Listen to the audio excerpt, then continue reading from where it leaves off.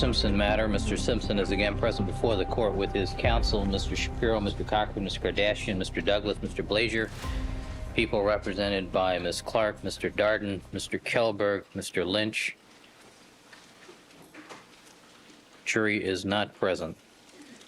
Counsel, this morning at 9 o'clock, the court conducted an in-camera presentation by county counsel with regards to certain personnel records that were requested by means of subpoena ducis tecum by the defense.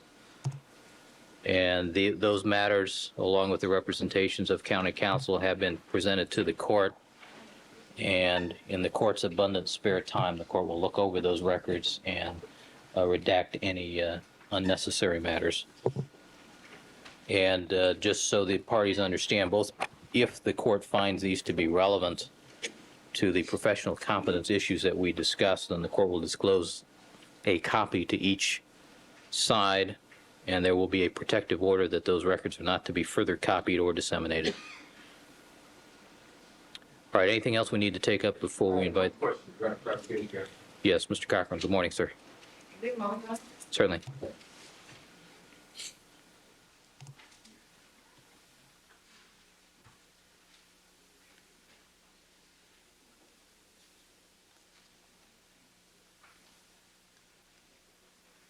Morning, Your Honor. Just a brief question, Your Honor, with regard to the court's order regarding the coroner's photos. The court indicates that the court will allow limited public access to the autopsy photos. And I guess my question is, when representatives are selected from the news media pool, they will not then be allowed to take pictures, will they?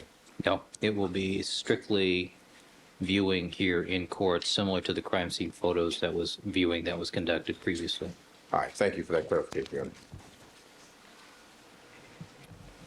Your Honor, I do have an additional matter. Yes, sir. Somewhat in line with the court's in-camera reviews. At some point after we complete the discussion with Dr. Lakshmanan of the autopsies of both cases, I would anticipate covering the two mistake cases that the court has allowed the defense to raise on the issue of Dr. Golden's competency.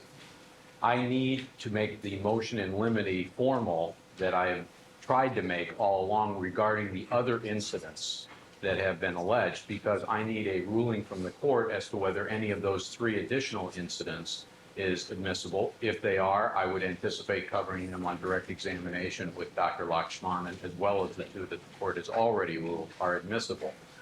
Likewise, I would like to know if there is anything in the personnel evaluation file that the court will be reviewing in camera, which may be relevant in the court's judgment to the issue of Dr. Golden's competency, because if there is, and if I concur in the court's assessment that this has some bearing on his competency, then again, it would be a matter I would expect to elicit through direct examination of Dr. Lakshmanan. I doubt I would finish both autopsy testimony by the end of today because of the court session and a juror currently having a medical appointment. But it is most likely that if I don't today, it would be a matter that I would address quite early, I would think tomorrow. All right, how has that, refresh my recollection as to how this issue's been presented to the court as to these three additional, I don't recollect having read any. No, I don't think any of the materials have been submitted. They've been given to Mr. Shapiro. There are three cases. One is the Blue case, which is a case involving a woman who was shot, taken to Martin Luther King Hospital for treatment, and she died at Martin Luther King Hospital. I should point out all of these incidents arise out of this primetime live broadcast, including the two incidents that the court has already ruled are admissible. This is the third incident, the Blue incident. Allegedly, Dr. Golden identified only one gunshot wound to Ms. Blue. And allegedly, according to the emergency room doctor, who may have been the resident actually, Ms. Blue had sustained 3 gunshot wounds. We believe the evidence will in fact show that Dr. Golden was absolutely correct in identifying only one gunshot wound. We have the photographs of the x-rays. We have the autopsy photographs. And quite frankly, the doctor at Martin Luther King Hospital is simply wrong. And we will have to litigate the merits of whether there was a mistake or not. And I have no difficulty in litigating the merits because on the merits, I believe the evidence will show Dr. Golden made no mistakes. So my argument is a 352 argument that this court has already heard, the jury's already heard testimony that Dr. Golden made a lot of mistakes in this case. These two cases, I should say, of Nicole Brown Simpson and Ronald Goldman. And they're going to hear evidence that he made two mistakes that we concede in other cases. Do we really need to spend the time litigating the merits of this blue case? Because if we do, we're going to be bringing in the doctor from Martin Luther King Hospital, and we're going to be bringing in other experts if necessary to show that Dr. Golden made absolutely no mistake whatsoever. And do we really advance the search for the truth here, or are we wasting a whole lot of time over nothing when the jury already understands that mistakes were made in these cases that are before the jury, which is really the most important thing. So that's the first case. Second case is the Aaron Abernathy case. This was a child who died, and the matter was investigated for possible shaken baby syndrome. And again, according to the broadcast on Primetime Live, allegedly Dr. Golden threw away the child's brain, making it impossible for anyone to reach a conclusion that would be with sufficient medical certainty to support a criminal prosecution of anyone for killing this child through the shaking of the baby and the so-called shaken baby syndrome. Interestingly, I received a call from a Dr. Speth, who claimed to have been retained by ABC and Mr. Donaldson to review the Abernathy case.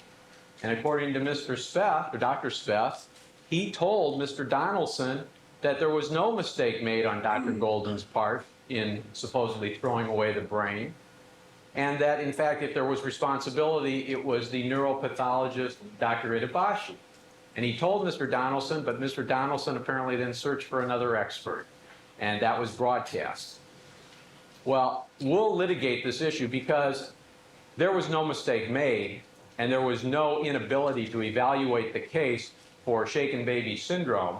I happen to have been involved as a consultant in our office in that case, so I'm quite familiar with the case. And if we have to litigate it, we'll litigate it.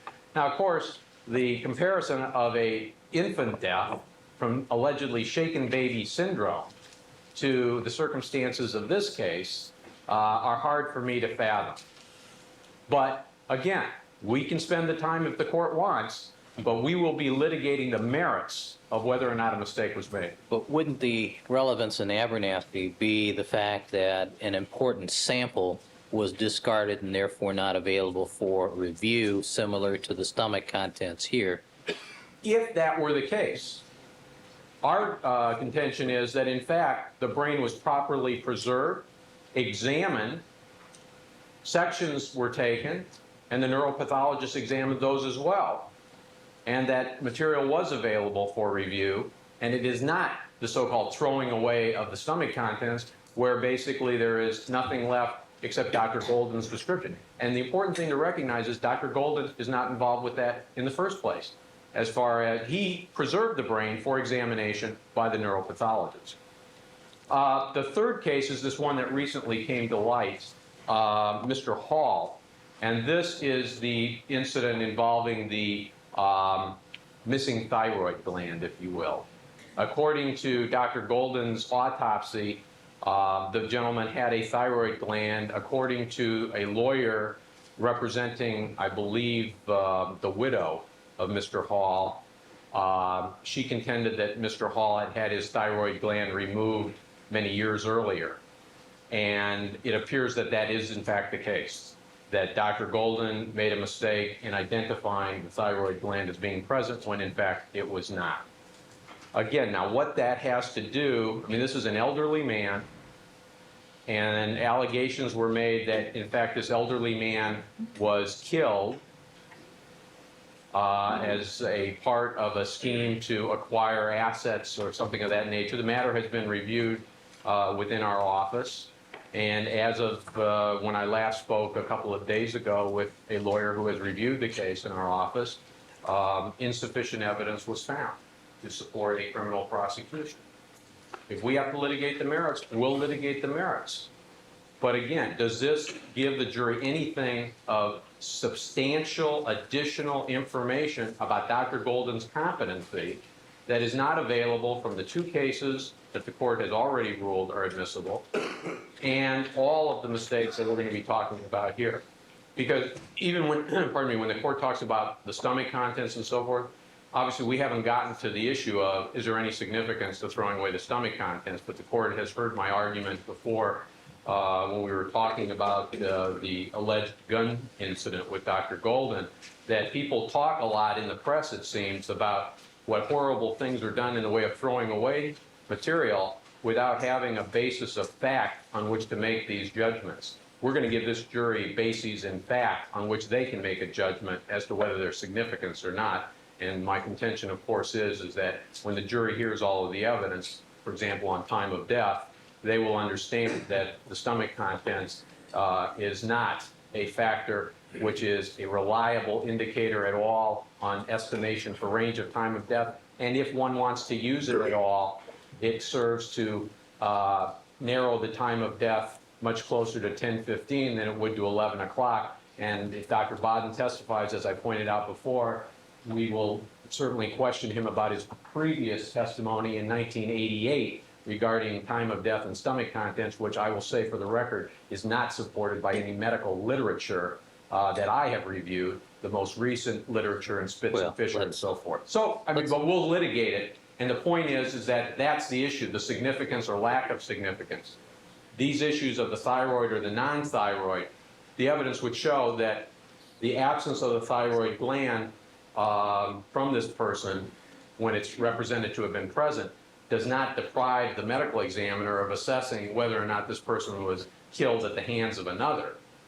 There were problems in making the assessment because the body was embalmed to begin with and not turned over for possible investigation as a criminal homicide for about 8 days, as I recall from the general information. So there's a lot to litigate as to whether there's any significance whatsoever to having identified a gland that was in fact not present. Those are the three cases that I would ask the court not to permit testimony about under 352 on the grounds that it would engage the jury in a waste of time for material that is duplicative of the evidence that they will have heard that indicates mistakes by Dr. Golden, which are directly relevant to their assessment of issues in this case. Thank you. Mr. Shapiro?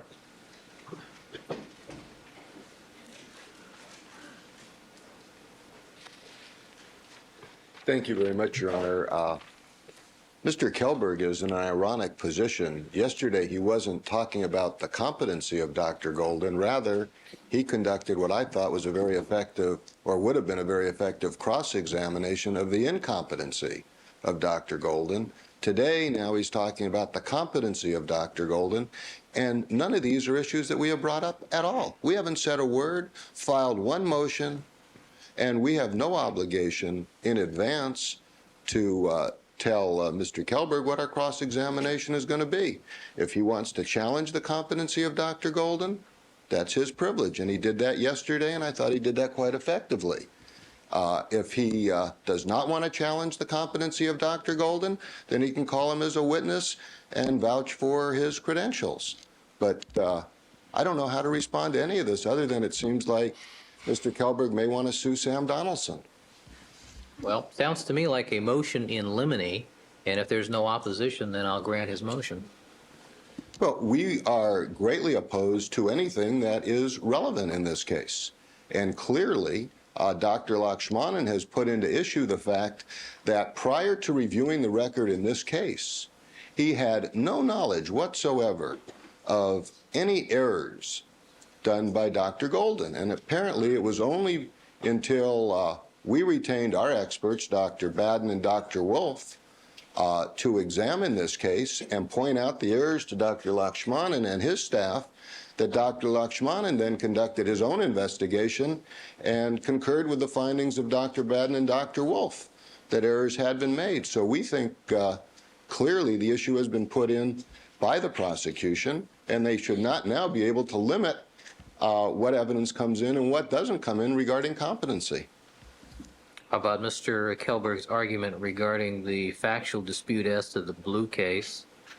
The fact that on the Abernathy case, the discarding of the samples was done by someone other than Dr. Golden, and that in the Hall case, the presence or absence of that gland had nothing to do with the ultimate conclusions. Well, these are all issues that go to the competency of Dr. Golden. They're issues that we have to review regarding the reports that have been filed with Your Honor as to whether or not mistakes have been made in the past by Dr. Golden, or whether Dr. Lakshmanan or his staff were aware of those mistakes. But for them to be able to pick and choose and say, yes, he made these errors, he made 30 errors in this case, and in 2 other cases, one case which resulted in the dismissal of a capital murder case, Dr. Golden misdiagnosed an entrance wound and an exit wound, and a person who had been in jail and in custody for a prolonged period of time was rendered factually innocent by Judge Pounders. They have chosen, I guess, to bring those things up themselves for whatever strategic advantage may lie in doing that. But I don't see where the court should rule in limine on any prior activity regarding Dr. Golden's competency. They have put it in issue, and we should be allowed wide cross-examination. All right. May I briefly respond, Your Honor? Yes, briefly. For the record, Dr. Baden and Dr. Wolf did not point out anything to Dr. Lakshmanan. There was a joint examination on June 22nd, and Dr. Lakshmanan was not told of anything identified by Dr. Baden or Dr. Wolf. Dr. Lakshmanan saw exactly what Drs. Baden and Wolf saw, and Well, Dr. Lakshmanan identified whatever he did. Mr. Kelberg, the issue is Dr. Golden's I competence. understand. We agree. Your Honor, the court is well aware of motions in limine. I am contending under Section 352, which the court is well aware of, does not violate the Sixth Amendment right to confront and cross-examine witnesses, that this evidence should be deemed inadmissible. And that is what I asked the court to rule on. And I believe there is no basis from the defense to say that the court is without jurisdiction to rule on a motion in limine. If the court is without jurisdiction, then I must have been missing something for 17 years of practice, because it's such a common procedure for courts to make such rulings in advance of the anticipated testimony. And the court understands that if, in fact, there's going to be testimony permitted, and just to refresh everybody's recollection, including Mr. Shapiro's, we made a motion in limine regarding the first 2 incidents, as the court will recall. The court made a ruling, in essence, saying that we were wrong. And I abide by that ruling, and that's why we're going to bring the matters out. So I think I gave a split decision on that. Well, you did, Your Honor. That Yes. is quite true. Yes. But nevertheless, we're not here contesting the court's ruling as to those 2 issues that were deemed admissible. And we're here merely now because we have these 3 additional cases which we have examined, and we say claims are made, mistakes were made. We say either no mistakes, Blue, Abernathy, nothing attributable to Dr. Golden, and completely unrelated to these cases before this jury. And in the case of Hall, something that is simply of no significance whatsoever with respect to that issue. So on that basis, I asked the court to rule under 352 that this evidence is inadmissible. All right. Thank you. All right. As to the Blue case, since there is a factual dispute that will involve essentially the court and the jury having to try that case as well, I'm going to sustain the 352 objection as an undue consumption of court time. As to Abernathy, since it appears from the offer that is not contested that Dr. Golden did in fact retain the brain, and that it was actually processed and handled and then discarded by another doctor, I find also that that is subject to a 352 objection that is well taken. As to the hall matter, this involves the thoroughness in which a body is examined, the amount of time that is spent during the course of the examination, and I find that does have substantial probative value, and I'll allow cross-examination as to the hall matter. All right, anything else? No, Your Honor. All right, let's have, One brief matter. Yes. For the record, because the defense objected to certain, I think in fact all of our autopsy photographs, but they asked that a particular photograph, G34, be used in our presentation along with the photos that the court has ruled are admissible. And I have no objection to doing that. And the defense has agreed that we may also use a cropped photograph, G25, showing the hand of Mr. Goldman, which has one particular injury that is not clearly visible in the alternative photograph which the court allowed us to use, which is G26. That's correct, but it should not in any way be viewed as a waiver of our previous. no, thank you. Nothing further. Let's have the jurors, please.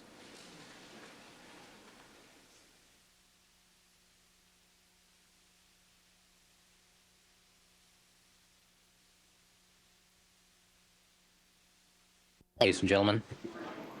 All right, Dr. Lakshmanan is again on the witness stand, and good morning, Doctor. Morning, Your Honor. Doctor, you are reminded, sir, that you are still under oath, and Dr. Lakshmanan is undergoing direct examination by Mr. Kelberg. Ladies and gentlemen, before we proceed any further, as I mentioned to you earlier in the week, that some of this presentation will be unpleasant. And we understand that it's a difficult duty as jurors for you to have to view some of these items of evidence. However, it is necessary that you consider each item of evidence that is presented to you. If you have difficulty or find yourself feeling very uncomfortable, and if you think it would be appropriate to take a break, please feel free to let me know. All right? All right, Mr. Kelberg. Thank you, Your Honor. And Your Honor, for the record, we have moved the easel again at the suggestion of one of the deputies to try and do as much as we can to shield the photographs from the audience section and at the same time give the ladies and gentlemen of the jury an opportunity to view the photographs. I would ask if the newest movement creates an inability on any of the jurors' part to see what the juror feels he or she needs to see, I would ask that the court be apprised of that so that we could perhaps juggle it a little bit better. All right, the court routinely canvasses the extremities of the jury panel for their ability to see. Thank you, Your Honor. All right, proceed. Morning, ladies and gentlemen. Morning, Doctor. Morning. Your Honor, I have what appears to be a newspaper photograph that I'd ask to be marked as Exhibit 353. All right, have you shown that to Mr. Shapiro? I showed it to Mr. Cochran this morning, All right. People's 353. and I'll ask Mr. Fairtlow to put it on the Elmo. Doctor, Your Honor, please have a moment for this. Yes.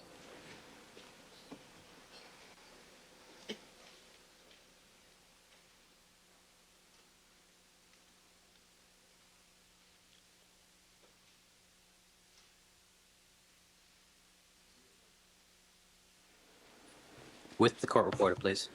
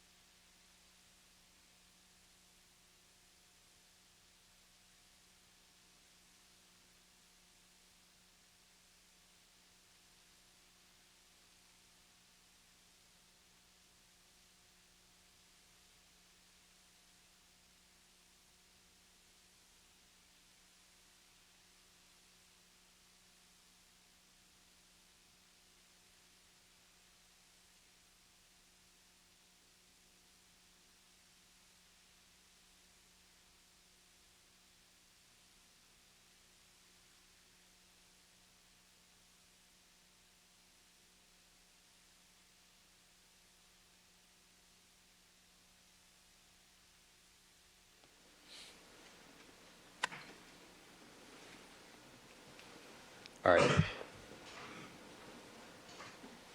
Thank you, counsel. Doctor, if you could invite your attention to the photograph, the Exhibit 353 that's on the overhead. Doctor, does this photograph fairly and accurately depict the demonstration that you performed yesterday afternoon regarding your opinion as to the manner in which that major stab/incise wound was inflicted to the neck of Nicole Brown Simpson?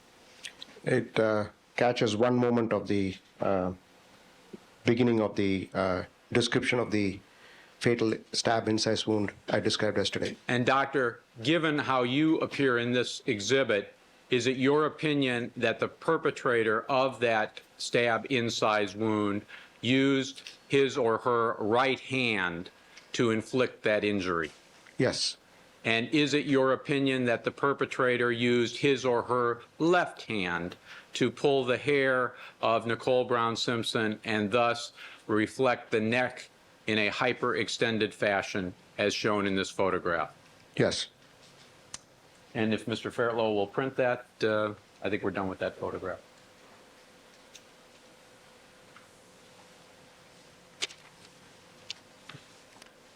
And doctor, if you could step down, I'm going to put back and take the pointer with you, please.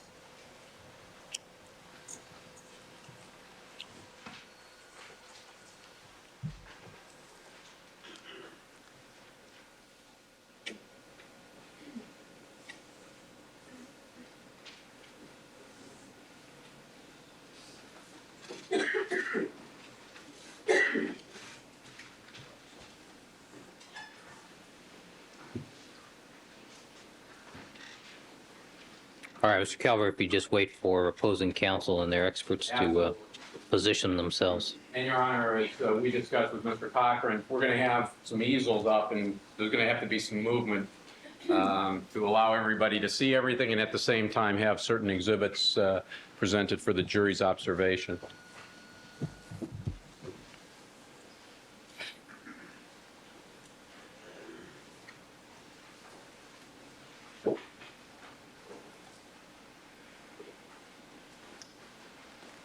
All right, Mr. Calvert.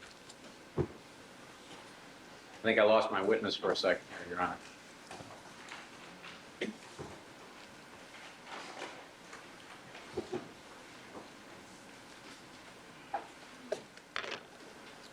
Doctor, I want to go back to the photographs B13 and B16 regarding the blood flow that you would expect from such a stab incise wound. Are you familiar with the term called aspiration of blood? Yes. What does that mean? If you'll keep your voice up, please. Aspiration means that you aspirate the blood into the airways or the respiratory tract.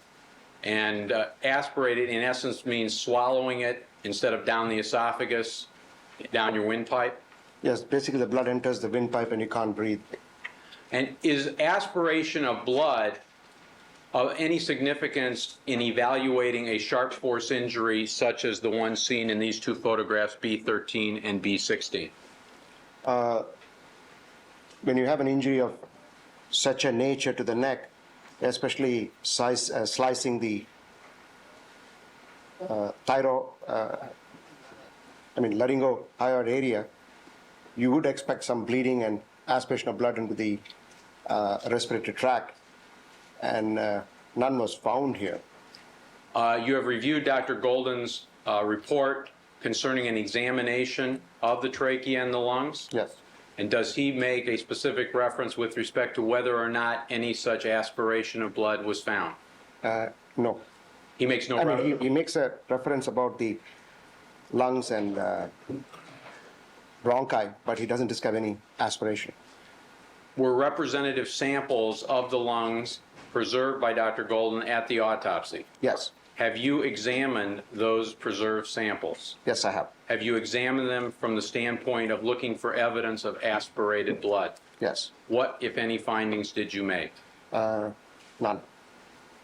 None? You made no findings, or? I made findings, but there's no aspiration which I could see in the sections I examined.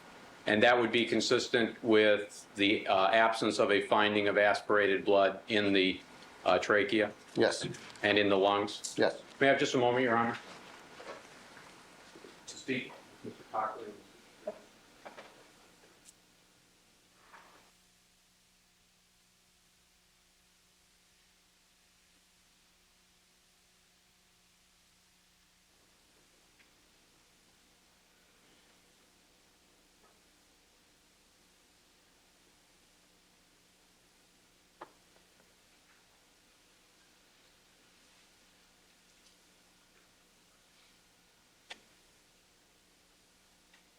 Thank you, Your Honor.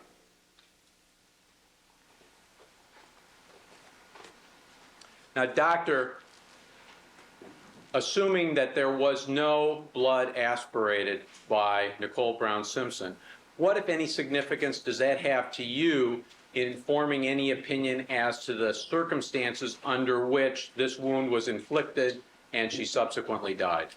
As I opined yesterday, she was most likely face down when the final fatal stab incise wound was inflicted. And I also opined that the neck was hyperextended, and when this incision took place, all the bleeding, the blood flow went to the ground. And also the injury you are discussing injures nearly all the 4 major blood vessels there, both the jugular veins and both the carotid arteries, and this would lead to sometimes immediate death or death within a very short, within a few minutes. And since there is bleeding there, she was definitely having blood pressure for at least a short time, which would cause her death. And also because of the position, I'm not surprised if she didn't aspirate, because the blood flowed out to the ground and there was no evidence of aspiration seen. Doctor, you have had an opportunity to review photographs taken by the police department at the Bundy scene when the bodies were found, is that correct? Yes. Your Honor, I have another board of photographs that I'd ask to be marked as Exhibit 354, entitled "Blood from Sharp Force Injuries to the Neck of Ms. Brown."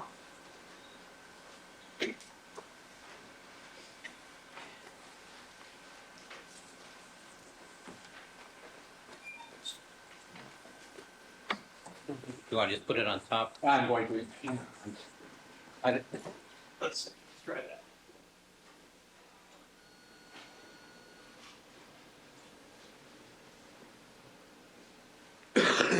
Excuse me. Doctor, inviting your attention on this new exhibit, 354, I believe I'd ask the court to have it marked as. I think Right. 353 was our single photograph. 354. Inviting your attention to a photograph that is marked CS11. Does that photograph have some significance to you on the subject about which you were just testifying? Yes. What is the significance? Ms. Brown Simpson is lying semi-prone here on her left side. And if you can see the left forearm and hand, the knuckles are opposing the ground. Does that mean in contact with the ground? Yes. And you have her right hand flexed at the elbow and under her chin area, around the chin area here. This is the head here, and this is the Keep your voice up, Doctor. head here, and the face here, and then the chin is here. So this other hand is somewhere in that region. Now, if you look at crime scene photograph 39, we looked at crime scene photograph 11 now. I've given you the general position.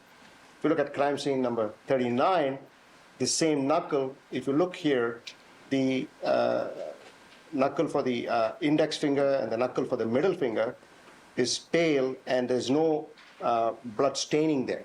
This would indicate that this hand was in contact, because you'll have massive blood flow from this neck wound. And this means that this hand was in contact with the ground. This is my opinion. When this neck was hyperextended and incised, so the blood flowed around the hand and left the areas in contact, you can also see the watch area here and this area, which didn't have blood on it because those are the areas in contact. So the blood flows, and whatever is in contact with the ground will not have any blood staining. And that supports my opinion that she was on the ground face down when this fatal wound took place, with the blood flowing around the extremity as I just described. Doctor, which hand, CS crime scene 39 photograph, which hand does that photograph depict? The left hand. And I ask you to assume for your opinion that that photograph fairly and accurately represents the condition of the hand as the body was observed on June 13th, 1994. Now, Doctor, I want to invite your attention. Just 90. I think we have a mistake. On the board, it says June 13th, 1995. Somebody patched a 5 over R4. But I'll ask, Your Honor, that we'll remove that patch or put another one on. It's obviously from 1994. Yes. Doctor, I can't quite see that. CS40, I believe, is the photograph in this same row on the opposite side. Is that photograph of any significance to you? Yes, this also shows that the right hand area, this is the right hand, which we are looking at, and if you look at the area around the knuckle, proximal phalanx, this is the area of the hand. If you read into crime scene photograph 11, it would indicate that this part of the hand is in this region here. Indicating, Your Honor, for the record, the doctor took the back of his right hand and had it up against The chin area. on the left side a bit of his chin. So these photographs clearly demonstrate the blood flow pattern and why these photographs support my opinion, which I opined yesterday, as to the neck stab / incise wound being the last wound which Ms. Simpson suffered. Doctor, in your opinion, the head can be pulled back with the left hand by use of the hair, and the neck hyperextended, and still have the two hands in contact with the ground as you've indicated here? Not only one hand in the ground. The other one was there when after the incision was made, and then Contact with the chin? yes. So one hand in contact with the ground, one hand in contact with the chin when the head is pulled back. Is that your opinion? No. One hand was in contact with the ground.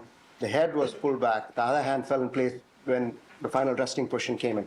All right. And so both hands were on the ground at the time the wound actually was inflicted. Yes.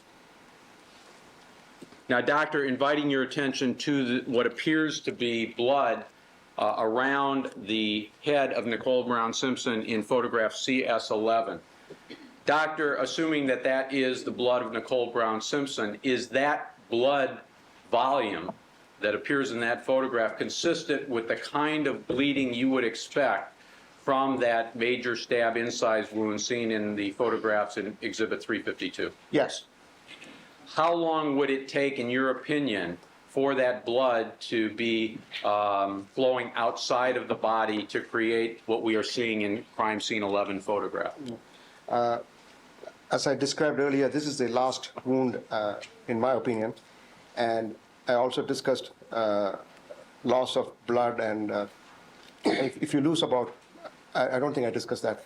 If you lose, the normal blood volume is about 5 to 5.5 liters in an average human being. Can you give us an idea what a liter is? A liter is 1,000 cc, so 5 liters is about 5,000 cc. Can you give us, hang on, before you, can we move it into a system that most of us might understand? Okay.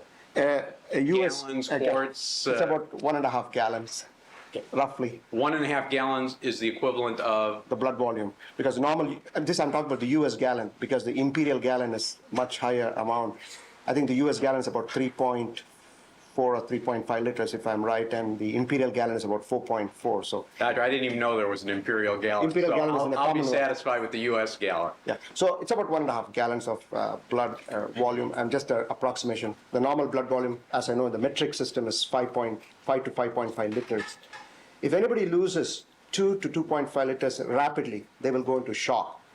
and following shock, you more or less will die after that because without medical treatment, because your heart will go into irregular beats, and then you'll die. Ms. Brown had other injuries, which also would cause significant bleeding. She had 4 sharp force injuries to the neck here. She had some sharp force injuries to the head, which would also cause bleeding. And those, in my opinion, occurred before this wound. So accounting for some blood loss from those wounds and this, I would say she died within a few minutes, probably much less than a minute also, because she would have gone into rapid shock with this massive injury. And doctor, is that time frame, minutes to perhaps less than a minute, sufficient for that volume of blood to flow outside of her body? Yes, because as I told you, these are large vessels in the neck, the carotid arteries. The carotid artery roughly pumps about 200 cc a minute on both sides, and you also have the jugular veins, which are large venous channels. There'll be a lot of bleeding. Plus, also, all the smaller vessels are getting cut at the same time. I'm not discussing the smaller vessels. When you say smaller vessels, smaller blood vessels? Yes, which are branches of these vessels. And what will be the effect of having those injured? All will be bleeding till the blood pressure goes to 0. And blood pressure goes to 0 when you lose about 25% or 30% of your blood volume.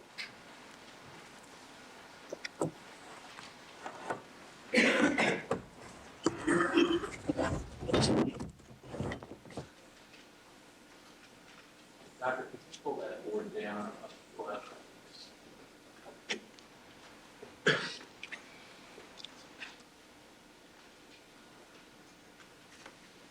Mr. Farrell, will suggest pulling the microphone. I'm not sure which microphone.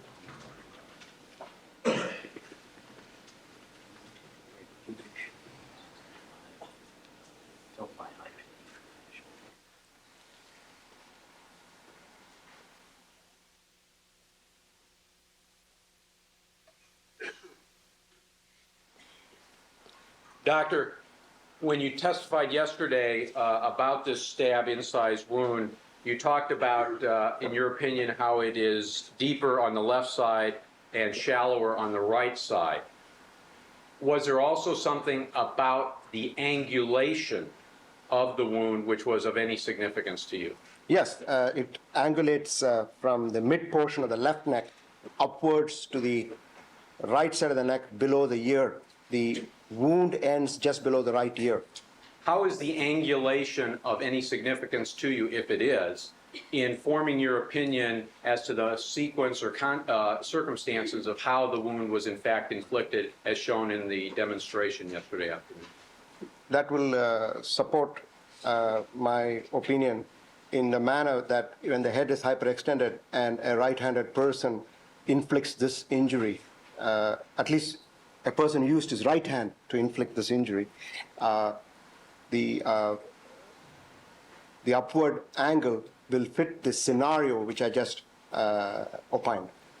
Now, doctor, you said a right-handed person, and then you talked about a person using his right hand. How do you distinguish those two concepts? Because some people may be strong in both the hands, and some people are, so there could be equal dexterity in both the extremities. Equal dexterity in both extremities? Yes. And extremities meaning, in this case, the hands? Yes. And if you try and keep your voice up, it would really help the reporter because she's behind you and it's very difficult, so. Doctor, before I move to another photograph that you briefly talked about, B18, I just want to talk briefly about an area on B13 that appears on the left side of the face of Nicole Brown Simpson, and what appears to be some kind of discoloration. Do you see that in the photograph? Yes. Is that of any significance to you as a forensic pathologist? Yes, that is the discoloration caused by postmortem lividity, which is also known as livor mortis. And we touched on that, I think, on Friday when we were looking at those forms that Claudine Radcliffe filled out. Can you point out the area, first of all, in the photograph? This area here and this mottled area here. I know the court can't see it. My representation would be that the doctor pointed to the area just above the left side of the chin, and also, would you point again, doctor, to the other? Below the left cheek area. And the left cheek area of the photograph, B18. Court's familiar with the I'm sorry, B13. Court's familiar with the photograph. And again, we're going to get into a much more detailed discussion of lividity, but for our purposes here, doctor, what is it and how does it have significance, if any, to you? Lividity is the draining of blood after the circulation has ceased to the dependent parts of the body by the action of gravity, causing discoloration in areas which are not under pressure. So Let me, if I could I have our Exhibit 354 board? If you just slide it this way. No, I don't. Thank you, Doctor. Because you've used some terms, dependent part of the body and so forth. Can you use photograph CS11 Yes. to demonstrate what you're talking about, dependent part of the body? yeah. In CS11, you see the left side of the face of Miss Nicole Brown Simpson is the most dependent part of the body, touching the ground, and almost touching the ground except for that interspersed right hand I discussed earlier. So the discoloration which I showed you in B13 is the draining of blood to that area. Because of this position, she ultimately came to rest after death. And Doctor, when you're talking about dependent part of the body, in essence, are you saying the lowest part of the body? In that position, yes. And obviously that can change depending on the position of the body. Yes. But in this particular photograph, CS11, with respect to the face, the dependent part of the face is which side? The left side of the face. And then is the appearance of lividity that you've identified in B13 consistent with what you would expect to see from a body that had been in that position? Yes. Doctor, is there anything, I'm sorry. You mentioned on B16, I think the thyroid area, is that correct? Yes. And in your testimony, as I recall, you used the term cornu, C-O-R-N-U, is that correct? Yes. Is that area shown in some fashion in photograph I can- B16? It's approximately shown here in the right side here. This is the thyroid cartilage I'm pointing to in B16.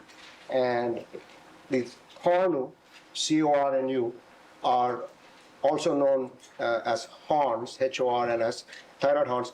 They are situated at the back of the upper part of the thyroid cartilage on both sides. And this right cornu was also incised by the same wound as it was traversing from left to right. Incidentally, doctor, this wound in B16 is in a gaping state, is that correct? Yes. You talked about lines of Langer, or Langer's lines. Do those lines come into play in this issue of the gaping state? No, in this situation, the neck has almost been sliced half from front to back. So it's more than this line of Langer. All the structures here have been cut, so that the wound, the neck is not as stable as it should be because the spine has also been cut. So you have, and also the positioning of the body when you take a photograph. Keep your voice up, please. When you take a photograph from a front view, because of the gaping wound, you see more gaping. Now, doctor, did you find that in Dr. Golden's original protocol, he described this major stab incise wound that we have seen in the photographs B13, B16, and a small portion in B18? Yes. Did Dr. Golden also diagram in one or more of the forms that you've previously identified that same injury? Yes, he has. Did he, in his original protocol or his original diagrams, identify the injury to the right cornu? No, he did not. Is that a mistake for him not to have addressed that in his protocol? It is a mistake. Is it a mistake of his not to have diagrammed that in one or more of the diagram forms available? It is a mistake. And doctor, have you considered those mistakes? Those are two mistakes then, is that correct? Yes. Have you considered those mistakes as to their significance on all these issues you've been asked about? Yes, I have. In your opinion, does that mistake of failing to identify it in the protocol and the mistake of failing to diagram it have any significance on any of the issues that you've addressed? No, Why not? because that's a injury in a massive injury to the neck, and most importantly, the neck organs was saved and is available for review, and that's how I saw it. And to me, it has no significance as far as the cause of death goes, or in explaining what I just explained regarding aspiration and other issues. And it's a mistake, but it's not of significance for any of the issues as far as the cause of death, bleeding patterns, and evaluating the injury. Does it have any significance in your ability to assess the class of knife or classes of knives which could be responsible for inflicting that major stab incised wound? No, because the corner has been incised, so it could be both a single edge or a double edge knife. Anything with a sharp edge could have caused that transection of the corner. So this is one of the sharp force injuries that you are not able to distinguish by the appearance of the injury itself, whether it's a single edge or a double edge? That is correct. But it is a sharp force injury that is consistent with a 6-inch long single edge knife blade? Yes, but I would favor it being a single edge because there's one area which, if you look at B18, the wound started as an incised wound, but then there's a bridge here following that, which I would favor a single edge knife, but because a double edge knife would not leave a bridge there. Because a single edge knife, when you start using the sharp portion of the knife to make the cut, and then you do the penetrating part, the blunt edge will leave a bridge there. And that is why this photograph is important, that this wound, even though I can't say with full certainty that it is only a single edge knife, I would favor a single edge knife, but a double edge knife can create a wound of similar nature. Doctor, just for the record, And you can see the bridge better. You use a magnifying glass. I think you may be able to see it with magnifying glass, but I'm afraid I think the jurors probably can't see it from where they're seated. But for the record, Doctor, you were pointing to an area on B18 that is to, it's the left side of the neck area, and it is to the area that is immediately adjacent to where there appears to be that side of this major stab incised wound. Is that correct? Yes. Yes. Doctor, is there anything else of significance to you with respect to these three photographs with particularity on this stab incised wound that we have not discussed? No. Before we move to the more detailed description of the other stab wounds, we could have just a moment to set up the easels or maybe ask all counsel to help us out a bit to give us a little room.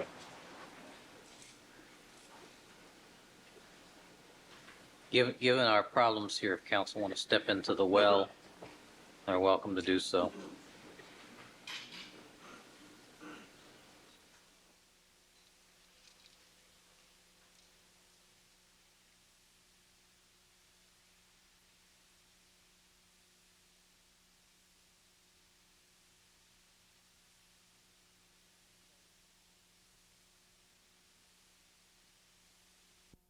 The protocol. Excuse me, Mr. Lynch, I think you're blocking juror number 7's view.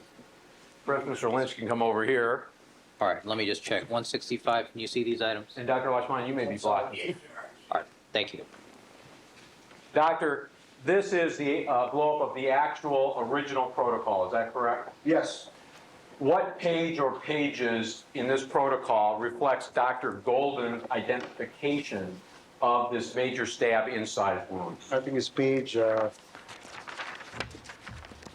3 and 4. I'm going to ask Mr. Lynch to turn to page 3 if you need some help.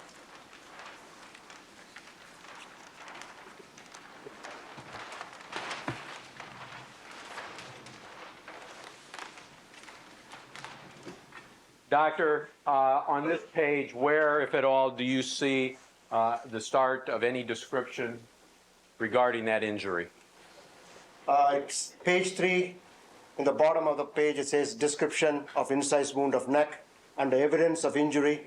and then it starts the description of the wound, and then continues to page 4. All right, before we flip to page 4, Your Honor, for the record, I'm going to mark B 13, 16, 18 along the left margin of page 3 by the description where Dr. Lakshmanan has identified. And now if we could continue on. Page 4 continues the description of what all I just discussed. It also discusses the injury to the carotid artery, the jugular vein, and what I'd like to point out is the description of the right jugular vein where there's only a 1/4-inch cut, whereas the internal jugular vein on the left side is almost transected, which again would support my opinion that the left side was a deeper part of the wound compared to the right side, which was shallower. Doctor, and does this entire page cover aspects of the description and opinion from Dr. Golden regarding that same injury? Yes. So, Your Honor, may I also mark similarly along the left side, B13, B16, B18 of that series. Now, Doctor, we have to the left of Mr. Lynch a blow-up of another one of the exhibits from 349 and its smaller version in the 348 series. Is this one of the diagrams that was used by Dr. Golden with respect to drawing in observations made during the course of the autopsy? Yes. Does this diagram contain any reference to this stab incise wound that we've been discussing over the last few minutes? Yes. Would you step perhaps to the... It shows the wound in the left neck going up from the midportion of the left neck up to the lower right ear. It's a diagrammatic representation. And Doctor, does there appear to be any description or writing made by Dr. Golden reflecting his observations of that wound? Yes. This particular handwriting here refers to this wound, and you can also see it starts with the edges smooth and then continues up to here. When you see the words edges smooth, is that consistent with your examination of the margins, the margins of that stab incise wound? Yes. And the significance of the edges being smooth? I discussed it that it's a single cut, and in my opinion, there was not any resistance offered. By Nicole Brown Simpson? Yes. Your Honor, where Dr. Golden has, Dr. Lakshmanan has testified regarding the entries by Dr. Golden on this form, may the record reflect I have encircled the area in red and on the big diagram form 22, and I'm writing out at the edge B13, B16, B18. Yes. Now, Doctor, I'm going to ask Mr. Lynch if he would to take down 22 and put up another form. By the way, that was on board 3B, and I can't tell the number. I think that's 0B, the protocol, the original protocol, but I'll verify that when we get it down. It's on the other side. It is 0B, Mr. Lynch confirms.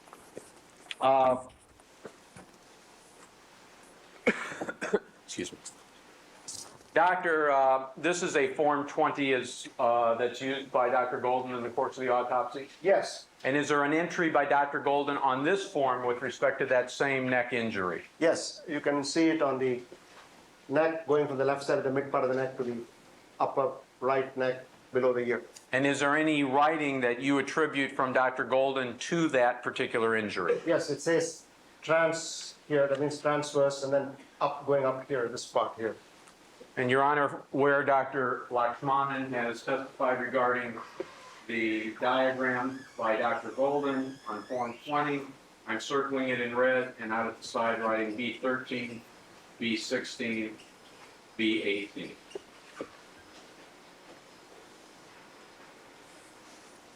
Now I'm going to ask Mr. Lynch to put up a copy of the addendum report. I'm sorry, actually, before he does so, if I may have just a moment to get a different diagram. I'm going to ask that this board, which is 6B, be put up. By the way, 20 was 2B. Doctor, there's a Form 24, is that correct? Yes. Is this another one of the forms used by Dr. Golden in the course of the autopsy? Yes. And is there any entry or markings on this form that reflect upon the same injury we've been discussing?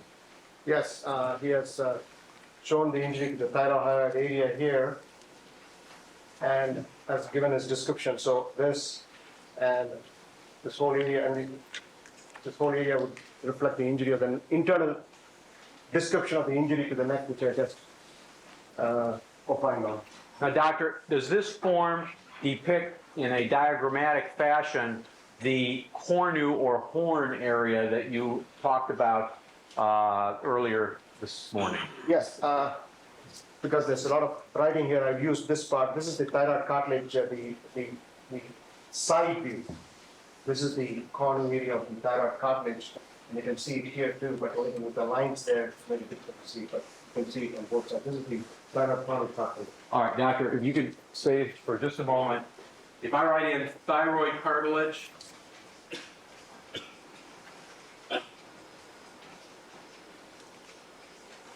and would you point out again the horns?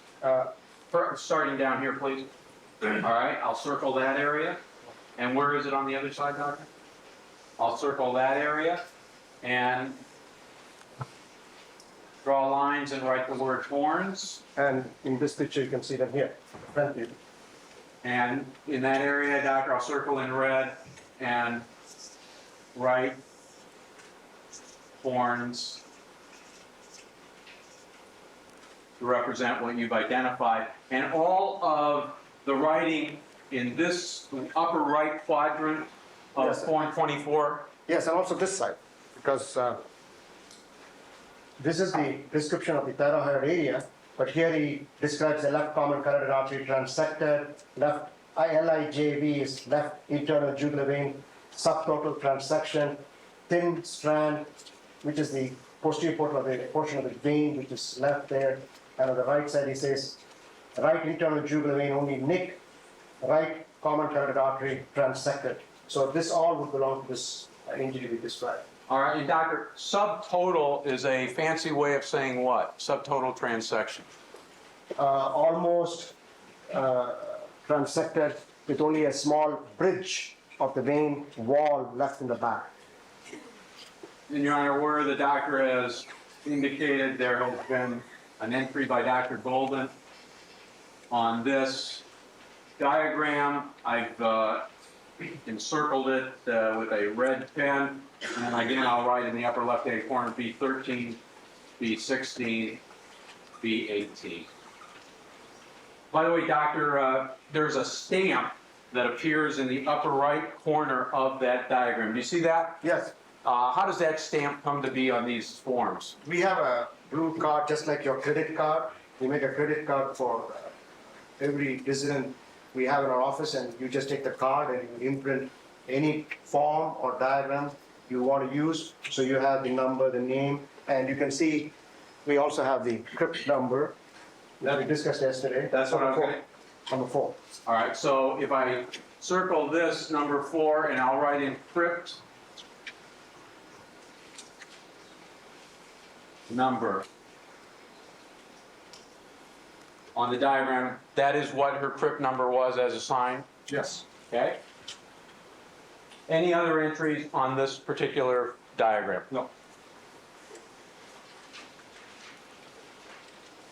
Oh, incidentally, doctor, is it with respect to either the right upper quadrant or the right lower quadrant of this diagram that you would have expected Dr. Golden to have made a entry regarding the cornu?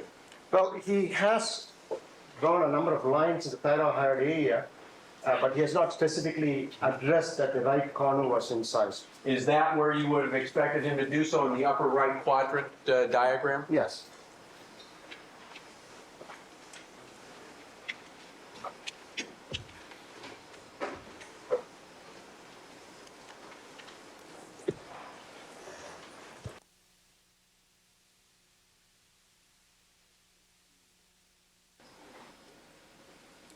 And that board was 6B, Your Honor, 24.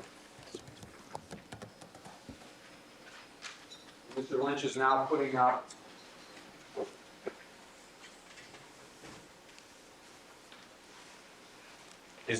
up our blow-up of the addendum report. Is that correct, Doctor? Yes. This is the addendum report, the final addendum report? Yes. Is there a page or pages of the addendum report which address the Cornu injury? Yes, page 2, number 2. All right, we'll ask Mr. Lynch if he could.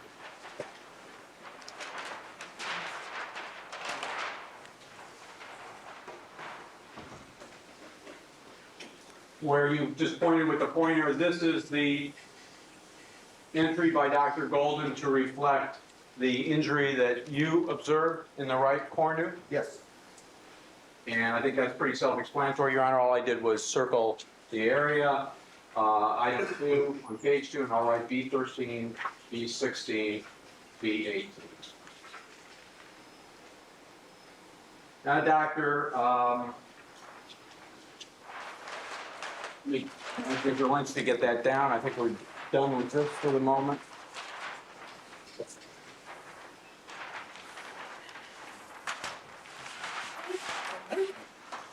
That board was 8B.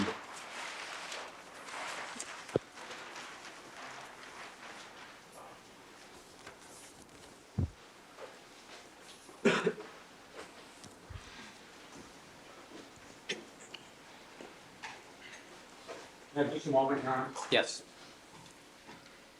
And Mr. Kalberg will be going to 10:30 this morning. Thank you, Your Honor.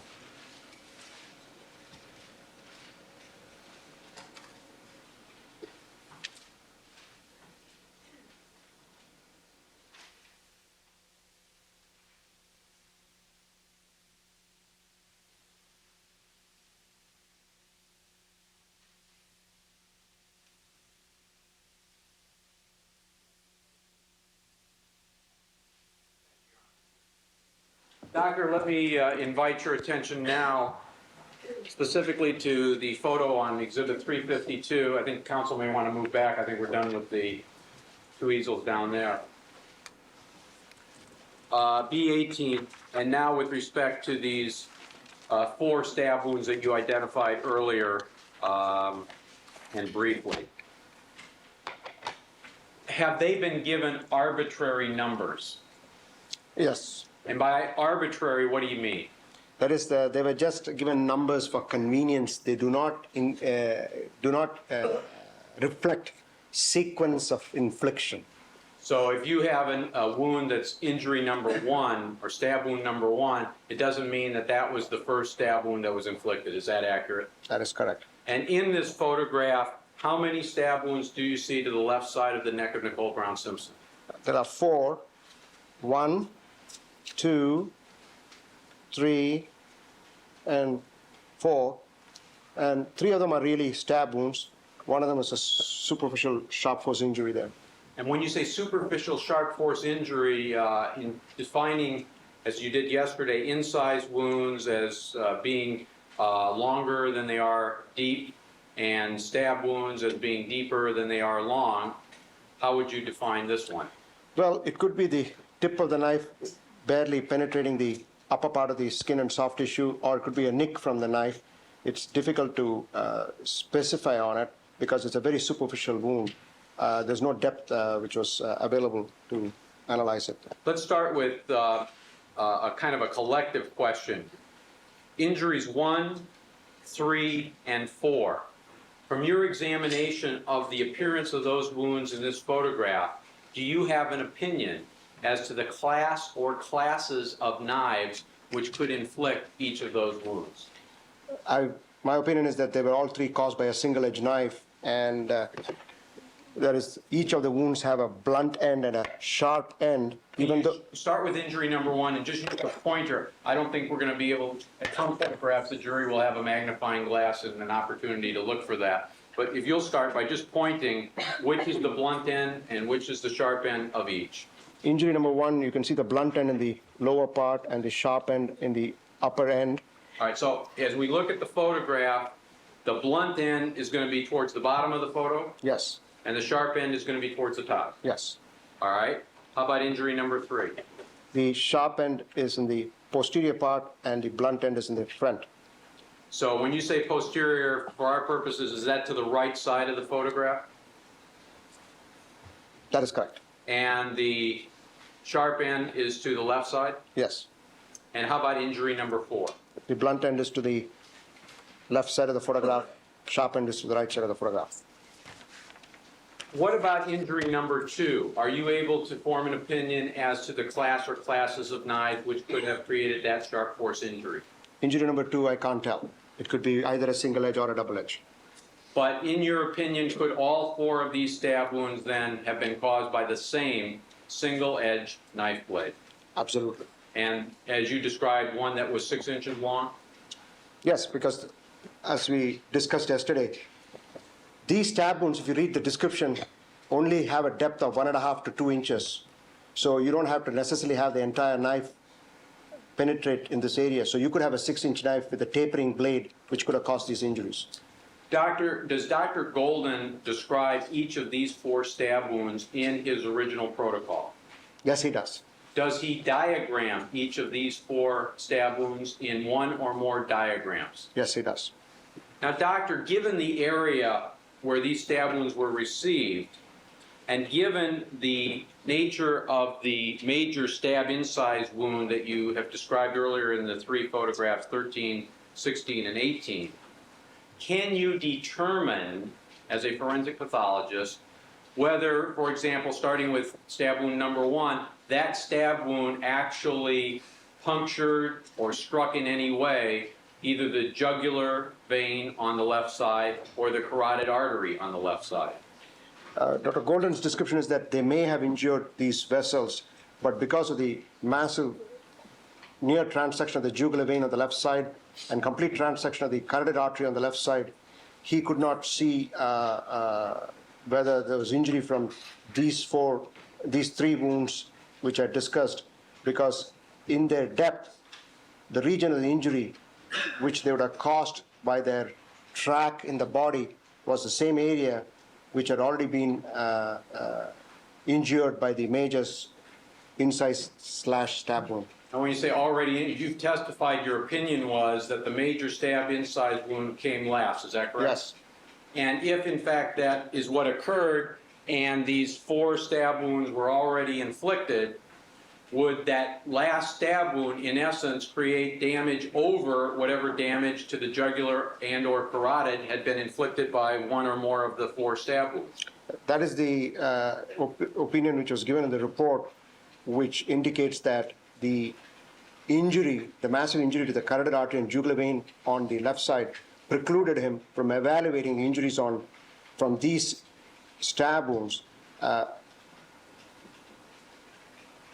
Doctor, in your opinion, could Dr. Golden have made a more complete or detailed evaluation through dissection of the area to see if there was a way to state with greater certainty whether either the carotid or jugular was actually nicked or hit by any one of those 3 stab wounds or 4 stab wounds?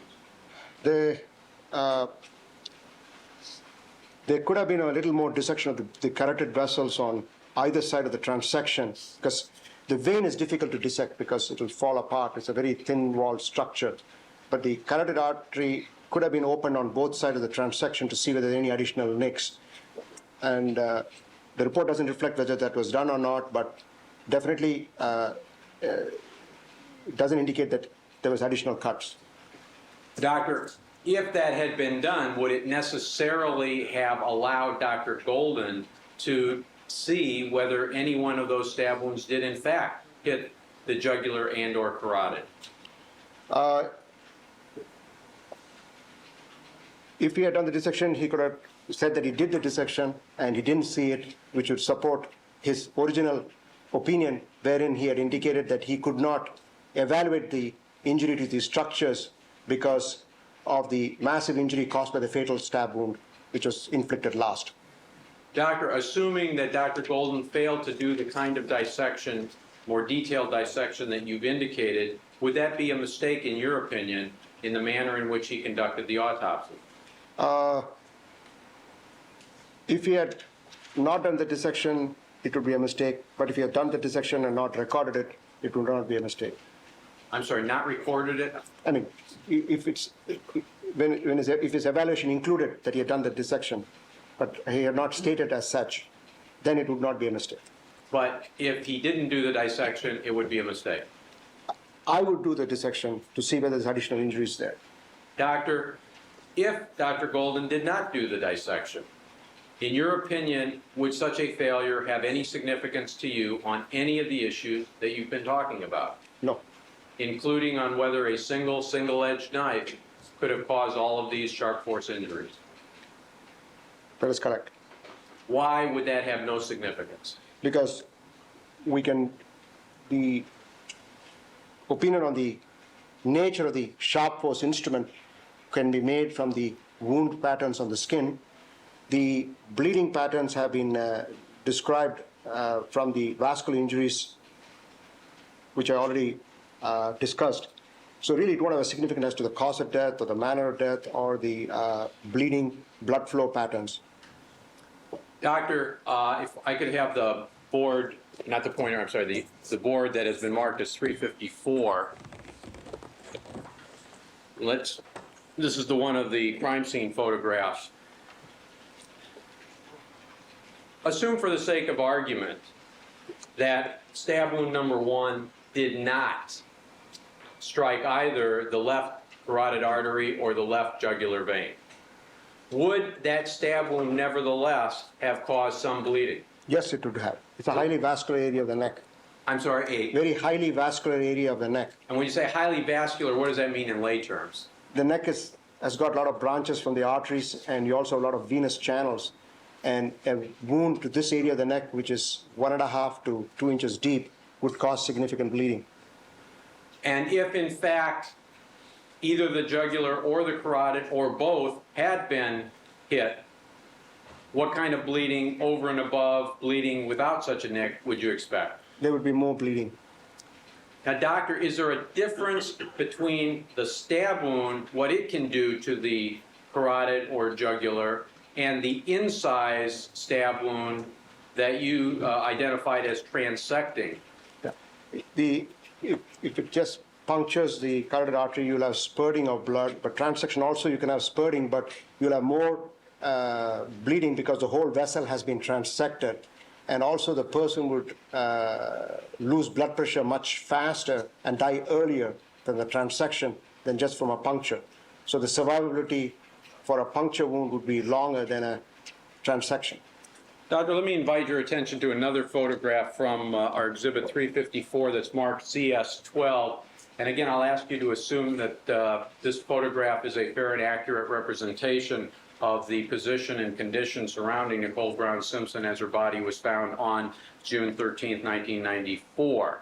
And now I want to invite your attention specifically to a step that appears immediately above her body in that photograph. Do you see that, doctor? Yes. And do you see what appears to be blood surrounding that, or part of the area of that step? Yes, I see that. In looking at the quantity of blood, assuming it is the blood of Nicole Brown Simpson, is that amount of blood seen there consistent with what you would expect from the 4 stab wounds that we're looking at on B18?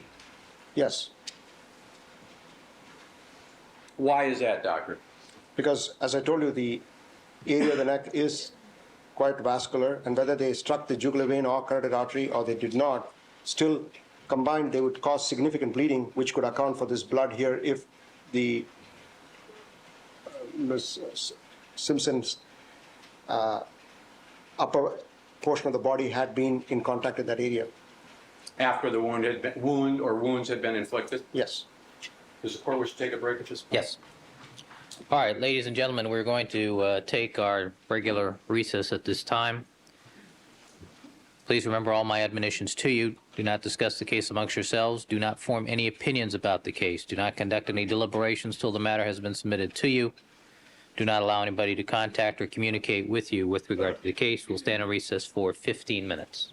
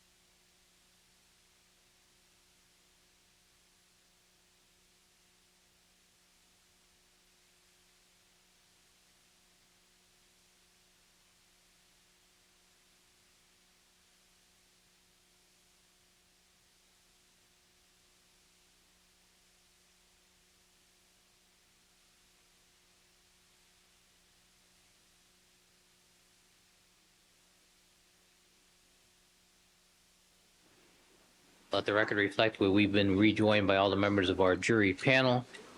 Dr. Lakshmanan is still on the witness stand undergoing direct examination by Mr. Kelberg. And Mr. Kelberg, you may continue with your direct examination. Thank you, Your Honor. And again, with the court's permission, could Dr. Lakshmanan step down? We'll put the photographic board, and maybe all counsel and Drs. Bodden and Wolf will wish to retake their position.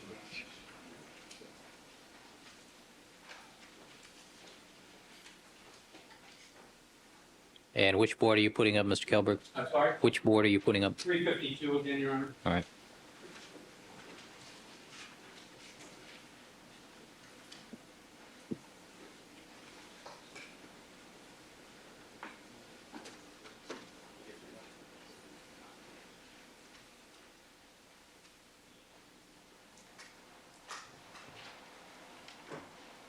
Doctor, I'd like to now go into a more detailed description from you of stab wound number 1, and then go through the series of the 4 stab wounds. Stab wound number 1 is Keep your voice up again, please. stab wound number 1 is located in the left neck, and it measures 7/16 of an inch by 1/8 of an inch in the photographic measurement I did. And 7/16 of an inch is what direction, Doctor? Will you show us with the pointer? in a superior inferior direction. That's more or less up and down. Yes. And 3/16 inch in the transverse or anteroposterior axis, as I'm pointing here. Side to side. Yes. All right. So this is the wound when I measured it in the state. I could see it in the photograph, in the 1:1 photograph which I had. The life-size photograph. Yes. The wound in Dr. Golden's measurement is 5/8 inch in length in his description. The blunt end, as I mentioned earlier, is in the inferior part, and the sharp end is in the upper part of the wound. And this wound penetrated the left side of the neck in a left to right direction, and was up to 2 inches in depth. Doctor, from the information in Dr. Golden's protocol and your evaluation of the life-size photograph, can you tell us anything about the relative positions of the perpetrator and Nicole Brown Simpson at the time stab wound number 1 was inflicted? Could you expand on your question? Want to give more information? Yes, and Doctor, for example, can you say, when I say relative positions, can you say whether the two were relatively speaking face to face, one was behind the other? Can you give us any additional information from that stab wound number 1? It could be a situation where they were facing each other, and the assailant had a weapon in the right hand, and that wound could have been inflicted in that manner. Can you use me? I'll step over back here again. Can you use me as Nicole Brown Simpson just to show, relatively speaking, incidentally, when you use the term and I use the term relative position, does that have meaning to you as a forensic pathologist? It just means the positions in which these wounds could have been inflicted by the medical findings one has. All right. Can you use me as Nicole Brown Simpson and indicate how, in your opinion, the Nicole Brown Simpson and the perpetrator could have been face to face and have the stab wound number 1 inflicted with a right-handed held knife? In this manner. And Your Honor, for the record, Dr. Lakshmanan, with his right hand clenched fist representing holding a knife, has raised his arm above my left shoulder and has it angled at about a 45-degree angle towards my neck. All right, why don't you trade places so that the jurors can actually see the right arm? All right, Doctor, let's ask you to do that again. And the knife in question, thus is a single edge knife, and the blunt edge would be on the lower part, and the sharp edge would be in the upper part of the corresponding to the wound. And is that consistent with what you see, in fact, in stab wound number 1? Yes. Now, doctor, are there other relative positions that could account for that? There could be other questions too. And is there any way for you as a forensic pathologist to be able to say with specificity what was the actual relative positions? No. Is there any way, given that you cannot say with specificity the relative positions, that you can say whether the knife was being held by the right hand or the left hand of the perpetrator? I cannot say that. I cannot say which hand. And does the hand depend on what the actual, I'll tell you what, I'm sorry. does the hand that has the knife then depend on the relative positions at the time the wound was inflicted? That is correct. Now, can you do basically the same identification process for stab wound number 2, or I'm sorry, sharp force injury number 2? Sharp force injury number 2, I'm pointing to it right now. It's 1/8 inch. It's superficial. It's a superficial puncture of incise wound. Doctor, in your opinion, would that superficial incised wound create any extensive bleeding? No. Incidentally, stab wound number 1, if it did in fact strike either the left jugular vein or the left carotid artery, would that wound, in your opinion, be fatal if there was no medical intervention? It could be potentially a serious wound if the carotid artery and jugular vein was injured. My question is, would it, in your opinion, be a fatal wound if, in fact, Nicole Brown Simpson did not receive immediate and appropriate medical care? If she did not receive immediate and appropriate medical care, it would be potentially serious fatal wound. Well, I would assume a fatal wound is a serious wound. In your opinion, is it a fatal wound? Yes. Now, doctor, in fact, if there had been such a striking of the jugular or carotid, could that wound be fatal even with immediate and proper medical intervention? It could be fatal. Now, sharp force injury number 2, in your opinion, is that a non-fatal injury? Yes. And other than being a superficial incise wound, does it have any significant bearing on the cause of death of Nicole Brown Simpson? No.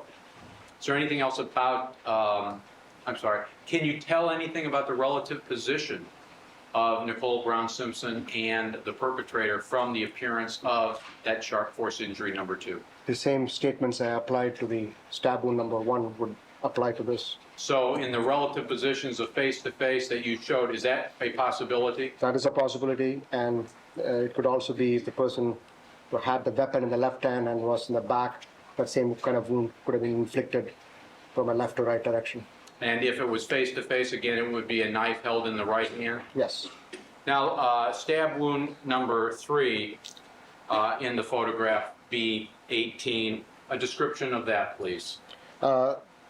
This stab wound is transversely oriented, that is side to side in this photograph, in contrast to the other wound, which is more in a vertical orientation. So this is more in a horizontal orientation.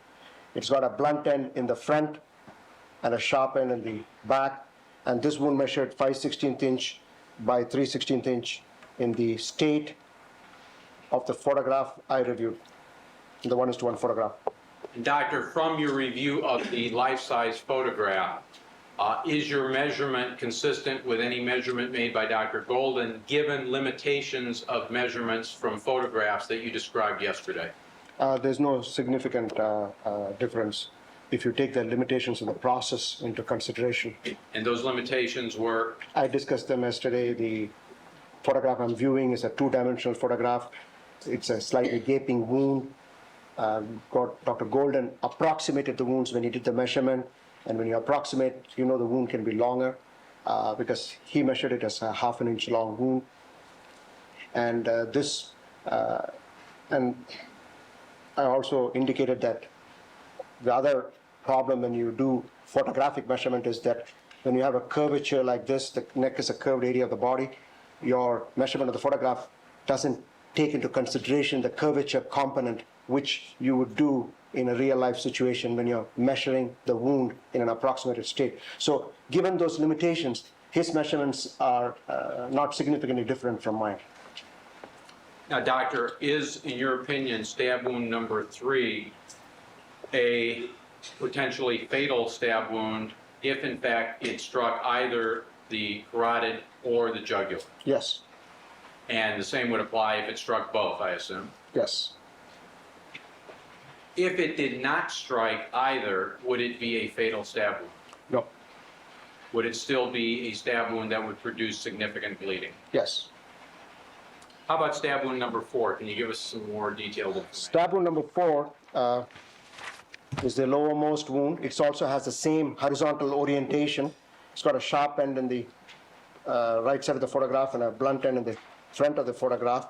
And this wound in its gaping state measured 9/16 inch by 3/8 of an inch, the 9/16 inch being the horizontal component and 3/8 inch being the vertical component. Dr. Golden measured this wound in his original report as 7/8 inch in the approximated state.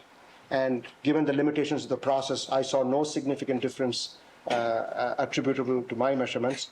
And this wound also had a track in the body about 1.5 inches.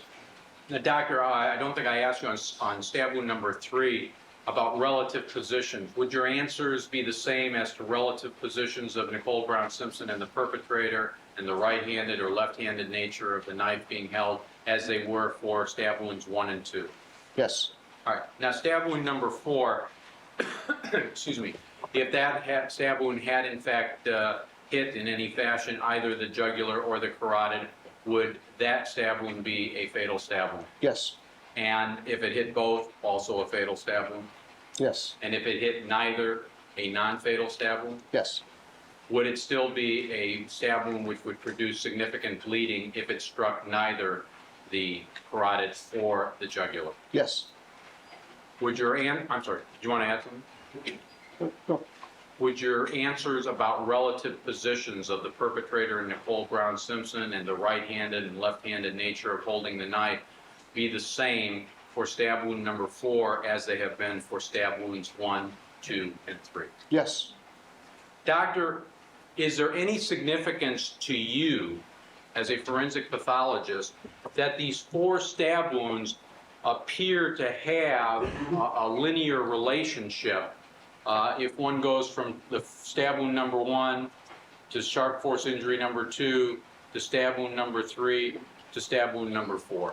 Yes, it does have a significance because they're all localized to one area of the neck, which would signify that there was some limitation of movement created, at least to the neck area, when these wounds were inflicted by the assailant, because they are localized to one area that may more or less in the same area. And there's some movement because one wound is not as deep as the other, but still it would signify some partial immobilization at least, because given the localized area of all these 4 stab wounds in that area. When you say immobilization of who or what? Ms. Brown Simpson by the assailant. And immobilization is a long word to mean, in essence, what? Prevent movement of the person by holding them or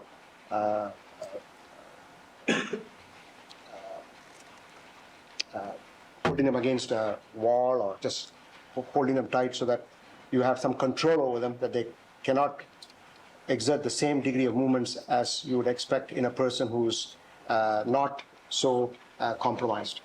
If a person were not so compromised, would you expect that person to try to avoid being struck by the knife? Yes. Objection, cross speculation. Oh, And your answer, doctor, is? Yes.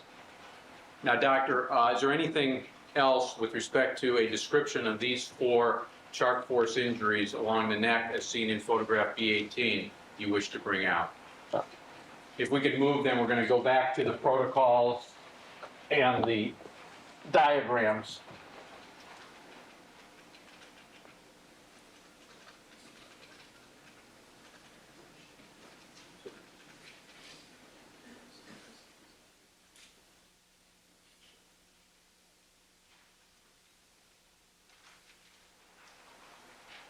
I'll ask Mr. Lynch when he's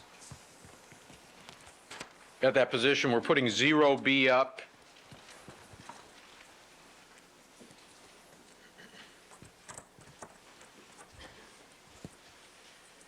And we're putting, which is the protocol, and we're putting 3B up, which is our form, I believe, 22.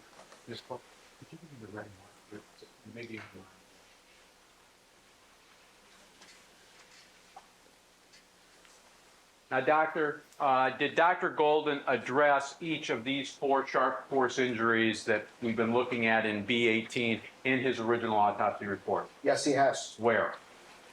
in page 5 and 6 of the report. If Mr. Lynch can turn to page 5 of the protocol blow up.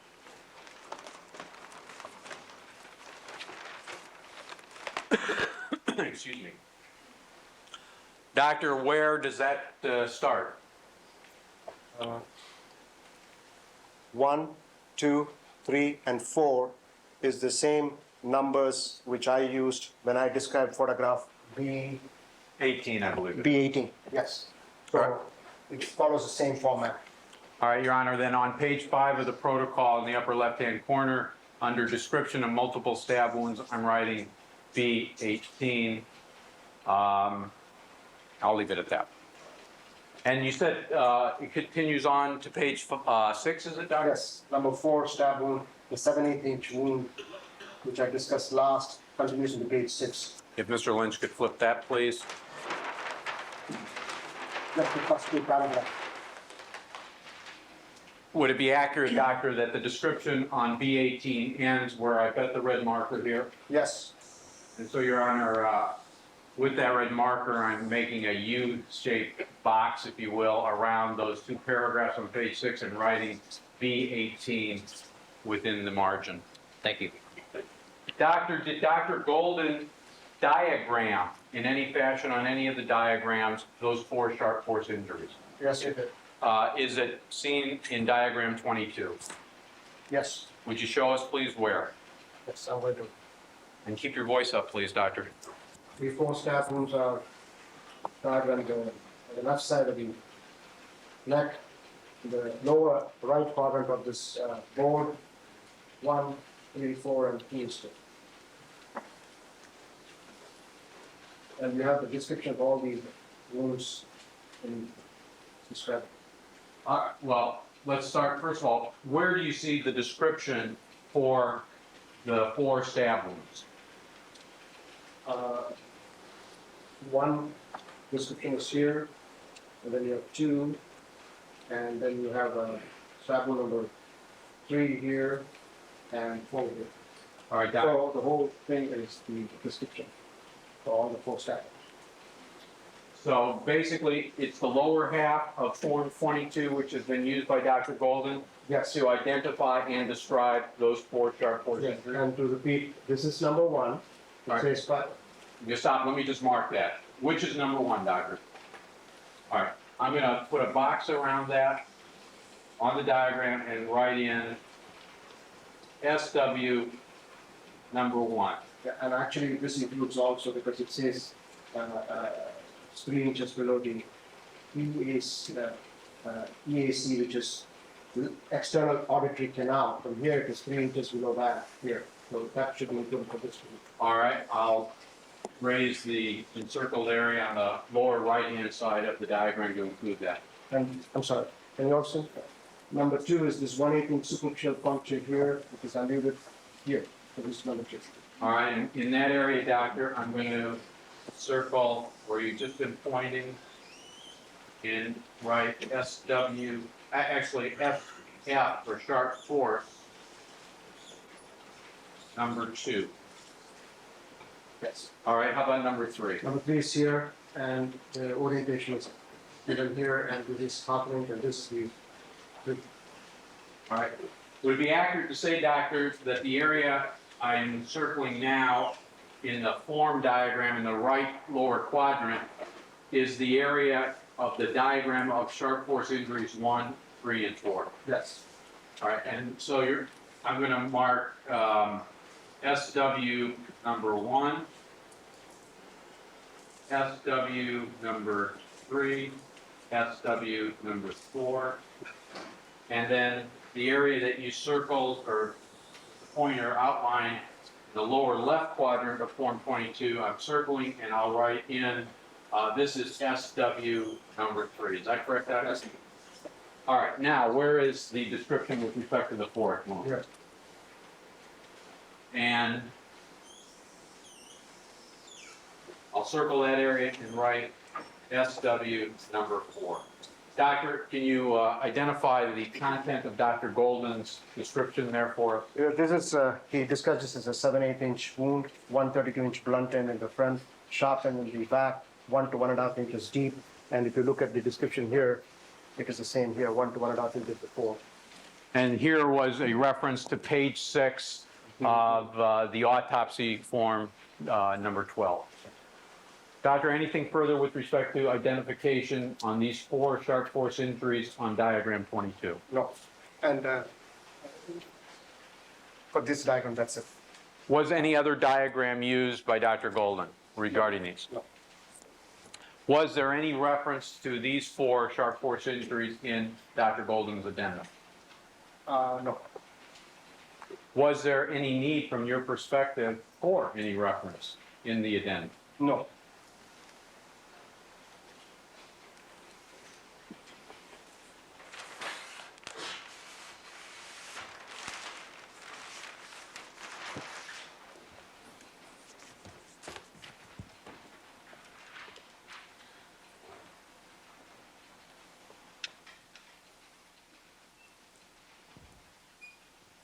While we're in this position, let me cover just a couple of, pardon me, brief points, if we could. All right, you put up 1B. Thank you, Your Honor. You've got a position to see that. And this is a blow-up, Doctor, is it not, of the Form 15 document? Yes. Now, in the upper part of that document, there is a date and time listed. Do you see that? Yes. And that time is to reflect what? Usually that is the time the autopsy started. And the Class A is checked? Yes. And that's what you indicated is the fullest type of autopsy performed in your office. Is that correct? Yes. You also testified yesterday, I believe, regarding a mix-up in identification of a specimen between urine and bile. Is that correct? Yes. Does this form show that front page that was completed? Not, it's not on Ms. Simpson's 15. It is on Mr. Goldman. Yeah, but the form doesn't reflect the mistake. The form is correctly marked as bile in Mr. Goldman. What was marked wrongly was the bottle. See, the bottle has spaces. The wrong box was marked off in the bottle, so not on the 15. Okay. And so that doesn't apply to this form. And there is a box marked witnesses to autopsy, which has been checked, and there appear to be the names of Van Adder and Lang, LAPD 61494? Yes. And that is to reflect officers Van Adder and Lang were present to observe the autopsy? Yes. Now, if we could flip this to the next Form 16.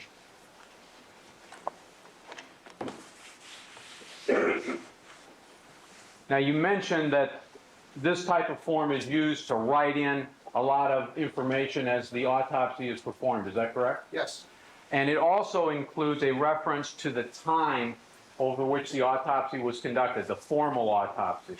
Is that correct? Yes. And in this case, is there an entry by Dr. Golden for that time? Yes. And where is that?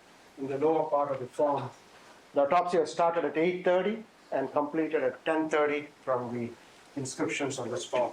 Your Honor, I'm just going to outline that box with red on this Form 16. That's Doctor, also, is there, from an external exam list of areas, an indication by Dr. Golden regarding the height and weight of Ms. Brown Simpson? Yes. And in this case, is the height listed as 65 inches as I'm outlining in red? Yes. And is the weight listed as 129, we'll assume pounds? Yes. Thank you. I think we're done with that then. I think we'll go back to the photo board if we could.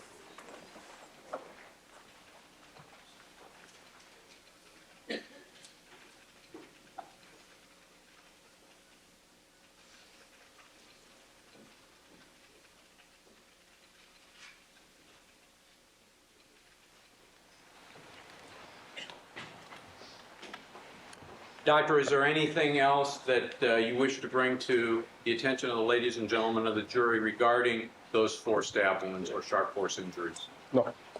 I'd like to move just briefly to what is obviously a cropped photograph that's right next to you in the lower series of photographs that I believe is marked B10. Is that the designation? You have a better view of it than I, Doctor. That is correct. Doctor, again, just to be clear, this is cropped pursuant to the order of the court, correct? Yes. And you viewed the full photograph, both in the set of size as these are in general, and also in the life-size photograph, is that correct? Yes. What is shown in B10? It shows a small reddish-brown abrasion in the right side of the face, a short distance from the eyebrow area. Now, you talked about an abrasion yesterday being a blunt force trauma type injury, is that correct? Yes.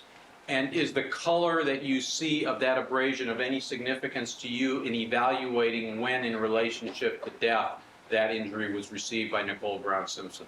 It was ante-mortem abrasion. That means it happened when she was alive. And How can you tell? from the appearance of the coloration, What is the coloration? the reddish-brown color we have here would indicate it's an ante-mortem abrasion Why is that? because it shows evidence of vital reaction photographically, Vital reaction meaning, that it happened during when the person was alive. is vital reaction something regarding how the body is reacting? Yes. What is the body reacting? I'd like to get a definition of that. Basically, when you have an injury, I indicated that you will have inflammatory response and sometimes bleeding. Here there's no bleeding, but you have the reddish-brown color because of the vascularity of the structures underlying it. And there's no microscopic section available of this area, but looking at it from my experience and the appearance of this wound, it is a wound which happened when she was alive. Doctor, can you identify any source for the abrasion that you see in that photograph? It's a non-specific type of abrasion. There's no pattern to it. So any rough surface could have caused this type of abrasion, which could be any type of rough surface could have caused this. But depending on what kind of items are given as hypothetical situations, we can discuss it further. From your visits to the 875 South Bundy location, and you testified yesterday, you did examine the environmental surroundings there for looking for sources for blunt force trauma. Did you find any that would be consistent with being a source for this particular abrasion identified in B10? Yes, there's a staircase there, and there's a wall before a metal sidewall, and this could be from the wall where there's a rough surface to the wall. And how is that inflicted then between a rough surface of a wall and the area of the body where this abrasion is seen? Well, the head could have been come in contact with the wall. That's the one way it could have been caused. And come in contact in what fashion? Being pushed against the wall. Doctor, could you slide the photograph board? Just slide it down for me. Take a look for a second. At this moment. And I think it'll be helpful, Doctor, to slide the board back the other way so the microphone is not covered.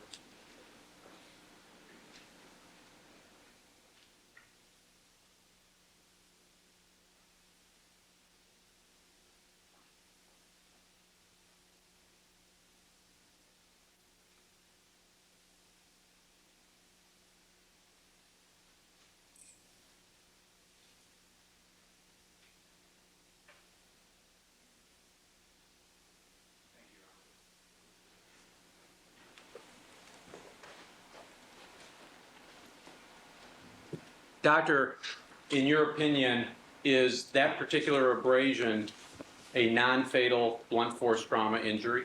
Yes. Is it of any significance to the cause of Nicole Brown Simpson's death? No. is it something which would allow you as a forensic pathologist to identify with specificity the manner in which it was inflicted? No. Is there any way that you as a forensic pathologist can tell us in the sequence of wounds that were received by Nicole Brown Simpson when that was, other than to say it was received while she was alive? No.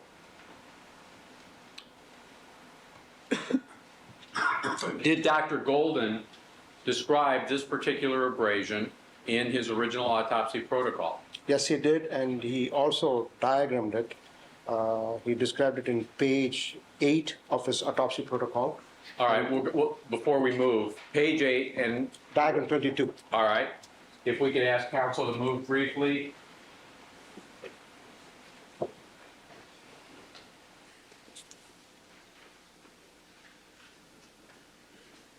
Dr. Cotton and Wolf as well.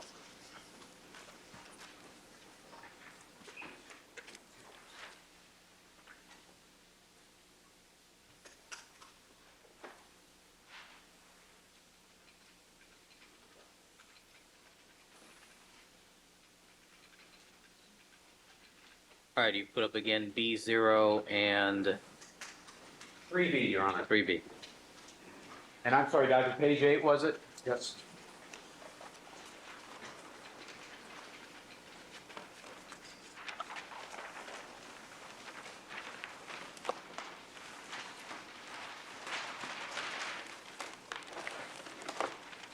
I need another few inches to help out. All right, doctor, can you find on page 8 where there is a description?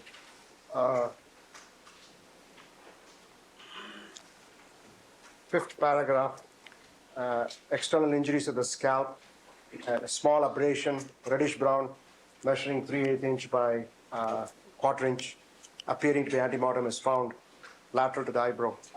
Your Honor, may the record reflect that with the red marker, I'm circling that area. I'll write B10 on the left margin of that on page 8 of the Form 12 protocol. Yes. And doctor, would you identify on the Form 22 where Dr. Golden has described it or diagrammed it? Diagrammed it here, and you can see the description here. All right, first of all, where he diagrammed it, I'll circle that area, and this is in the lower left quadrant. I'll draw a line out to the clear area, and I'll write B10 there. And this abrasion description is antemortem, left brown. Keep your voice up, doctor. Abrasion, reddish brown, 3/8 by quarter inch, antemortem. And I'll circle that area and draw a line to connect to the earlier writing of mine of B10. Is there any additional information in the addendum regarding this one? Yes, we did an addendum on this, and the measurement has changed in the addendum.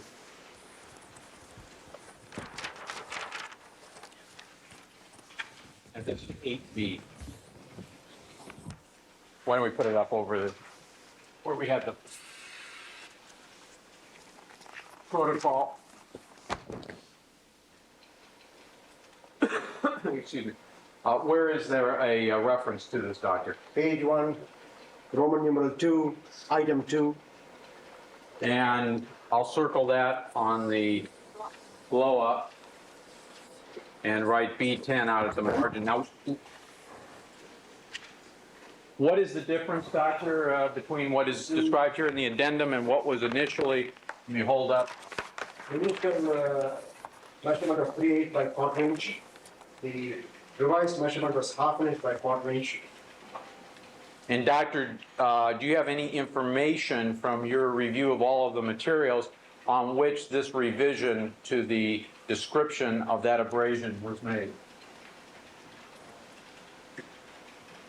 He made it an addendum, and I think what happened was he had included this injury in the body of the report under the systemic review, and he thought he probably didn't address it, and then when he saw the photographs, he addressed it in the addendum, thinking he didn't address it. But I don't have an answer why he called it 1/2 inch by quarter inch. I think he measured it from the photograph he had when he measured it. But in fact, This strike is speculation. Sustained. Jury is to disregard the last question Doctor, and answer. sorry, Your Honor. Doctor, according to the diagram, that diagram entry that we circled in the lower left side with the B10, that handwritten entry was made at the time of the autopsy by Dr. Golden? Yes. Objection calls for speculation on this. Overruled. Your answer, Doctor? Yes. One other thing, is there anything further on this abrasion? No.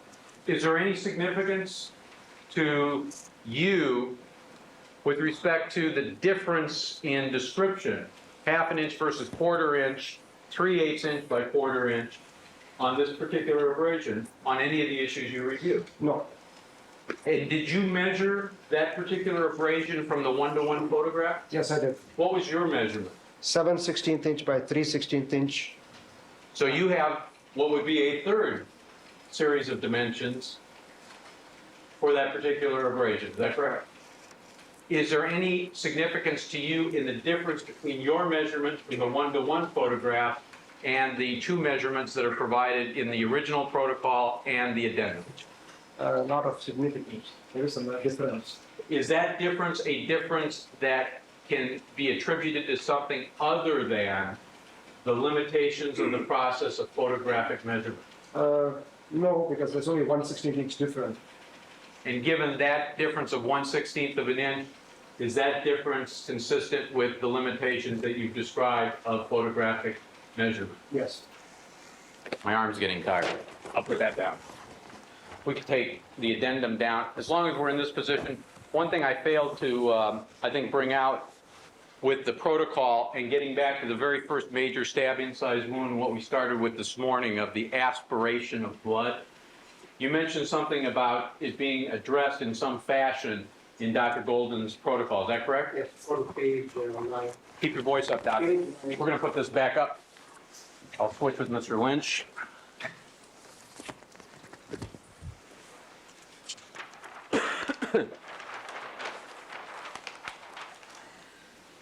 And what is of significance here, Doctor? If you look at page 9, 3, 4, 5, the paragraph just before the last paragraph of the page, you see injuries to the upper airway, including the incised wound of the hypopharynx and epiglottis have been described.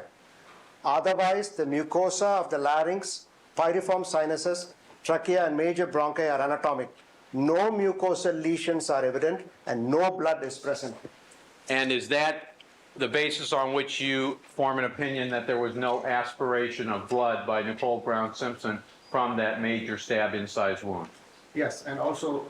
Keep your voice up, Doctor. And also the next page. All right, before we move to the next page, Your Honor, for the record, I'm outlining with the red marker that paragraph. I'm going to write B, 13, 16, B16, and B18, and the words aspiration of blood on the left margin. Now, Doctor, the next page, is that correct? Page 10, all right, and Mr. Lynch is...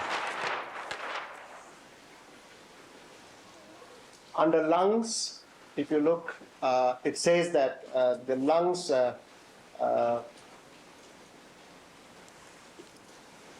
suction surface of the lungs show minimal congestion and no injuries or lesions. And that, again, is consistent with your opinion of an absence of aspiration? Yes. Because if you have aspiration, you will describe it when you suction the lungs, you will see the aspirated blood in the distal portion of the airways, and you'll see it on the sectioning of the lung. And you also examined those sections of lung that were preserved? Yeah, the sections which were preserved are examined. And you found no evidence of that aspiration of blood? Grossly. When you say grossly, what does that mean? On the sections we examined. Your Honor, I've outlined that area on page 10. I'll again write B13, B16, B18, and aspiration, AFP of blood. Doctor, one other thing while we're on this page, we'll flip back to page 9. Is there an entry regarding the hornu, that horn, in Dr. Golden's original protocol that is not accurate? That is correct. All right, if we could flip back to page 9, because I think it's caught in mid-sentence in the flip.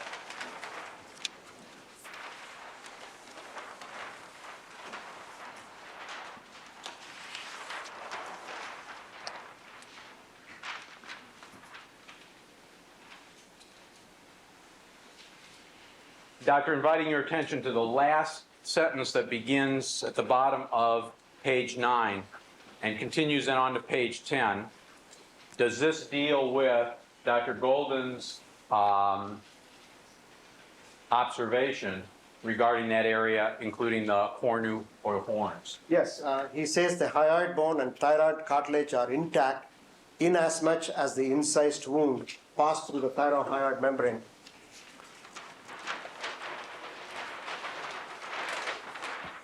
And the ligament and both greater cornuas of the thyroid cartilage are intact. Were they, in your opinion, intact? No, the right cornu was cut, and I already addressed it earlier. And that's a matter that is addressed, as you've identified, in Dr. Golden's addendum, is that correct? Yes. So you're unaware Dr. Lakshmanan has just made mention from page 10. I've circled it, and I'll write B13, B16, B18, and I'll write the word horns in quotation marks. Yes, thank you. So, Doctor, the reference here, in your opinion, would be a mistake by Dr. Golden? Yes, because it was incised. The cornu was incised on the right side. Yes. Is that mistake of any significance to you on these issues that we've discussed? I've already said it's not significant because the whole neck organs are available and the major injuries have been described. And does it in any way, whether it was nicked or not nicked, impact on the manner, sequence of how she died? No. I think we're done.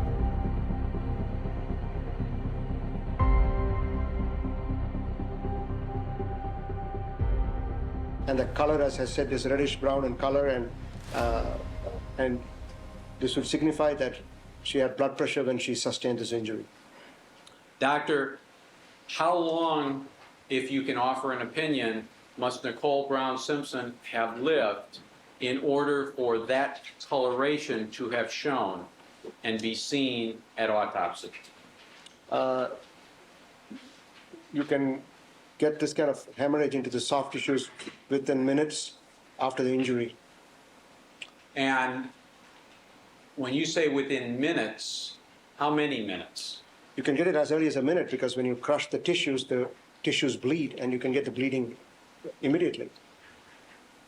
In your opinion, could Nicole Brown Simpson have died as little as 1 minute after this injury was inflicted?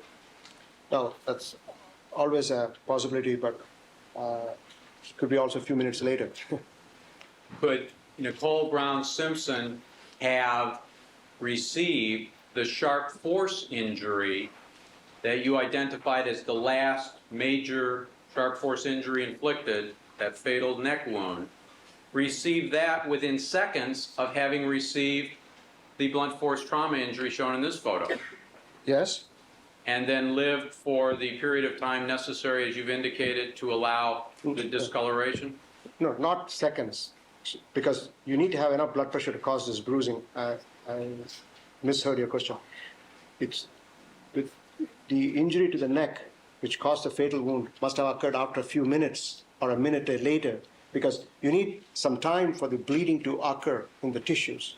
And for that reason, I would say that she was alive at least for a few minutes, at least a minute, if not more, before the last wound was inflicted, because once the last wound is inflicted, you won't have any blood pressure available to cause this kind of bleeding in the scalp. Doctor, do you have an opinion as to any source or sources that could cause that blunt force trauma contusion? It could be something like a fist. It could be an object with a round, smooth surface, like a base of a knife. Could do that. You could also have the head being struck against a smooth surfaced area, which is rounded. And doctor, what, if any, physiological or body reaction would you expect from Nicole Brown Simpson having sustained that injury? The injury itself is not fatal, but as you know, this is a covering of the head, the skin of the covering of the head, and you have the brain inside. And as you know that you can have what's called the concussion happening, which is transient loss of consciousness can occur.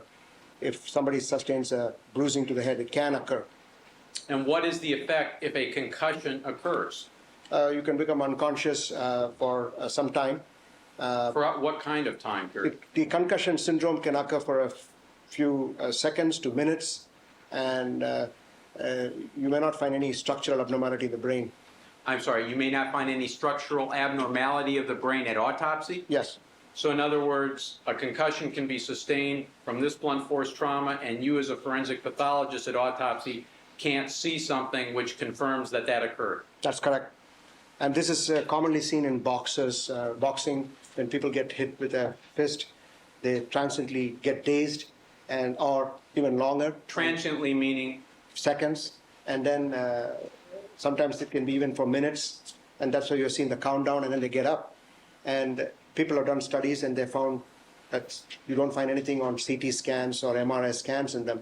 So I okay, just wanted to, before you run ahead, CT scans are CAT scans? yes. And what's that a fancy term for? It's basically a computerized tomography of the computerized axial tomography of the head, which is taking Can we multiple. get it down to a lower level for me? Is it a fancy X-ray? It's a fancy X-ray giving three-dimensional views. All right, and the other one you were talking about was an MRI? Yeah, What's an MRI? it's a magnetic resonance imaging. And what's that a fancy device? That's another way of looking at the brain structures when somebody is alive. All right, and what do you want to say about those with respect? What I'm trying to say is that you can have the syndrome of concussion without leaving any findings at autopsy, and you can have the syndrome of concussion when somebody is alive without leaving any brain damage. Doctor, assume hypothetically that Nicole Brown Simpson was struck on the head, either with a hand, fist, or the rounded end of a knife in the manner you described, and became dazed, as you've indicated, and slumped to the ground. And the perpetrator then moved from where her body was over to where Mr. Goldman's body is found, to that area, and then came back to Nicole Brown Simpson and raised her head in the manner you described yesterday and inflicted that major incised stab wound as you demonstrated yesterday. Would that circumstance be consistent with the time frame required to create the bruising coloration in the scalp as seen in B20? Objection calls for speculation and proper hypothetical, not based on any facts in this case. Overruled. You may answer the question, Doctor. But I also want to ask, in your hypothetical situation regarding the stab wounds of the neck and the other wound she had on the head, All right, what do you want to ask? want to know whether they were also there when this bruising occurred. Let's assume they weren't there. Then, to answer your hypothetical question, that is a possibility. And let's assume they were there. Then also it's a possibility, but that means the stab wounds to the neck and the other sharp force injuries to the head must have occurred around the time of the bruising, but before the final wound in the neck. And on what basis do you draw that distinction? Because my opinion is that the major wound to the neck is the final wound, and the stab wounds to the left side of the neck have hemorrhage in the deep tissues, which indicated that she had blood pressure when those wounds were inflicted. And we also, and they would also cause bleeding. We also have evidence of injuries to the other sharp force injuries to the left side and back side of the head, in addition to this bruising on the right side of the head, which all have evidence of bleeding in the tissues, which indicates that she had blood pressure when those injuries were inflicted. So, and I already opined that the last wound was the fatal incised wound to the neck. So that is why I'm saying that I wanted to know in your hypothetical whether these wounds also were there when the bruising to the right side of the head took place. And if they were, they would result in a lowered blood pressure, is that correct? They would cause lowering of the blood pressure, but what I'm saying is they could have occurred concurrently while the infliction of the stab wounds took place during the altercation. The person could also have been pushed or hit on the right side of the head simultaneously while the stab wounds are taking place. And still produce the discoloration that you've seen in this photograph B20? Yes, And still subsequently then produce the major stab incise wound as the last sharp force injury received? yes. What I'm trying to say is you have the sharp force injuries to the left neck, you have sharp force injuries to the side and back of the head, you have a blunt force injury to the right side of the head. I can't say how they occurred in sequence, but they occurred before the fatal stab wound. And since I already opined that the fatal stab wound occurred when the person was incapacitated and probably unconscious, face down, combined, these injuries somehow resulted in her being unconscious. I'm sorry, resulted in her being Unconscious. Doctor, With blood pressure, with blood pressure? yes. Doctor, in your opinion, given that set of circumstances, could all of those other injuries have been inflicted in a very short period of time? Yes. How short a period of time in your opinion? Within minutes, their altercation can take place so fast because you only are talking about 3 sharp force traumas to the head and 4 sharp force trauma to the left side of the neck. And this blunt force trauma, they could occur at a very rapid sequence. When you say within minutes, do you mean multiple minutes or are you using that Few term minutes. colloquially? Few minutes, or even less than that, much less than that. How much less? Within a minute also, because this kind of altercations can take place pretty rapidly. And does the period for the altercation to some degree depend upon the relative physical size and strength between the perpetrator and the victim? Yes, Does it also depend on whether or not the victim is taken by surprise or is aware of impending danger? yes, Does it also depend upon how motivated the perpetrator may be in inflicting injury? yes, Does it also depend on whether the perpetrator has the element of surprise on his or her side? yes. And from the standpoint of the forensic pathology, is there any way medically on that basis alone that you can draw conclusions to reasonable medical certainty as to how these occurred? No, May I have just a moment, Your Honor?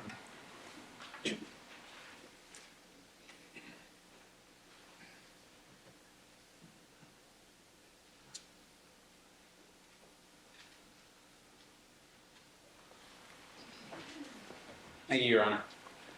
Doctor, did Dr. Golden address the contusion that is seen in this photograph B20 in his original protocol? yes, he did. Did he also diagram it? Yes, he did. Now, Doctor, let me move, we'll come back to this photograph and we'll come back to the diagrams and the chart protocols in a moment, but I'd like to move to the photograph that is immediately to the right on this exhibit 352 of photograph B20, what has a marking of B33 brain tissue sample. Do you see that, Doctor? Yes, Are you familiar with that particular sample that is shown in that photograph? yes, I am. What is that? That is a sample of the brain of Ms. Simpson, which was saved by Dr. Golden during his autopsy, which I saw when I reviewed the tissue samples with the defense pathologist, Dr. Barden, and Dr. Wolf was also present at the time. And that was on June 22nd of 1994? Yes, Now, you indicated that Dr. Golden saved this section of brain tissue, is that correct? yes, And it was saved in one of those jars that you showed us yesterday from the photographs? yes, the formalin-containing jar. Was there more than this one sample of brain tissue saved by Dr. Golden from the autopsy of Nicole Brown Simpson? There were several samples saved. Approximately how many samples were saved? And if you need to refresh your memory with something, please do so. I have to refresh my memory. All I right, think while that- he's refreshing his memory, Ms. Clark, could you,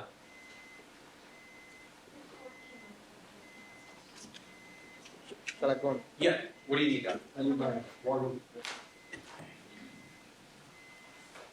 I thought it was Miss Ford again.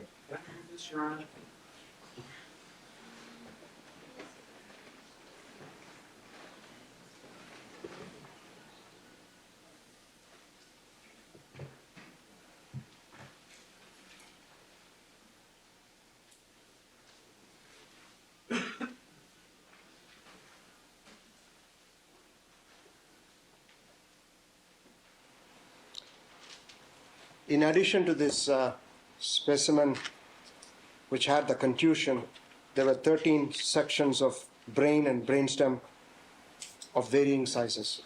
That were preserved from the autopsy of Nicole Brown Simpson by Dr. Golden. Yes, So if we include this section, we would have 14? yes, And doctor, did you examine each of the 14 sections grossly, that is, without the aid of a magnifying device or a microscope, yes, I did. on June 22nd? Yes, I did. At the same time that Doctors Baden and Wolf were with you to do so if they so desired? Yes, When you did this, did you observe anything of significance to you in looking at the brain tissue that is shown in the photograph that is B33? there was evidence of hemorrhage on the surface of the brain, which we refer to in medical terms subarachnoid hemorrhage, SUBARACHNOID hemorrhage, and underlying the hemorrhage on the surface, because it was a section of the brain, there was evidence of discoloration of the gray portion of the cerebral cortex, and this was a contusion of the brain, and it measured 10 millimeters by 4 millimeters when we examined it on June 22nd, 1994.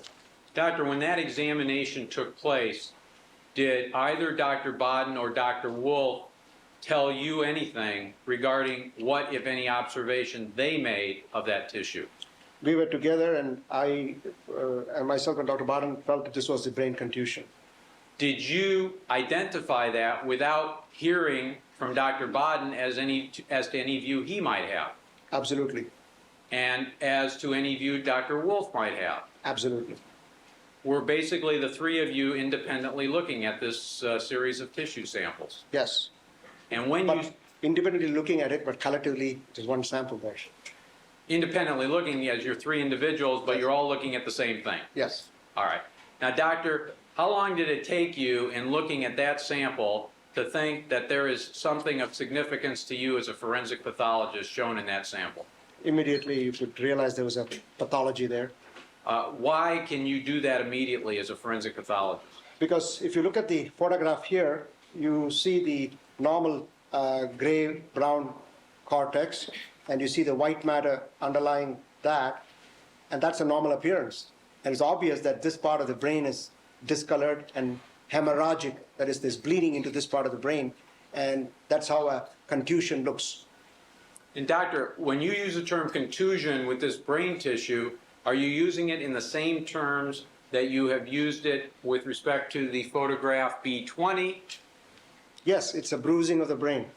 and as you've described in general with blunt force trauma that is of a contusion nature? Yes. Doctor, from your examination, and by the way, have you microscopically examined this tissue sample? Yes. And what, if any, significant findings did you make from that It observation? was an acute means fresh contusion of the brain with hemorrhage. What is the significance, if any, of the finding that it is an acute hemorrhage? It could have occurred it occurred immediately after the injury, but it can be observable as early as a minute. A minute after the injury was inflicted? Yes. So if the person lived a minute with blood pressure, that the injury could get to a condition where it could be seen as it is in this photograph, Yes, and then the person could be dead? that's I'm correct. not saying from this injury, but is this injury, in your opinion, a fatal injury? No, Why not? because it's a single contusion to the brain, but it is a marker for injury. What does that mean? That is, you could have this injury as part of the head injury which Ms. Simpson sustained when the contusion to the brain was, contusion to the scalp, skin was sustained on the right side of the head. And by itself is a marker. By itself, you can't call it a fatal injury because it's only a small portion of the brain which is injured. But it could be this could be associated with a concussion syndrome, number one. It could cause seizures sometimes, but by itself, you cannot say it can cause death like you can say with a stab wound or a sharp force injury. in order to gain context for that injury, what are you going to have to look for? We need to know which side it was from, and Dr. Golden's report indicates that it was from the right side underlying the contusion, underlying the contusion of the skin. We're going to get into that in a moment in more detail. But first, when a contusion to the brain is observed at autopsy, would it be the custom and practice in your office to retain that sample of brain tissue? Yes. In retaining that sample of brain tissue, would the forensic pathologist be expected to cut it in a fashion so that the entire area of the contusion is preserved? Yes. From your observation on June 22nd, your observation of this photograph, and your microscopic examination, or let me finish the question, please, doctor. From your examination microscopically, can you determine whether all of the contusion in this area of Nicole Brown Simpson's brain was excised at autopsy? The photograph we took was on the 30th. The margins of the area we saw of the brain cortex did show hemorrhage in the margin. So I can't say with certainty whether the contusion which was seen was the extent of the contusion, or there was any residual contusion which was left in the brain when this portion was resected. For a little more clarity, at least for me, is this photograph B33 a fair and accurate representation of the tissue as you saw it with Dr. Bodden and Dr. Wolf on June 22nd?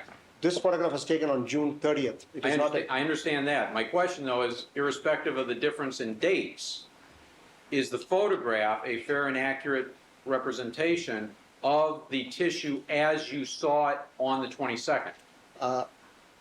No, because we took a section for microscopic study.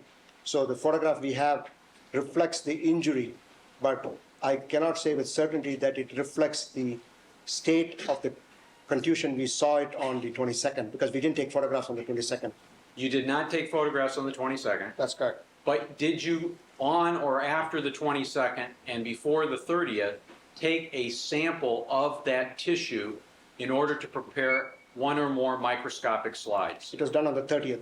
All right, and that was done before this photograph was taken? A section was taken and this contusion was photographed at the same time. Well, was the photograph taken, I mean, we don't see anything in the form of a cutting device in this photograph. No, So- but we have additional photographs which shows the section we photographed also. All right, do you have a photograph which shows the section before any cutting or microscopic examination was performed? I have to see my photograph whether we have additional photographs. Can we have a moment for the doctor to do that, Your Honor? Go ahead. Doctor, go ahead. Although at this point, we might as well take a break. Well, look, I'll get a few more minutes. And Doctor, why don't you come back here?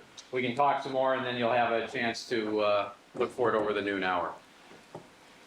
Doctor, the kind of brain tissue that is represented in photograph B33 is what kind? It's the cerebral cortex. What is the cerebral cortex? It is the outer surface of the brain. And is it localized in certain areas of the brain? It's mainly on the surface of the brain in all the lobes of the brain. You have the same appearance of the grossly of the brain tissue. Did you examine this tissue sample to try and determine with greater specificity what part of the brain it could have come from? Yes, I did a microscopic study.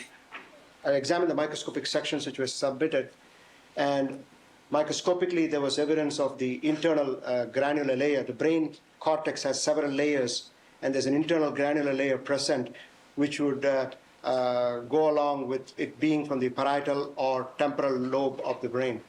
Would you show us, please, this is from, well, let me start this way. Can you determine from examination of the tissue sample what side of the brain, right or left side, parietal temporal area, that tissue comes from? You cannot tell the side.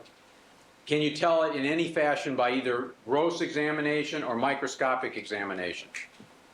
Not from a small sample like this, you cannot tell. But microscopically, you cannot tell the side either.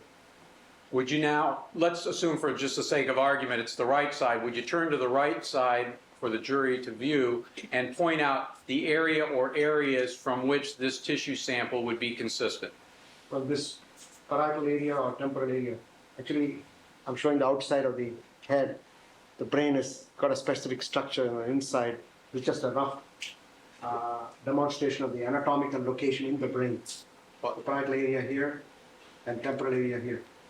Your Honor, for the record, Dr. Lakshmanan, turning to face the jury with profile to the right side, has circled with his finger the area just immediately in front of and slightly above the right top of the ear as the temporal area. Is that correct, Doctor? Yes. And the parietal area you circled, if you could do that one more time, was an area that's directly above the first area that I just described and circles a larger area of the, starting to get to the top of the head.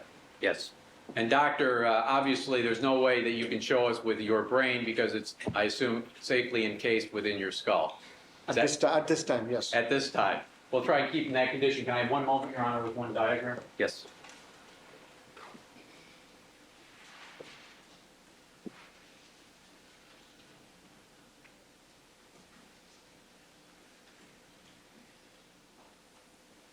Thank you, Your Honor. This is going to be board 5B, set 349.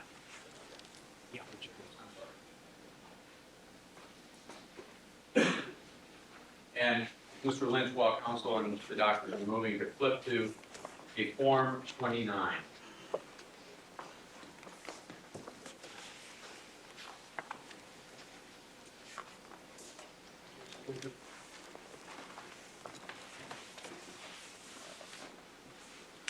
Doctor, this Form 29, is this the form that was available for Dr. Golden during the course of the autopsy of Nicole Brown Simpson?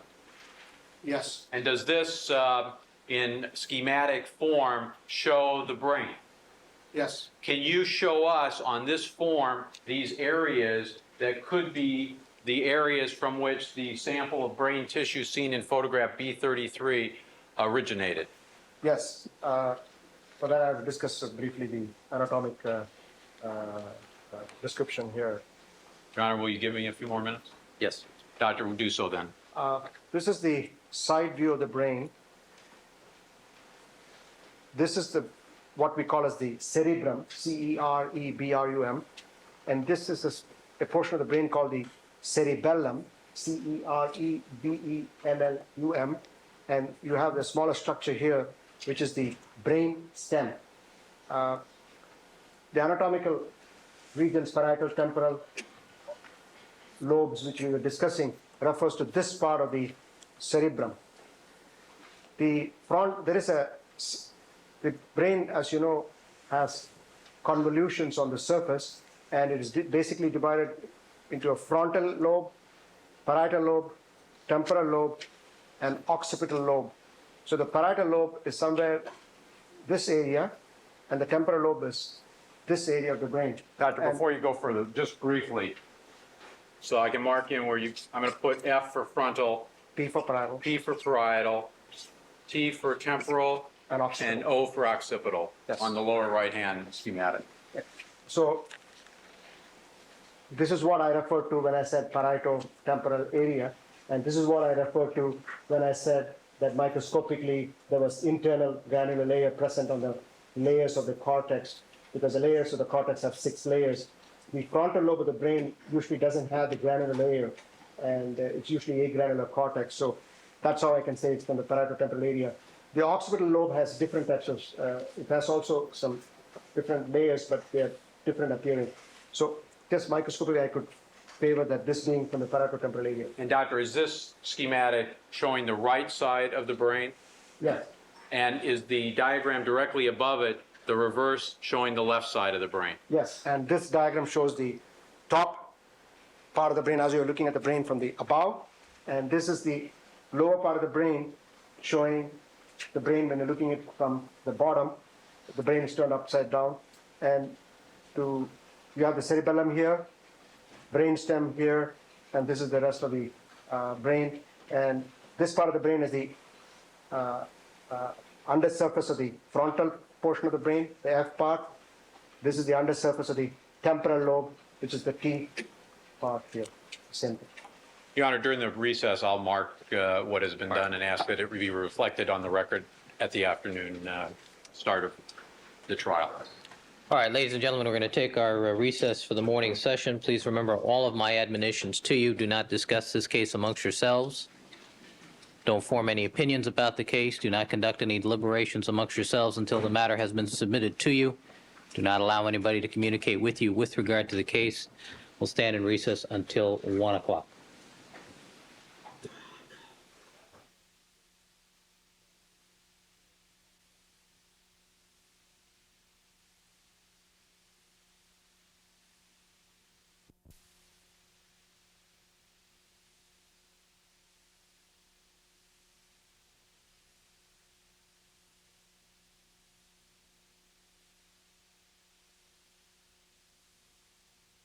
For the defendants again present before the court, all parties are present. Mr. Cochran? Yes, Your Honor. Good afternoon, Your Honor. Your Honor, I would like to bring a matter to your attention. It's been brought to my attention that from calling my office and from talking to a number of people that the camera has apparently been pretty much fixated on Mr. Simpson during these proceedings, and that's apparently different than what normally happens here, and I'm concerned about that. I think it's unfair. This is a very emotional time for him. To have the camera on him every second is just quite unfair.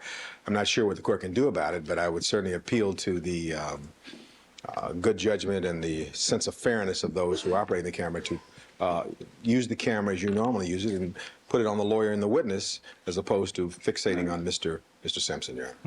Well, we have one practical difficulty in that I've directed them not to photograph or video any of the victims in the matter, so that limits their ability to move around, especially when Mr. Kalberg is working with any of the with chart 352 and the other charts that contain crime scene photos. So I understand your position, and we'll have to trust the good taste and judgment of the directors upstairs for Court TV. Thank you. Please do that. Thank you. All right, Mr. Kalberg, any other comment? No, Your Honor. All right. I might add that I've found distracting the contortions of some members of the audience. And if it continues to be distracting, those persons will be asked to leave the courtroom. Also, people appear to have forgotten about the no gum chewing or eating in the courtroom.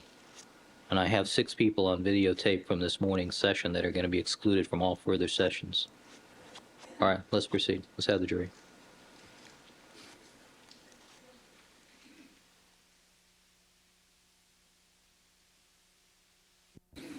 Dr. Lakshmanan, would you resume the witness stand, please?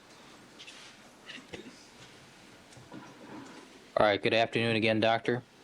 Good afternoon. You reminded, sir, you were still under oath, and Mr. Kalberg, you may continue with your direct examination. Thank you. Yes. I'm glad Dr. Lakshmanan agrees that I may continue with my direct. Good. Doctor, over the lunch hour, and perhaps you can step to the board, do we have an opportunity to complete a generalized description of the areas of the brain on this Form 29 from the big blow-up that is a part of our Exhibit 349, excuse me. Yes. And Doctor, does each of the entries that have been made in my handwriting or printing accurately reflect what is described by the entry made? Yes. And basically, does it accurately summarize what you told us this morning regarding the various structures and locations of the brain? Yes. The only word that I did not indicate anywhere is the word cerebrum, and you were talking about the cerebral cortex. that covers the entire area of the occipital, parietal, frontal, and temporal lobes as we see it on the two right side, left and right side depictions of the brain. Yes, the cerebrum includes all the four lobes we alluded to. And I didn't want to write that in because I think it's getting a bit crowded in that chart. There is also, I think you testified yesterday regarding the material, that horizontal running schematic that we have written in the word spinal cord. And does that accurately reflect what that diagram or schematic is intended to reflect?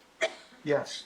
While we're up here, and yesterday I asked you about one of the mistakes of Dr. Golden involving this contusion to the brain that is seen in photograph B33 of exhibit 354, I believe it is. Yes. I'm sorry, 352. Yes. Now, doctor, let me circle. In fact, if I could get a blue marker.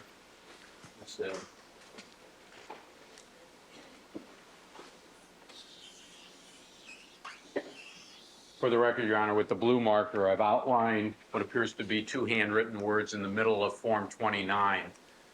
Doctor, are you familiar with what's written there? Yes. Was that written by Dr. Golden? Yes. And what does that reflect? No injuries. And in the course and practice of the forensic pathologist conducting an autopsy and using this form, would you expect the doctor, having examined the brain as you expect the doctor to do so, to make an entry if in fact the doctor observes no injuries in the area depicted by this diagram? Yes, I mean, this kind of entry is made only after examining the brain. And do you interpret for your use in forming opinions from the entry of no injuries that Dr. Golden at the time of the original autopsy felt that there were no injuries observed by him in the areas of the brain depicted in these schematic drawings? That would be my conclusion. You have to keep your voice up, That please. would be my conclusion. Now, doctor, there is also a similar entry that appears at the very bottom. And if I might, Your Honor, for the no injuries that I just circled, I'm going to make a line and write B33 to reflect the photograph that we're talking about. And then I'm also going to outline in blue at the bottom this second entry that seems to say no injuries as well. Is that correct, doctor? Yes. And you interpret that to reflect no injuries observed with respect to what area of the body? The spinal cord. I'm sorry, keep your The voice. spinal cord. Now, doctor, you indicated yesterday, I believe, that Dr. Golden addressed this contusion in an addendum. Is that correct? Yes. And if we could ask Mr. Lynch to set up our other easel so we can get the board if you'll set up the easel. And this is board 8B as in boy, Your Honor.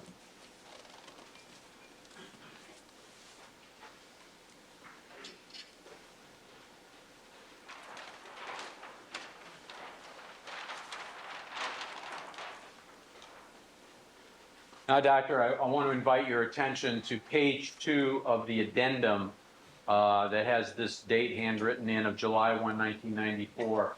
This is Dr. Golden's addendum in the case of Nicole Brown Simpson. Is that correct? Yes. Does this page reflect an entry by Dr. Golden regarding this brain contusion that you saw in the photograph B33? Yes. Would you identify it for us, please? This is item 1.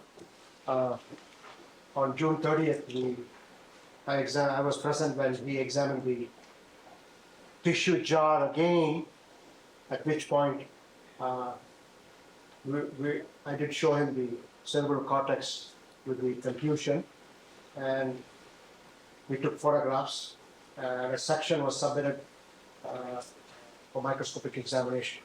Now, doctor, you indicated that you observed this contusion initially when you examined the tissue in the presence of Drs. Baden and Wolf on June 22nd. Is that correct? Yes. Did you speak with Dr. Golden at some time after that observation of June 22nd, before the time that this addendum got even drafted in a rough form? Yes. when approximately did you speak to him? I don't recall the exact date, but when I saw that there was a contusion to the brain, which he had not addressed in his original report, I brought it to his attention, at which point he was already planning to do an addendum anyway because of the other injuries which were not addressed, which were seen in the photographs. So at my direction, an addendum was prepared. And did you give instructions to Dr. Golden as to whether or not you expected any addendum prepared by him to include reference to this brain contusion? Yes, I did. And doctor, is this part that you've just outlined on page 2 of the addendum report to reflect what you were talking about when we were looking at the photograph? That is a section on June 30th of 1994, a section of that contused area of the brain was cut in order to provide for microscopic examination. Yes. Your Honor, for the record, I'm going to outline in blue on page 2 of the addendum the material referred to by Dr. Lakshmana, and I'll write again B33.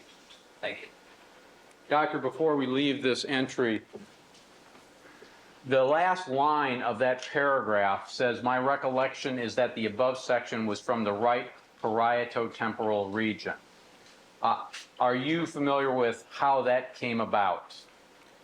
I asked him where he, when he saw the contusion, I asked him which side was of the brain was it from and the region, and he indicated that he recollects that it was from the right parieto-temporal area. And doctor, is there any way, you testified, I believe this morning, that there was no way from a scientific standpoint of looking at that tissue to distinguish whether it came from the right side from the parietal temporal area or from the left side of the parietal temporal area. Is that an accurate recitation of your morning testimony? That is correct. And short of Dr. Golden's memory being accurate, is there any way that you can confirm or refute that recollection? I can do neither. You have to keep your voice up, please. I can do neither. If we can flip briefly, Mr. Lynch, on the addendum blow-up. Now we're looking at a document on a Form 14 that is titled Microscopic Description, and it appears to be dated July 7th, 1994. Are you familiar with this document, Doctor? Yes. What is this? This is a microscopic examination report on the examination of the contusion done by Dr. Golden. Did you direct that he do that, that is, make a microscopic examination?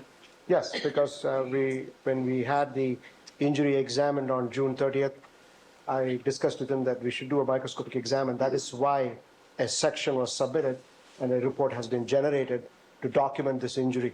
Did you tell him that you wanted a report generated? Yes. Did you, however, independently examine microscopically the tissue section that was removed? Yes, I did.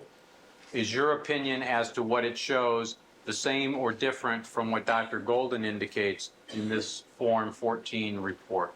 My conclusion is that it is an acute cerebrocortical contusion. And when you say acute, in the sense that you described it earlier this morning? Yes. Now, I described the contusion of the scalp and also the contusion of the brain, but I gave the timing for the scalp. all right, if you'll keep your voice up, you said you gave the timing only for the scalp contusion? Yes. All right, is there any difference in timing when you use the term acute to reflect the brain contusion rather than the scalp contusion? Well, here we have a microscopic section available. In the scalp, we did not have a microscopic section available. So this makes it easier to date an injury than just looking at it grossly. And dating in this sense means what when the interpretation is that it's an acute contusion to the brain? Dating means you try to see how old the injury is since the injury was inflicted. An acute cerebrocortical contusion means that this injury could have occurred soon after the injury, and though the bruising of the brain occurred at the time of injury, you can perceive it grossly, that is on naked eye examination, within a minute, and microscopically also That's what it reflects. So this contusion could be as early as 1 minute and could be several hours old also. If you'll recall my hypothetical question with respect to the perpetrator striking Nicole Brown Simpson on the scalp with either a closed fist or the rounded end of a knife, and then moving to the area where Mr. Goldman was, and then returning before inflicting the major stab incised wound, and you gave answers regarding that hypothetical set of circumstances, would your answers be the same with respect to that hypothetical as applied to the brain contusion? Yes. Now, doctor, is it a mistake of Dr. Golden's, number one, to have not identified that brain contusion at original autopsy? Yes. And is it a mistake of Dr. Golden's to have written on Form 29 that there were no injuries to the brain, given what you saw in the tissue sample seen in photograph B33? Yes. And is it a mistake of Dr. Golden's not to have diagrammed on Form 29 an area where this brain contusion actually was? Yes. Doctor, taking into account all of these mistakes by Dr. Golden, do any or all together have any significance to you in addressing any of the issues that we asked you about and about which you have been testifying? No. Why not?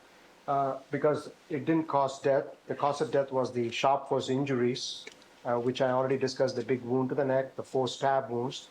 But it is a brain injury which is important to be documented, but it didn't play a part in the cause of death.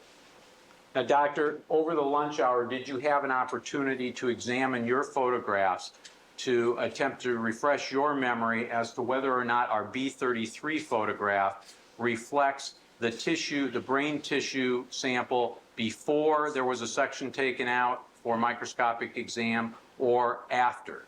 It was a photograph, B33 is a photograph of the brain contusion before the microscopic section was taken. And you can see that is also indicated in the previous speech.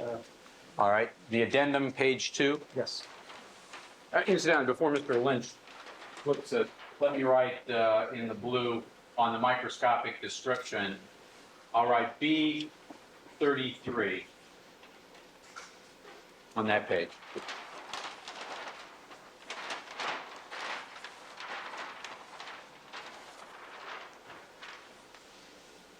Paragraph 1, line 4, the initial specimen as well as the representative section was photographed. Now, if we could briefly put the photograph back up and leave the two schematic, or the schematic and the addendum.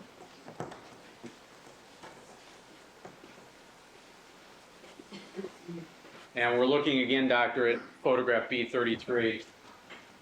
Give counsel and the doctors an opportunity to position themselves. This photograph now, doctor, your independent memory is a picture of the whole sample. Is that correct? Yes. And I want to go back to the question or questions that I was asking this morning about when a forensic pathologist sees a brain contusion, would you expect the pathologist to excise the entire area of the brain contusion? If it is a smaller contusion, yes. But if it's a larger contusion, you describe the dimensions of the contusion, photograph it if necessary, then take a section of a portion of the contusion in conjunction with a normal piece of brain tissue so that you can study it well. Would you describe the contusion that you believe was sustained by Nicole Brown Simpson, as reflected in this sample, as a small contusion? Yes. As a result of that belief, doctor, would you have expected Dr. Golden to take out the entire section of brain tissue with the contusion in it? If he had observed it, yes. And if that had been done, would you expect to see around the margin or outside portion of the brain tissue an area of normal brain tissue so that you would know that you're seeing the entire contused area in that sample? Yes. In the photograph B33, is that in fact what you see? No, you can see the contusion coming to the margin. And as a result of that, are you able to say how much more extensive, if at all, that brain contusion was than from what you can see in the photograph B33. I cannot say how much more it was. But if it had been significantly more, would you expect to see on the photographic review of the head area of Nicole Brown Simpson some evidence to reflect that the brain contusion had in fact been sustained?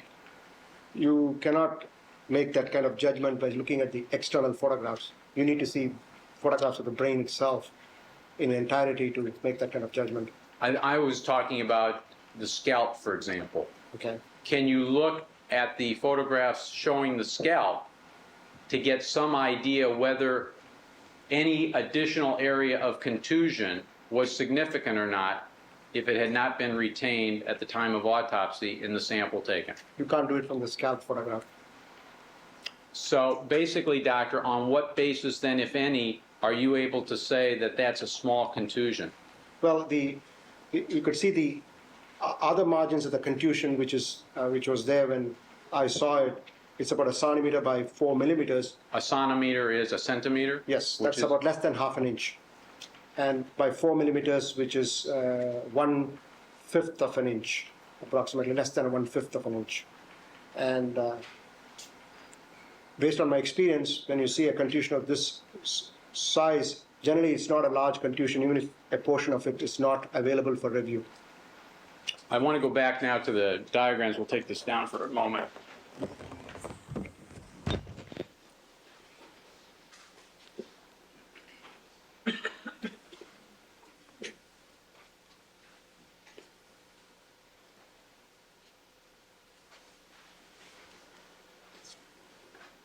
And doctor, I want to focus on this last line of the addendum opinion regarding Dr. Dr. Golden's recollection of the location of the brain tissue with the contusion. Are you familiar with something called a COUP, C-O-U-P type injury? Yes. What is that? It is the term used to describe a brain injury which is on the same side of a surface injury in the scalp or skull at the point where the skull or scalp injury is. That will be a COUP type of injury that is in the same location underlying the scalp and skull injury. Now, given what Dr. Golden has had transcribed in that paragraph as to his recollection, and let me, I'm sorry to put this back up so quickly, but just very briefly to go back to B20, I believe it is, the scalp contusion. Yes. Now, if Dr. Golden's recollection is correct, that's fine. If his recollection is correct that it's from the right parietal temporal region, where would that be in relationship to the contused area of the scalp seen in photograph B20 on the right side of the head? It would be in the same vicinity in the brain underlying this contusion. If that is an accurate recollection, and that means therefore that it is the circumstance you've just described, would that have any bearing in forming an opinion as to whether a COUP type injury had occurred? That would be consistent with that kind of diagnosis of COUP type injury to the brain. How is a COUP type injury inflicted that would leave a contusion to the scalp and a contusion to the brain? If you have a non-mobile head and if somebody strikes you on the head, you can have a contusion to the scalp, and the forces which causes the contusion to the scalp can cause the contusion to the brain also. And if that occurs, but you said an immobile head, Yes, meaning it's stationary? yes. And But you could also have a non-mobile head, but it's more common with a non-mobile head. That is I'm sorry. non-moving head, non-moving head. That'll be a simpler term to use. I think we had two non-moving heads. I'm trying to clarify in my own mind. The ways that this can occur, the most common way involves the head not moving at the time the head is struck in some fashion. Yes, And for example, could be struck by a closed fist. Yes, or by the rounded end of a knife? yes, And when that occurs, then you can have injury that will be seen both to the scalp and to the underlying brain that is on the same side as the scalp injury. yes, and the force should be considerable force. And is there another way that is a common way that a coup-type injury can be inflicted?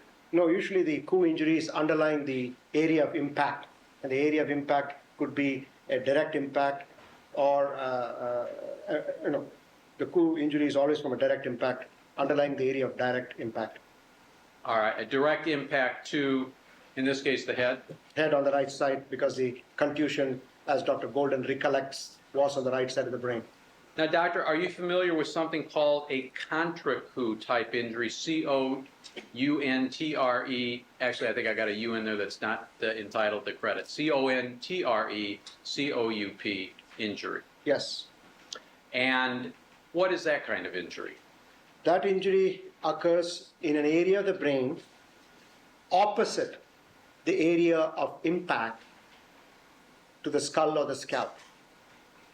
So using, for example, the right side of the head B20 contusion as the area where there has been force applied, for example, by a closed fist or by the rounded end of a knife. If this were a contra-coup injury, where on the brain, if anywhere, would you expect to see a contusion? In the hypothetical situation you just raised, wherein the right side of the head was struck by base of a knife or a fist, that could cause a contra-coup injury if the head was not mobile and fixed. But then you would also expect to see a coup injury associated with it. If the head had been pushed against a smooth surfaced object and the right side of the head had sustained this contusion, so you have, now the situation is a little different. You have a moving head which is striking a fixed object, then you could have a contra-coup injury diametrically opposite to the area of initial impact on the other side of the brain, which would be the left side of the brain. So in the hypothetical that I raised initially, you could actually end up with both a coup-type injury and a contra-coup type injury? Assuming that this direct impact with the base of the knife or the fist, as you postulated, occurred with a non-mobile head. Now, in the third circumstance that you're indicating, And again, you must use considerable force when this injury occurred. what do you mean by considerable force? The force was not just somebody hitting like this, but a good punch or a good forceful striking of the head. Well, when you say considerable force, and it wasn't like this, you took your fist, your left-handed fisted hand, and I'm not sure if you even touched the side of your head. No, but I don't want to hurt myself. I'm sure you don't, doctor. But can you give us some indication as to the degree of force that's required? Well, like a knockout punch, A knockout punch? yes, which you see in the boxing matches when somebody hits and somebody gets knocked out. That is a good considerable force punch, which will cause a coup and a contra-coup type injury on a non-mobile head. Now to the third situation of a pure contra-coup type injury, is the head moving? Yes, the head is moving, it strikes an area, and the brain opposite the area where the head has struck gets the contra-coup injury. In your visits to the 875 Bundy location, did you find environmental source or sources against which a moving head of Nicole Brown Simpson could have been struck in the area of the right side of the head shown in B20 to create a contra-coup injury, that is, with the scalp contusion seen on the right side, but a brain contusion seen on the left side? Objection, no foundation. Sustained. Doctor, hypothetically, let me withdraw the question. First of all, were you able to find smooth type surfaces at the Bundy location which would be of a type that if a moving head were forced against such a surface, a contra-coup injury could have been inflicted? Yes. Objection, no foundation, motion is strike. Overruled. You may answer the question. Yes, What surface or surfaces did you examine that would be consistent with that? we had a side railing which had a rounded end. We also had evidence of side railing on the next to the wall, which has posts in it, metal posts. And if you have a photograph, I can show you the areas. All right, before I get to a photograph, those types of surfaces would be consistent with creating a contra coup injury if the head of Nicole Brown Simpson had been forced against one or more of them? Yes, but the reason I have to emphasize the smooth surface is the scalp contusion doesn't have any abrasion on it. It is a smooth, so it has to be a smooth surfaced area where the head impacted. And doctor, in your examination of the surfaces at 875 Bundy, did you examine railings and fences, metal fences, and the paint surface to look to see whether the surfaces were all smooth or there were rough spots in any of the surfaces? Yes. Objection, no foundation. Overruled. You may ask, Yes. what were your findings? We had evidence of a tree there with a rough bark surface. We had some plants which had been pruned, and we had stumps of stalks of the stems of the plant still in place in the ground. Doctor, I'm not sure that's responsive to my question because my question was dealing with the painted surfaces. Okay. Give me a motion to strike. Yes, juries to disregard the last answer. Thank you, Your Honor. The painted surfaces of any of the metal posts and so forth, did you examine those? Yes. And what were your findings with respect to smoothness versus roughness? Your Honor, again, there's no foundation as to when this examination took place. Overruled. You may answer the question, Doctor. This was the painted surfaces of the railings and the gate and the side railing also. And what were your findings with respect? There was smooth areas, there was also some irregular areas, but there were smooth areas to the metal railing. And irregular areas would be the same as rough areas? Yes. And if the head is forced against a rough area, what would you expect to see if something different than, for example, the contusion identified in B20? You would expect to see an abrasion contusion. You would expect to see a scraping of the skin in addition to the bruising. And where within the contusion would you expect to see the area of the abrasion? It would be on the area overlying the contusion. And you see no such area shown in the scalp contusion identified in photograph B20? Yes, the only abrasion I see is the postmortem abrasion on a portion of the bruise, which was from the shaving of the scalp. Can you show us what you mean by the post-mortem abrasion? It's right here on the upper part here, a little bit because of the shaving, but the contusion itself doesn't, it is not an antemortem abrasion. For the record, Your Honor, on photograph B20, Dr. Lakshmanan pointed to the top of the discoloration area that's depicted. Thank you. And Doctor, is it a relatively common matter that when the head is shaved at the coroner's office, that such post-mortem after-death abrasions can be created? I won't say common, but it does happen. And is it something for which you are trained to be able to differentiate between a post-mortem abrasion from shaving from what was an abrasion inflicted while the person was alive? Yes. And on what basis do you differentiate in this photograph that circumstance? Basically the appearance. What about the appearance? It's very superficial, and it's from a shop like a scalpel blade which has done it. Now, Doctor, And I used a magnifying glass when I did that examination. Doctor, in the circumstance of a coup injury, Dr. Golden's recollection then would place that brain injury that's seen in B33 under the scalp contusion seen in B20? In the same vicinity. Is there any way that you can distinguish whether this brain contusion was the product of a coup injury from a blow to an immobile head from either a fist or a rounded end of the knife, or a contra coup injury from the head in the area of the scalp contusion being forced against a smooth surface that was stationary. I can't. The fact that you cannot distinguish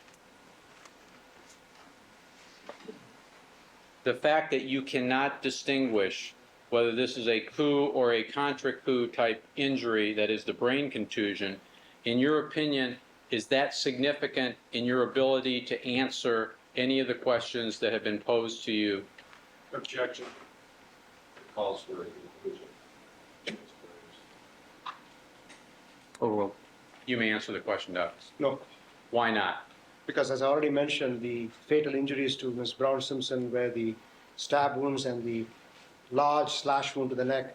And this contusion occurred before that, so she was alive when this contusion occurred. So it has no significance as far as the cause of death goes, or describing or explaining the major injuries, explaining the bleeding pattern, explaining whether it's a single knife, a single-edged knife or a double-edged knife. I've given an opinion on that. So really, it's not affected the big picture. But it would affect your ability to give a more definitive opinion as to the exact manner in which that brain contusion was inflicted. That is correct. I think we're done with, let's put it down for just a moment if I could. I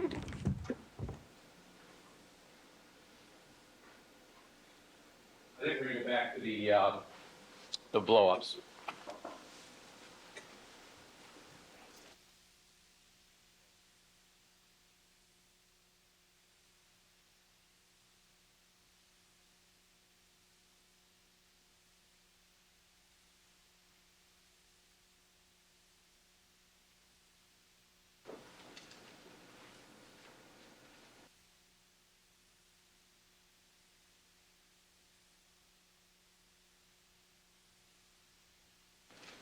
Doctor, I want to invite your attention to one of the other blow-up diagrams from our 349 collection. In general terms, Doctor, would this diagram be useful to diagram any injury to the skull that may have been received? Not skull, scalp. All right, so this is a diagram that would be used solely for the scalp? Yes, but if there is any skull injury or a fracture, they could use the same diagram on the left side. On the right side, it's used to diagram the scalp injury. And I want to talk though only about the left side. And on the left side, do you see any entry made by Dr. Golden to reflect an observation of any injury to the skull? No. Now, if Mr. Lynch could... And those last questions we directed towards chart 20F. Thank you, Your Honor.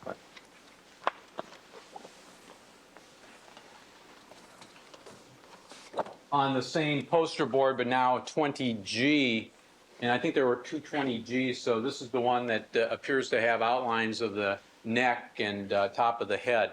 Doctor, is this a form that Dr. Golden can use at the time of autopsy to identify any injury to the skull should he find such an injury? Yes, on the lower part of the 20G, there's an area where you can diagram skull injury. And is there any entry reflecting such a finding? No.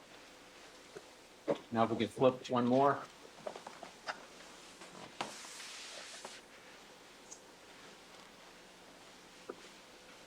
Now, Doctor, a Form 20H, and again, I think there are two 20Hs, so this appears to be a diagram showing 4 different views of the human skull. Is that correct? Yes. Is this a diagram that can be used by Dr. Golden to indicate any observed injury to the skull of Nicole Brown Simpson? Yes.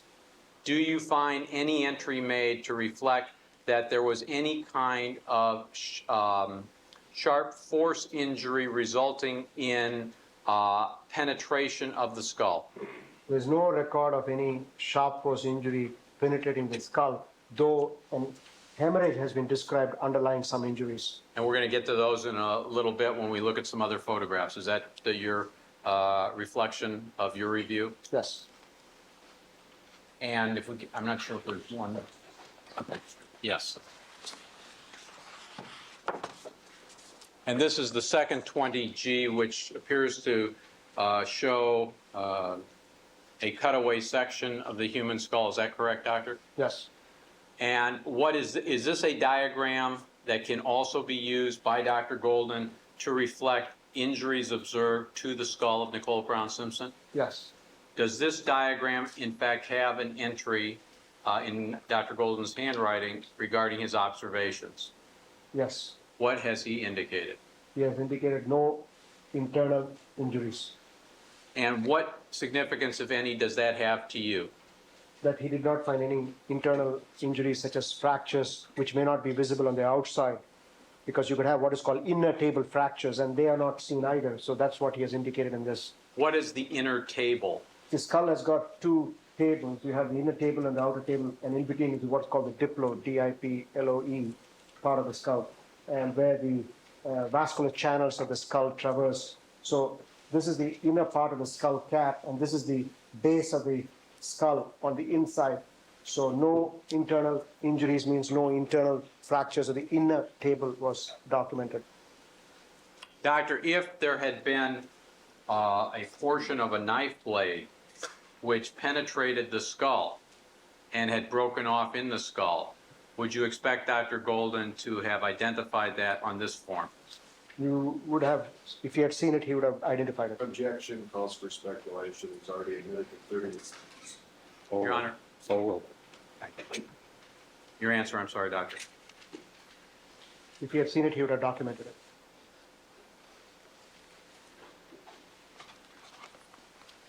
I think we're done with this chart.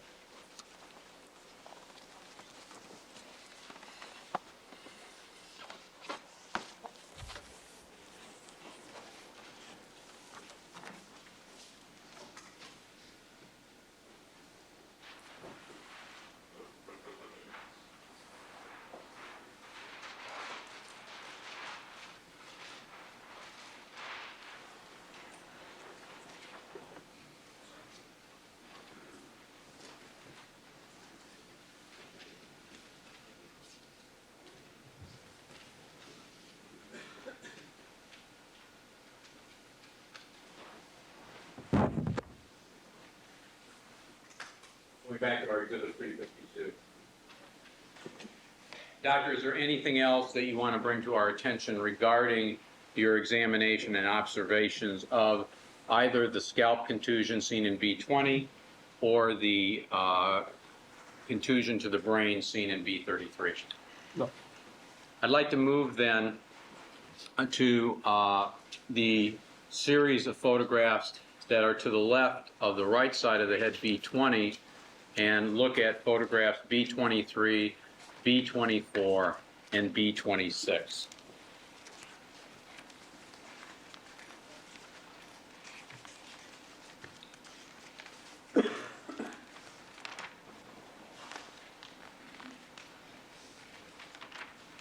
Yes, we're going to do B23 first? Or? Let's start with B23. Doctor, what is shown in this particular photograph? There are two areas of sharp force injury seen on the back, mid-back and right side of the head of Miss Simpson. The one which is on the right side of the back of the head is a linear sharp force injury, which is 3/8 of an inch in length in my measurement of the 1:1 photograph. And this is located about 2¼ inches behind the right ear canal, behind the right ear canal, 2¼ inches, and 3/4 of an inch above it. So it's somewhere 2¼ inches behind and 3/4 inches above this ear canal. This is the location of the injury, 3/8 of an inch in length. Doctor, can you again turn to indicate the left side of your head towards the jury? I mean, right side of my head. Is the right side. Okay, then there's a label that's wrong. Yes. If the label says lower, middle, and left of back of head, the left is inaccurate? Yes. All right. Your Honor, we'll correct that for the record and At next recess. thank you. All right, Doctor, then if you'll turn to the right, would you point out the area where this first sharp force injury you identified in B23 is? Somewhere here. And Your Honor, for the record, the witness has basically pointed in an area above and behind by several inches the top of his right ear. By several, how many? 5? Can I get a ruler? No, just tell me. It's about 3/4 of an inch above the right ear canal and 2¼ inches behind the right ear canal in the pole, so it's roughly in 10 Fine. That's a more accurate description. I agree. Doctor, if you could hold that one, and is there any way you can show us simultaneously where the area of the scalp contusion was that we see in B20? Here. How about if you use my,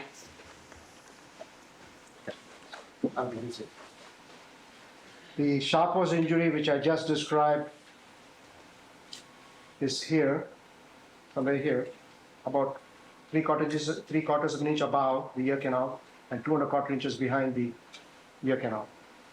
The contusion I described in the scalp is here.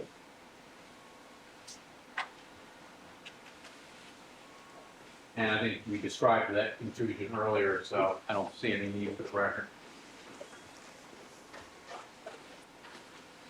Now, Doctor, the description that you've given of this first sharp force injury in B23, and for the record, it appears to be the sharp force injury which is closest to the vertically oriented blue measuring card. Is that correct? Yes.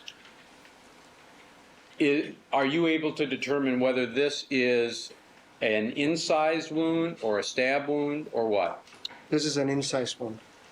And in your opinion, is this injury a fatal wound? No, it's a non-fatal wound. In your opinion, would this injury have created any significant bleeding? It would have caused some bleeding, but not significant. In your opinion, does it play any significant role in the death No. of Nicole Brown Simpson? No. Are you able to determine from the appearance of that incised wound whether a single-edged knife could have inflicted it? It could have been a single-edged knife Why? because it's just an incised wound, and I already said that any sharp instrument, either one edge of a knife can cause this incised wound. And based on what you've told us earlier and the schematics that we've gone through, can you eliminate the possibility that a double-edged knife could have caused such an incised wound? I cannot exclude that possibility.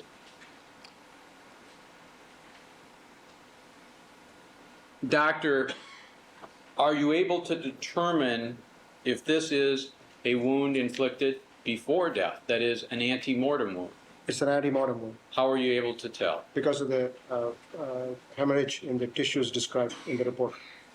And that's Dr. Golden's report? Yes. Does he, in fact, in his original protocol, address this particular incised wound? Yes, it does. Does he diagram this particular incised wound anywhere in any of the available diagrams? It does. And is there any aspect of this incised wound addressed in the addendum? No. Is there, in your opinion, any reason why there should have been? Yes. Why?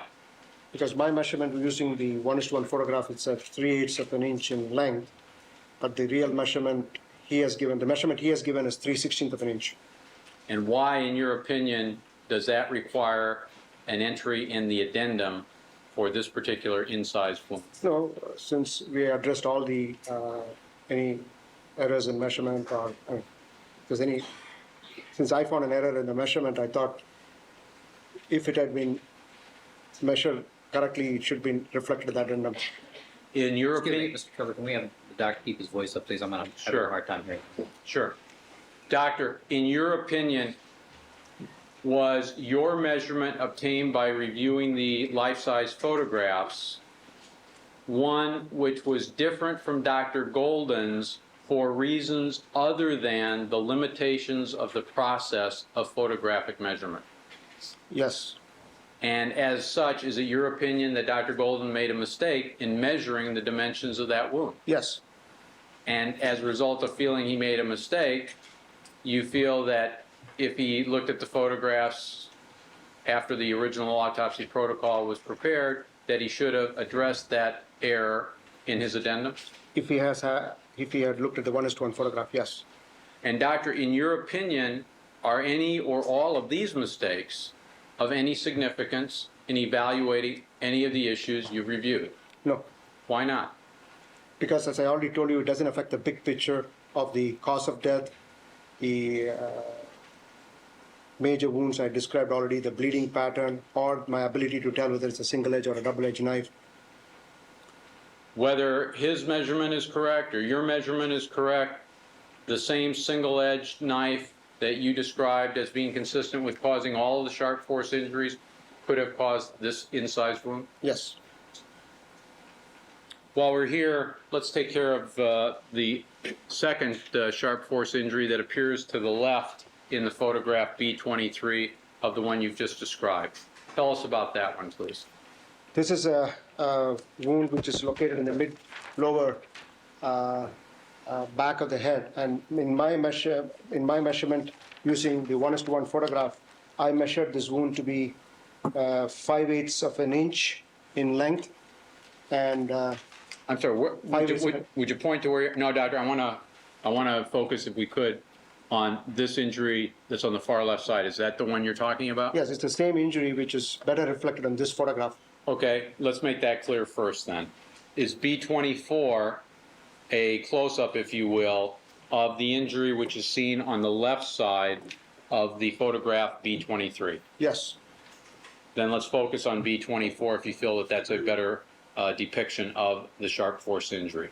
The measurement you obtained is, 5/8 of an inch. and if you'll show us slowly with the pointer in what direction that is obtained. The length was obtained in the 1:1 photograph from this forked end to this end here. So it measured 5/8 of an inch. The forked end was up to 1/4 inch in width. And this is the sharp end on the left side of the wound. So as one looks at the photograph, the forked end is to the right side of the photograph of the wound, Yes, and the sharp end is to the left side. yes, And the 5/8 runs from the forked end to the sharp end. yes. Now, doctor, is this a stab wound, an incised wound, or what? This is a fatal stab, non-fatal stab incised wound. And on what basis do you have that opinion? Because the depth and the length on the wound surface is more like is longer than the depth, but the margin of the wound has some forking, so it could have been a kind of initial penetration component to the knife with either the movement of the head or the knife, which created this, and turning of the knife, which created this forking, as well as the incision component to the wound. So, if I understand correctly, initially there could have been a penetration of the scalp with the knife? Yes, but either the head was moving or the knife was moving on the scalp with some twisting to cause the forked appearance of the wound with the knife being drawn to create this type of wound. Doctor, is that the schematic number 3 that we saw in that chart that was up here yesterday afternoon? Yes, And given the depiction of a forked end and a sharp end, are you able to tell us whether a single-edged knife could have caused that particular sharp force injury? a single-edged knife could have caused it. And is it also fair to say that you cannot exclude from the appearance of the wound that a double-edged knife could have done so? That is correct. But is there any finding which in fact says that it was a double-edged knife and not a single-edged knife? No. Now, doctor, I'm sorry, you wanted to add something? Yes, the depth was, I said, 3/8 inch to 1/2 inch, and the length on the wound surface is 5/8 of an inch. So, by definition, it should be an incised wound, but because of the appearance, we call it a stab/incise because of the explanation I've already given you. Now, doctor, why is this, in your opinion, a non-fatal sharp force injury? Because it would cause some bleeding, but not significant bleeding to result in death. In your opinion, is this also a wound that was received before death? Yes, So it's ante-mortem? yes. Is there any way medically that you can determine how long prior to death, at a minimum, that wound must have been inflicted? Before death, could be a few minutes before death. Can it be less than a few minutes? It could be. How few could it be?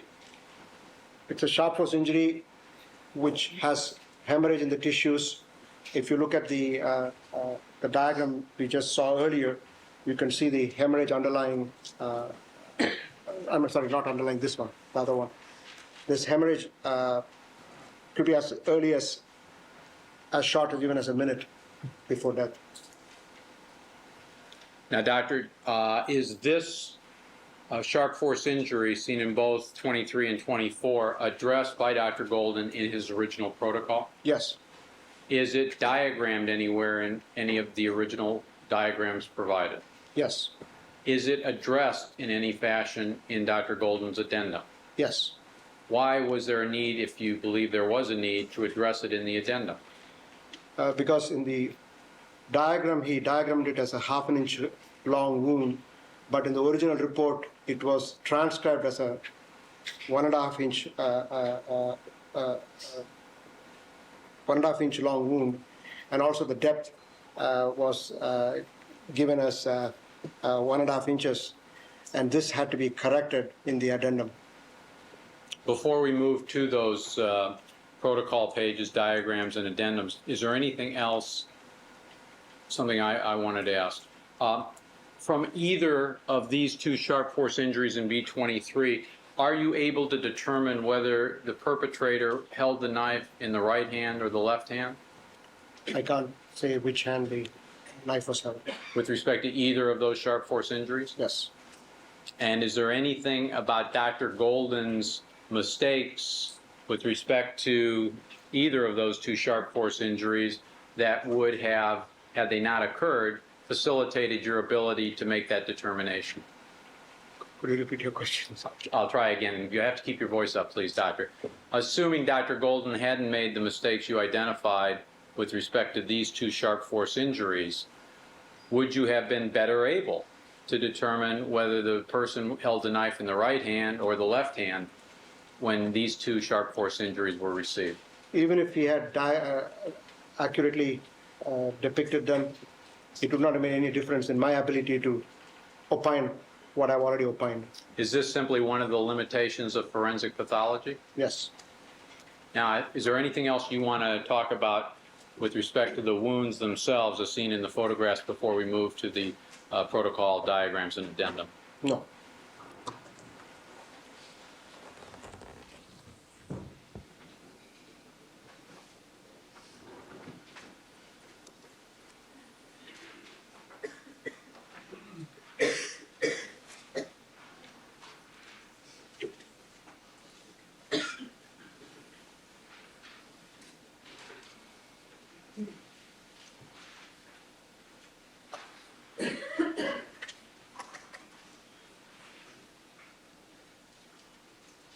Your Honor, we put up 0B board and 5B board All right. from we're gonna be 349. We're going to be taking our break at 2:15. Thank you, Your Honor.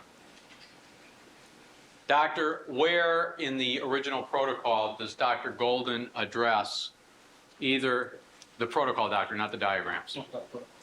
It's in Keep your voice up, please.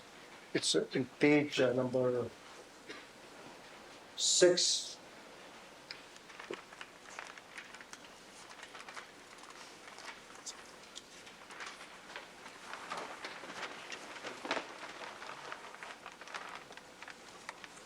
Let me just get my markers.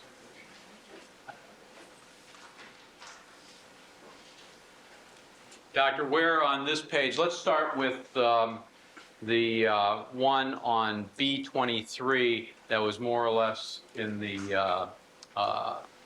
center of the photograph next to the vertically oriented measuring cart. Which one? There was You want one. to look at the photograph real quickly?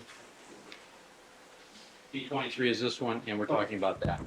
B23 is reflected in item 7, on page 6. Your Honor, with the red marks, I'll outline that. And Mark, this is only seen in B23, correct, Doctor? Yes. This is seen only in B22, yes. All right. And according to this, the measurement was 3/16 of an inch in length Yes, and involved the skin only. yes. Is your measurement of that different than the 3/16? Yes, What is your measurement from the life-size photograph? 3/8 of an inch. Now, doctor, where, if at all, in the diagram or diagrams was that particular wound identified? Right here. And this is on 20F, and with the red pen, well, and is there an entry for it? Yes, it says 3/16 inch wound, tapered, and this is a bone. Doctor, you got to keep your voice up. Remember that the reporter is behind you, so it's difficult to hear you. Your Honor, where Dr. Lakshmanan has indicated with the pointer, I'm circling the area on Form 20F, and I'm writing B23 in red. Thank you. And I'm going to need another red marker. This one is deceased. Thank you.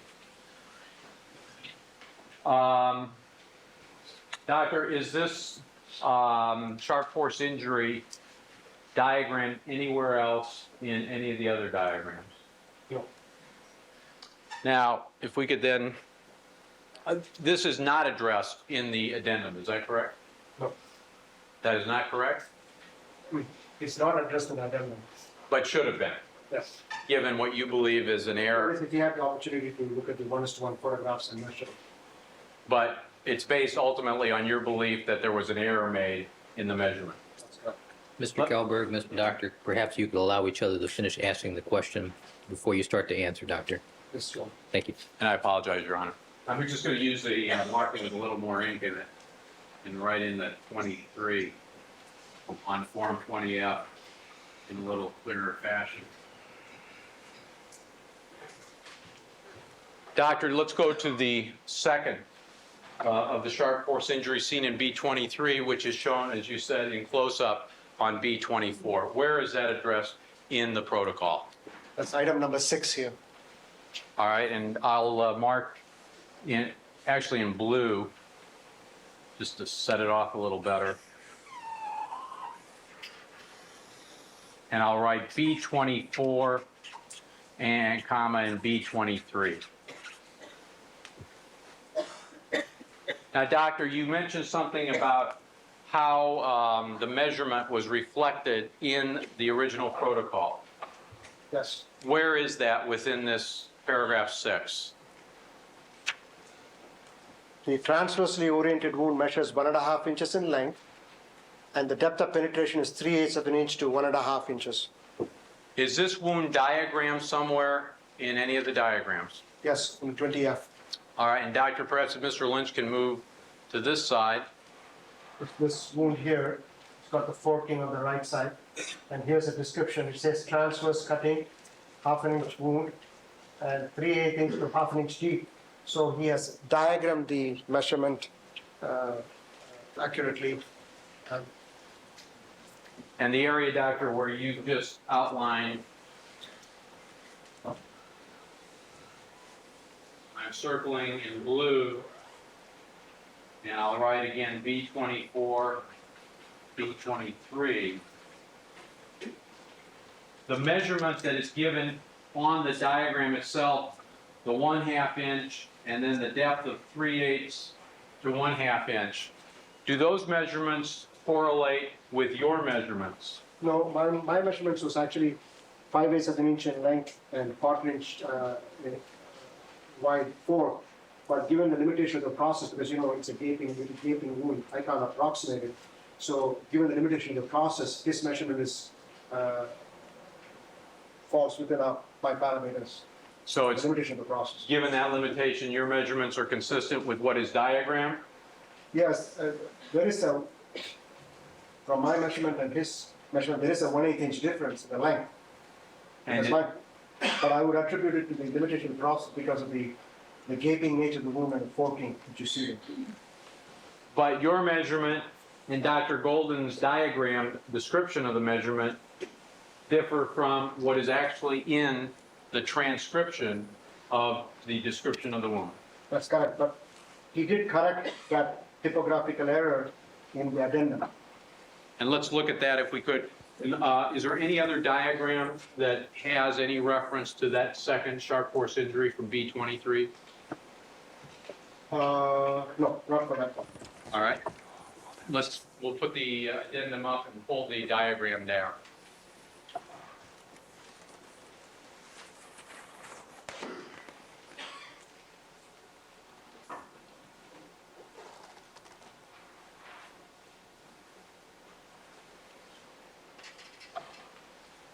Doctor, on this first page, do you see the reflection in the addendum of a correction for that sharp force injury that's seen in both 23 and 24? Yes, actually the correction is for photograph 24, I mean the wound for 23 and 24. It's number 1, page 6, line 4 and line 6. And where you've just pointed, Doctor, I'll outline that in blue, and write B24, B23. And in essence, I'm sorry, you want to add something, Doctor? And I said it can be attributed to limitation process. This cannot be attributed to limitation process because there is a 1/8 inch difference. I will find a little differently. It cannot be attributed to limitation process. So there is a difference. We'll back up and make sure we have that clear. Let's start with this first of all.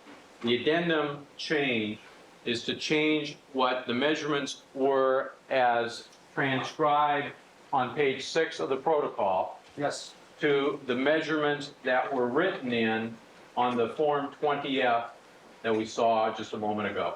Yes. Now you say that your measurement in some fashion, which differs from a measurement of Dr. Golden's as he diagrammed it and as he has corrected the report to reflect, differs in a way that you believe cannot be attributed Yes. to the limitation of the process? Yes. Explain.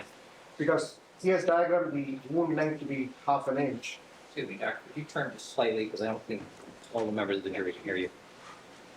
He has diagrammed the injury to be 1/2 inch in length. In the gaping state of the photograph, in the 1:1 photograph, I measured it to be 5/8 of an inch, which is 1/8 inch more in the gaping state, which I cannot attribute to the limitation of the process of the gaping state. If you'll recall, yesterday we had several photographs from a forensic pathology text shown on the overhead, and we've had them made as exhibits that showed a gaping wound and then it had been approximated. Do you recall those photographs, Doctor? Yes. And when a gaping wound is approximated, what would you expect with respect to the length of the wound when approximated from the length of the wound in the gaping state? The length of the wound in the approximate state is longer than the length of the wound in the gaping state. Have to keep your voice up, Doctor. The length of the wound in the approximated state is longer than the length of the wound in the gaping state. And Doctor, did you find from your measurement in the life-size photograph that in the gaping state, the length of the wound was greater than Dr. Golden has diagrammed and indicated in the addendum from an approximated state? Yes. And from the standpoint of forensic pathology, does that make any sense to you? Well, it's definitely a measurement error, but not as far as the appearance of the wound. It's a non-fatal wound. As far as the big picture goes, it doesn't have any major impact on the cause and manner of death. Doctor, is there any significance as to whether this wound is 5/8 of an inch as you measured in the gaping state, or 1/2 inch as measured in the approximated state according to Dr. Golden on any of these big ticket questions? No. Why not? As I already mentioned, it's a non-fatal wound. I've already discussed the major wounds where I've indicated the cause of death. I've indicated the blood flow pattern. I've indicated whether it's a single-edged knife or a double-edged knife which caused those wounds. I've indicated in this wound, I can't tell whether it's a single-edged or a double-edged knife. So I met the requirements to give an opinion on this case. So this small difference in measurement doesn't impair my ability to give an opinion on this case. Is there anything else you want to add? And don't forget, if you'd speak to the ladies and gentlemen of the jury. Is there anything else you wish to add regarding these two sharp force injuries that we've talked about from photographs B23 and B24? No. Your Honor, I notice the time. Does the court wish to take a break now? Yes, let's do that. All right, ladies and gentlemen, we're going to take a 15-minute recess. Please remember all of my admonitions to you. We'll stand in recess until 2:30. We're going to play a videotape for the parties here. Can we have a videotape, please?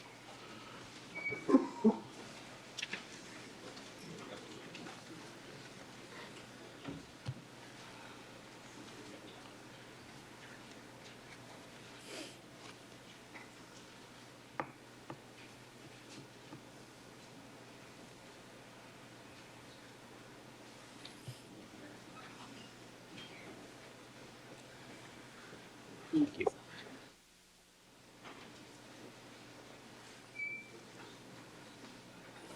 This is during the doctor's testimony regarding the autopsy of Nicole Brown Simpson. All right, I think we made the point. Thank you. All right, fair warning. All right, let's have the jurors.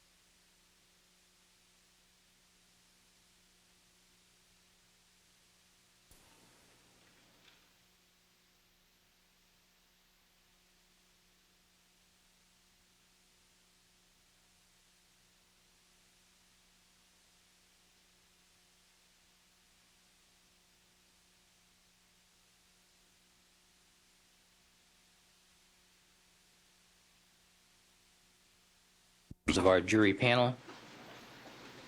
Dr. Laxmanan is again on the witness stand. Mr. Kelberg, you may continue. Thank you, Your Honor. And Your Honor, I have another board of photographs.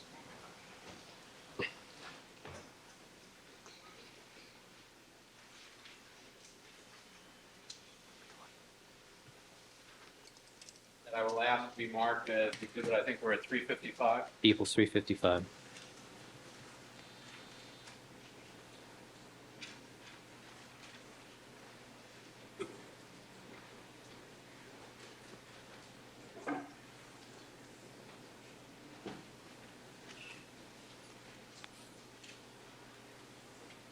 Doctor, again, with the court's permission, and I think we're going to start with these photos.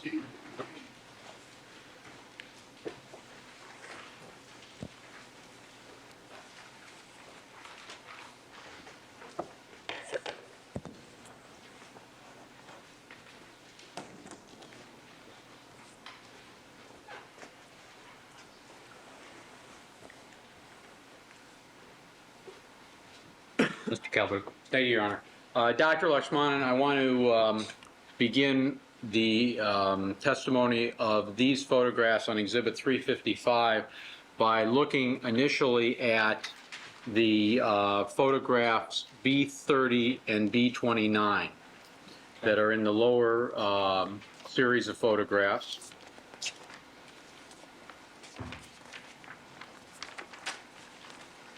Let's start with B30. What is shown in that photograph, Doctor? B30 shows the left hand of Miss Nicole Brown Simpson. You can identify all coroner's photographs by the blue card. It has the case number there. And it shows the palmar aspect or the ventral aspect of the left hand and also the portion of the forearm. And there are no injuries seen in the areas which has been photographed. Doctor, what kind of injuries, if any, in particular, would you, as a forensic pathologist, be looking for on the palmar surface or in the palmar area of the hand and fingers, as shown in this photograph, in a case involving sharp force injuries? You would expect to see defense wounds like cuts and puncture wounds, and that's what you look for. And that is why this photograph was taken to show there was no injuries seen to the palmar aspect of the left hand. How are defensive wounds created? They are created when the victim uses the hand or palm of the hand to ward off any inflicting injury. And doctor, are there common ways that forensic pathologists find victims of impending sharp force injury attack try to ward off such attack by use of the hands? You will usually see the cuts in the palm of the hands. You can see it in the wrists and forearms sometimes, and the back of the hands. With respect to the palms of the hands, how can those injuries be created? One, the victim could try to hold the knife, and you would get injuries which would be consistent with it, or sometimes when a thrust is attempted on the victim could hold up the hand to prevent the thrust hitting a vital area, so the hand could get a puncture type stab wound. So it could be a variety of types of injuries you could see on the hand, depending what the victim tried to do, if the injury pattern allows a forensic pathologist to interpret it. Doctor, and on this left hand of Nicole Brown Simpson, the palmar side, did you find any evidence whatsoever of defensive wounds? No, Was the absence of defensive wounds of any significance to you as a forensic pathologist? we only looked at the left hand. Yes, and I want to ask you, with respect to the absence of defensive wounds that you say are not present, that is the absence of them, what significance, if any, does that have to you as a forensic pathologist? The absence of injuries to the left palmar hand shows that she did not receive any such injuries to that part of the body. So most likely she was either incapacitated or rapidly incapacitated and did not use the left upper extremity in that defense. And if incapacitated, not just didn't use, but incapable of using that area of the hand to ward off an attack? Yes. Now, Doctor, does Dr. Golden, in his report protocol, address the absence of defensive wounds to the palmar surface of the left hand? Yes. And does he diagram in any fashion, on any of the available diagrams, the absence of such wounds? The diagrams are blank. There's no injury described on the diagram. Would you expect him to have a separate entry to reflect no defensive wounds noted? He has done that. And we'll see that on whichever is the appropriate diagram. Yes. Doctor, looking now on B29, what does that show? That shows several findings. There is a linear. We'll get the pointer. Mr. Lynch can.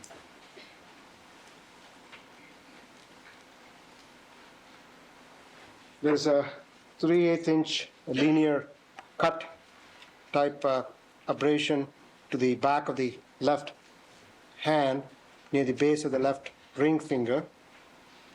There is a small punctate abrasion which measures 1/16 of an inch in the base of the left ring finger. There is another 1/16 inch abrasion to the middle of the middle finger, and there's also another small abrasion here to the base of the left middle finger. So the main injuries are 3 small abrasions and the small cut abrasion to the back of the left hand. Now, Doctor, in your wound chart for Nicole Brown Simpson, which I believe is Exhibit 350, Do you identify each of these injuries that you've just pointed out on this photograph B29? Yes, And do you do so under the description for photograph B29? yes, Have you arbitrarily identified these injuries by sequential numbering? yes, I have. And did you number them sequentially in the fashion in which you've just pointed them out? Yes, Now, Doctor, starting with what you described as the cut abrasion, which in looking at the photograph appears to be about perhaps a half an inch or so below the blue horizontally oriented measuring card, is that correct? yes. What is a cut abrasion? Basically, the And keep your voice up, please, Doctor. it's caused by a knife, but it could have been from the knife being drawn on the skin, wherein you have some scraping of the skin, but doesn't cause a clear-cut, deep incision wound there. And is that something that can be caused by a single-edged knife such as you previously described? Yes, And is that caused by the sharp end, sharp-edged side of the blade, or the blunt end side of the blade, or what? I would favor it being caused by a blunt edge tip of the blade, Why? because it's not caused a significant deep cut. It's just a superficial, linear cut type abrasion. Doctor, would you describe that cut abrasion as a defensive wound? Yes, Why? because that part of the hand was trying to ward off a particular injury to the body, but only a portion of the knife struck the skin surface, so it was not, so it didn't leave a deeper cut. Can you, using myself as one participant and yourself as the other, indicate in some fashion how that type of injury can come to be inflicted? If you use my left hand to represent that of Nicole Brown Simpson, and you play the role of the perpetrator holding a knife, how that can occur? If I'm trying to stab you in the neck and you try to ward your hand may not have come at the same time when I was trying to inflict the injury in the neck. So only a portion of the blunt part could have struck the hand. That's one way. And this cut abrasion could also be caused by other mechanisms What other mechanisms? where And Mr. Keller, let me ask that you repeat that in reverse, because I okay. think the jurors on that end of the box were not able to see your demonstration. And I didn't try and describe it for the record because I don't think I can do that very easily. But we'll try maybe better with this. All right, Would Doctor, you I think repeat? you're going to have to take a step that way, because you're being shielded out by the diagram. Go ahead. one mechanism would be when the thrust is being attempted, the hand could be raised to block the stabbing of the vital area of the body by the victim. But the knife did not strike the entire portion of the hand, only the tip of the knife grazed the surface of the skin. And that would be a mechanism by which this cut abrasion could have taken place. And basically, Your Honor, for the record, I raised my left hand so that the back of the hand is facing Dr. Lakshmanan, who is facing me. Dr. Lakshmanan raised his right hand and made a thrusting motion in the direction of my left hand, as if to have a knife being thrust towards me. In an overhand motion, yes. In an overhand motion, yes. That's one mechanism I said, but there are many other possibilities. When the knife is being wielded against this particular victim, the hand could have been injured in a similar fashion, but not necessarily when this thrust to a particular area of the body took place. Can you explain in some fashion? When the victim is trying to protect herself from this assault, and the knife is being wielded, you could have a similar cut, but the knife did not cause a deep cut, but just a superficial cut. Now, So it could be two. talk to this side. One way it could be that when the hand was right in front, but did not get the full cut. The other way is that the hand just got a portion of the knife injury, causing a superficial cut. Doctor, from the depiction of that cut abrasion in the photograph B29, is there any way that you, as a trained forensic pathologist, can provide a more definitive answer as to the actual positions of the perpetrator and Nicole Brown Simpson at the time that cut abrasion was inflicted? No, Doctor, can you determine from your review of the photograph whether that cut abrasion was in fact inflicted while Nicole Brown Simpson was alive? yes, How can you do so? because of the appearance and the coloration and the description given in the report. Can you form an opinion as to how long from the infliction of that cut abrasion, at a minimum, Nicole Brown Simpson must have had a beating heart and blood pressure? This happened when she was alive, and you can get this injury as early as 1 minute before death. Doctor, starting with that cut abrasion, did Dr. Golden address that cut abrasion in his original protocol? Yes, he did. Did he diagram it anywhere? Yes, And was it addressed at all in his addendum? yes. No, it was not addressed in his addendum. Was there any need, in your opinion, for it to be addressed in his addendum? No, Why not? because he had addressed it properly in the original report. Now, the second wound that you identified, or injury, I believe you referred to as a punctate abrasion. Yes. And we had that term on our chart yesterday, but would you refresh our recollections regarding what is a punctate abrasion? Punctate abrasion is a very small localized area of this scraping injury. And what, if any, causes would be possible for this particular punctate abrasion that you have identified in photograph B29? It's a very non-specific injury. Can you generalize as to the type of mechanisms that can lead to such a punctate abrasion? It's a blunt force trauma against a rough surface, but also, if I recall, she was wearing a ring in the finger. It's a crime scene photograph. If you can go back to the... You're going to have to keep your voice up, and we'll get the crime scene photograph out. If you'll slide the board that's closer. I have a feeling the people that run that machine don't like to hear the sound of metal against that machine. Thank you.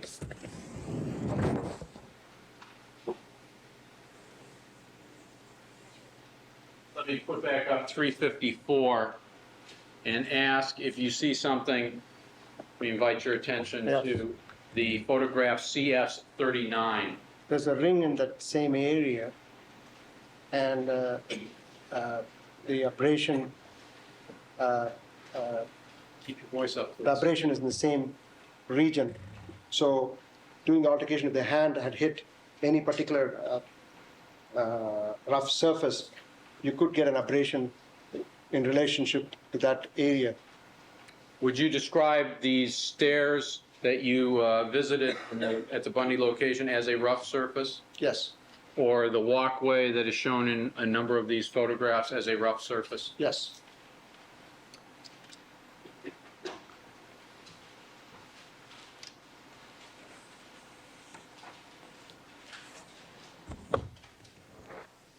Doctor, are you able to determine whether or not that punctate abrasion was inflicted while Nicole Brown Simpson was alive? Yes, What's your opinion on that? she was alive Why?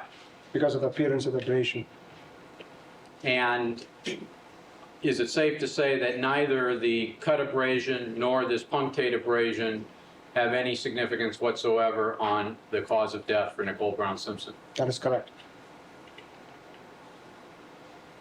Did Dr. Golden describe in his protocol the punctate abrasion that you have pointed out on photograph B29? Yes, Did Dr. Golden diagram that punctate abrasion?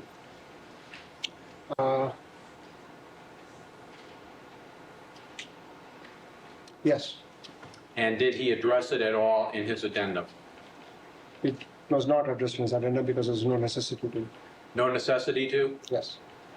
All right, doctor, and we're not marking on the photograph where these injuries are, but the punctate abrasion is on the left ring finger, is that correct? Yes.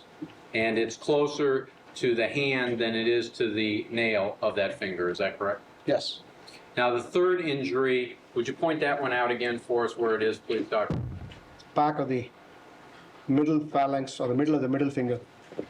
And doctor, would it be accurate to say that that injury can be seen, it's in about the middle, if you look side to side of that finger, and it's a little bit closer to the nail than it is to the hand? Yes. What kind of injury is injury number 3? Again, it's a non-specific blunt force injury. It's scraping against a rough surface or a contact with a focally elevated rough surface.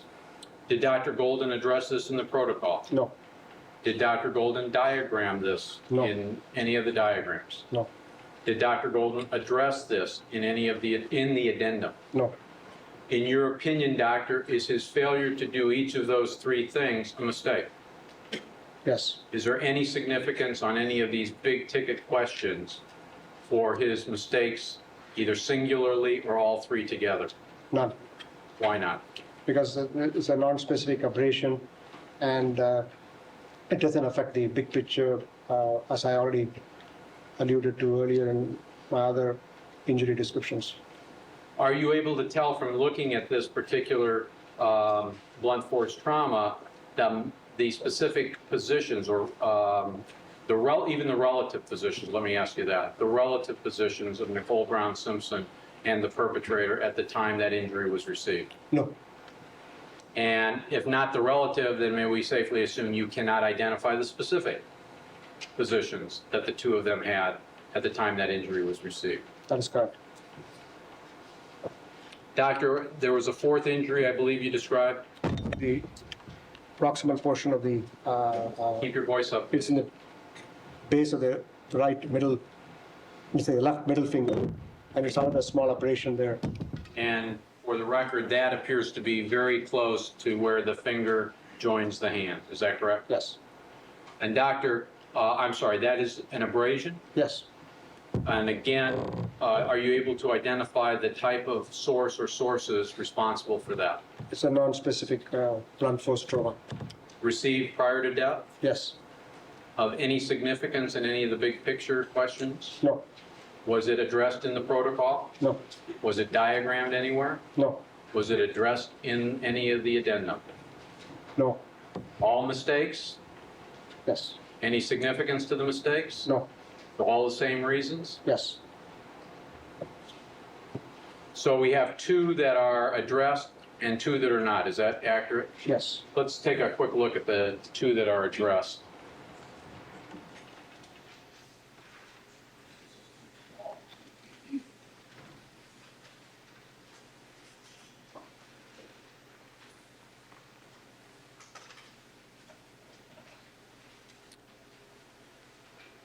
All right, Mr. Kelberg, we'll need to move that one board, Which one, Ron? the tall board. Colin? Yes, We just put it back? yes. Fortunately, I think that's the only place that'll.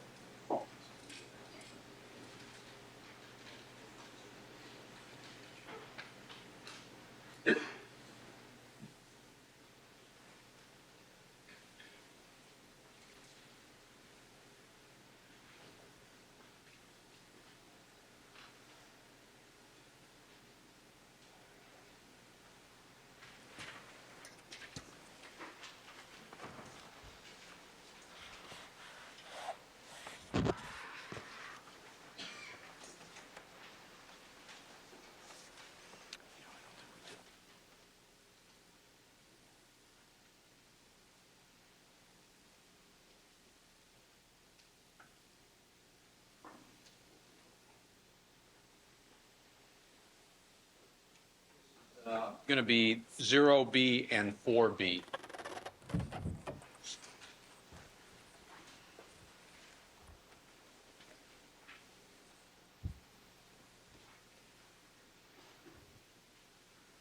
Doctor, on the protocol, where do we find a description of injury number 1? The protocol, doctor, not the diagram. It's on page 7.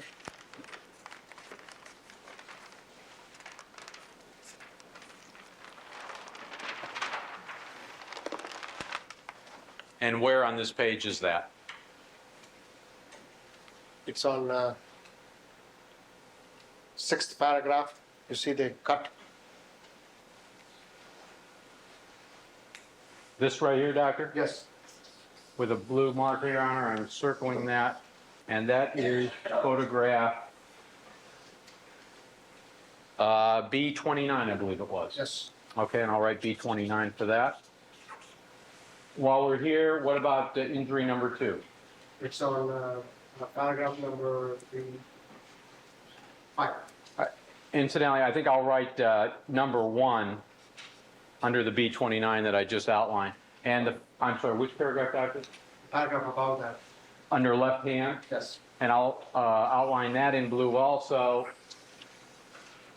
And I'll put a line for B29 connecting to both of the paragraphs, but I'll put out number 2 for the top of the 2 paragraphs and a line connecting number 1 to the lower paragraph.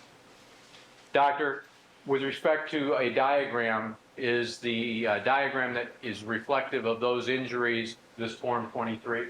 Yes. Would you show us, please, where there is any entry regarding those 2 injuries? Here. Here. You have to keep your voice up, please, Doctor. It's here on the back of the left hand and the back of the base of the left ring finger here. What has Dr. Golden written with respect, if anything, with respect to the first injury that you described? It's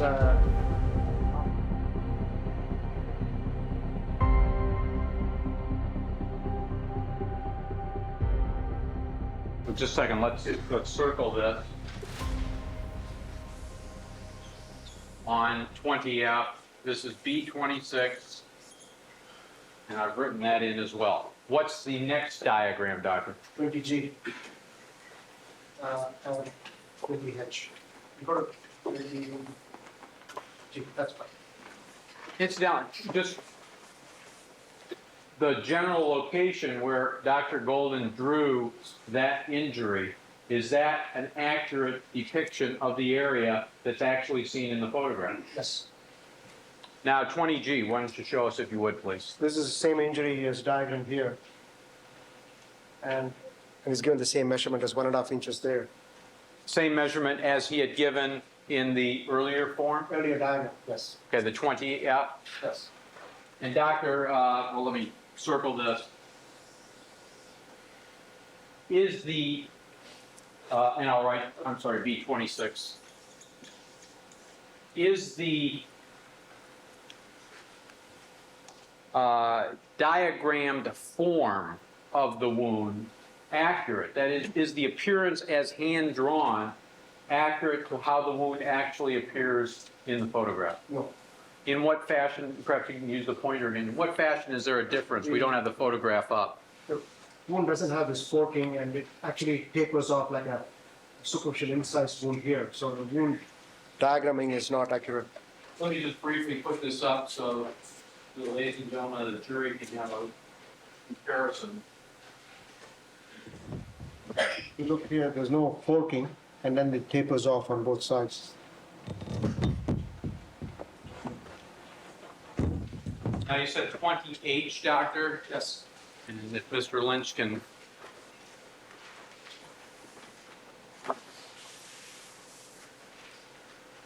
Is this the 20H? Yes. And this, Your Honor, is the 20H that appears to have outlines of the human skull? Yes. There is evidence of hemorrhage underneath this incised wound, 1.5 inches by 1.5 inches. And I just circled to the right upper quadrant, the 20H. And on that upper right quadrant outline, I'll write B26. Incidentally, while we have this here, Doctor, in the lower left quadrant of this same form, is there some outline that reflects on one of the earlier injuries that you've identified? Yes, that reflects the hemorrhage underneath the bruise we discussed at the right side of the hip. Is that our B20 photograph with the contusion to the scalp? I You want to just bend over a second here and take a peek at the... it's a 320. And is this writing Yes. to reflect what is being diagrammed here? Yes. Can you identify what is said in that writing, Doctor? It's a superficial temporal, and this is SGH, which is subcarrier hemorrhage, 2 inches by 1.25 inches. And is that consistent with what you see in the form of the contusion on the, under the scalp in the photograph B20? Yes, but you can't see this because this is a diagram of the hemorrhage after the scalp was reflected. So this is the diagram the doctor uses to show the hemorrhage after you reflect the skin. What you saw in the other diagram was the diagram of the injury on the surface. I don't know whether we saw that diagram or not, and that was diagram. I'm going to write B20 while you're finding the particular diagram. The diagram was 22 and 20H.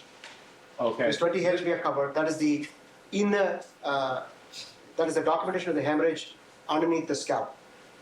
Incidentally, doctor, while we've got this up, there's some other writing here.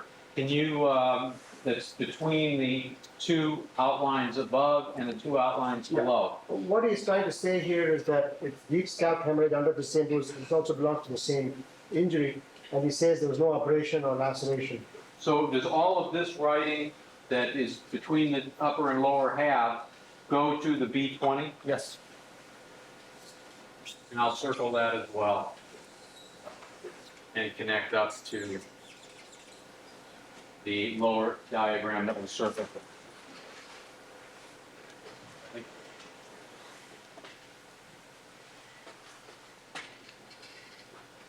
Mr. Lynch, I believe we need your help.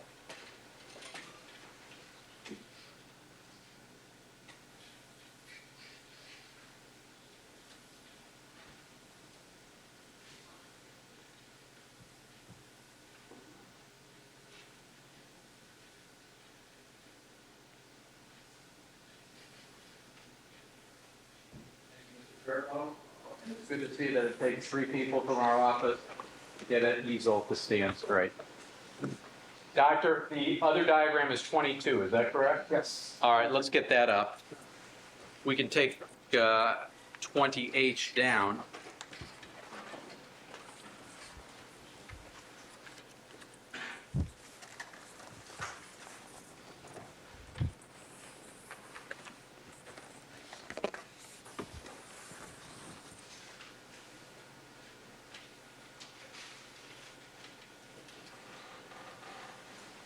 Now, doctor, where on this particular form is there a reflection of that B20 contusion?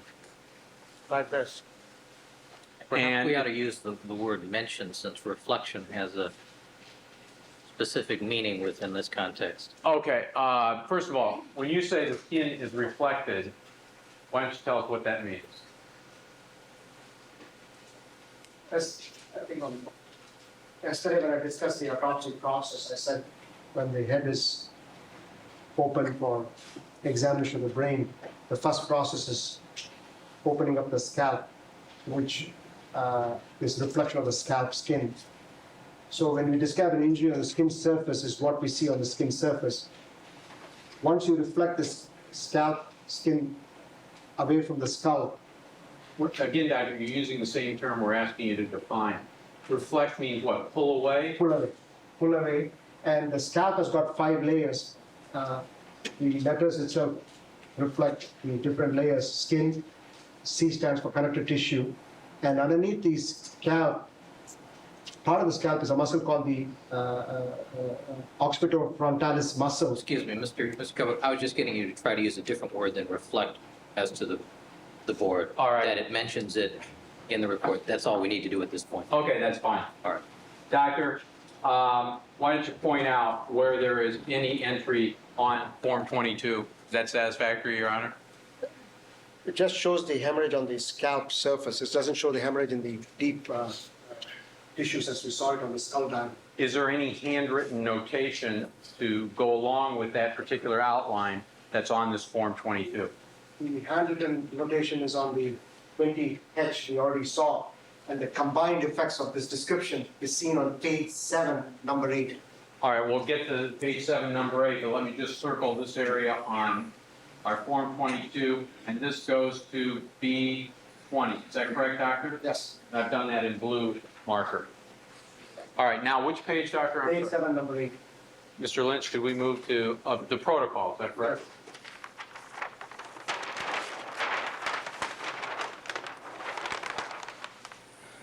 Now I will explain both the diagrams so it's easy to understand.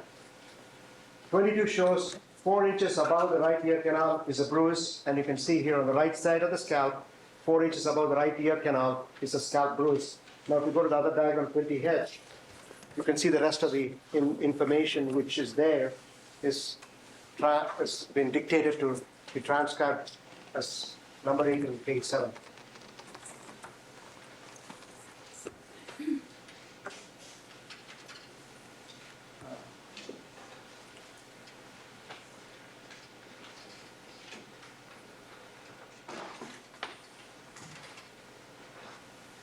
Is this the diagram you need, Doctor? Yes. He says that this bruise was red violet in color, scalp bruise, 1 inch by 1 inch. You can see the red violet, purple color, 1 inch by 1 inch. Deep scalp, with deep scalp hemorrhage, which he has diagrammed here. No abrasion or laceration. He has put skin is smooth, non-abraded, non-lacerated. Subsequent autopsy shows deep scalp hemorrhage, which is this one, which is diagrammed. And it measures 2 inches by 1¼ inches. I showed that, 2 inches by 1¼ inches. And he says that this is subgaleal. This is subgaleal hemorrhage here. And he's again shown that the wound is 4 inches above the right ear canal. So between the diagrams, you see, this is what medical examiners do, and that's why you need a pathologist to interpret the notations. We take notes on different parts of the diagram, and then when you dictate, you synthesize the data to give a composite report. Doctor, and Your Honor, for the record, on item 8 on page 7 that the doctor was just referring to of the protocol, I'll outline that in red and mark B20. And I'll also indicate 20 form, 20H, and 22. Those are the 2 forms, Doctor? Yes. Anything further, are you able to determine, going back just for a second to B26, are you able to determine the relative positions of Ms. Brown Simpson and the perpetrator at the time that injury was received? No. For all the same reasons you've given before? Yes. Is there anything further you wish to discuss regarding this contusion, either in the diagrams, in the protocol, or in the photograph? No. I think we're done with this, and we'll move back to examination of the hand photographs. I'm sorry. The addendum on the last sharp force injury, is that correct? Yes. All right, we'll take down the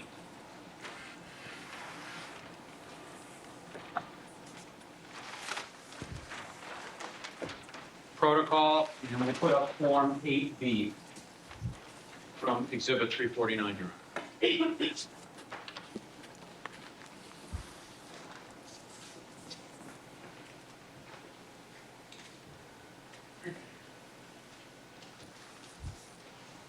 All right, Doctor, where in the addendum is there a reference to this particular sharp force injury that's seen in photograph B26? Roman numeral 2, item 1, the entire paragraph, line 1 through 5 of that description was amended to read, as that paragraph states, that the wound to the scalp is 1¼ inches in length, diagonally oriented, superiorly it's tapered, and inferiorly it is also tapered and continues as a superficial incised wound. So basically the entire description was changed in the addendum. Doctor, I'm sorry. Based on photographic evidence. Doctor, from your review of the photograph, including the life-size photograph of that particular sharp force injury, in your opinion, does the addendum accurately describe the wound that is seen? Yes. Your Honor, I'll, in the blue marker, outline this area on page 1 of the addendum and write B26 along the side. Thank you. Anything further, doctor, regarding this sharp force injury? All right, I think we now are ready to move back to the photographs of the hand.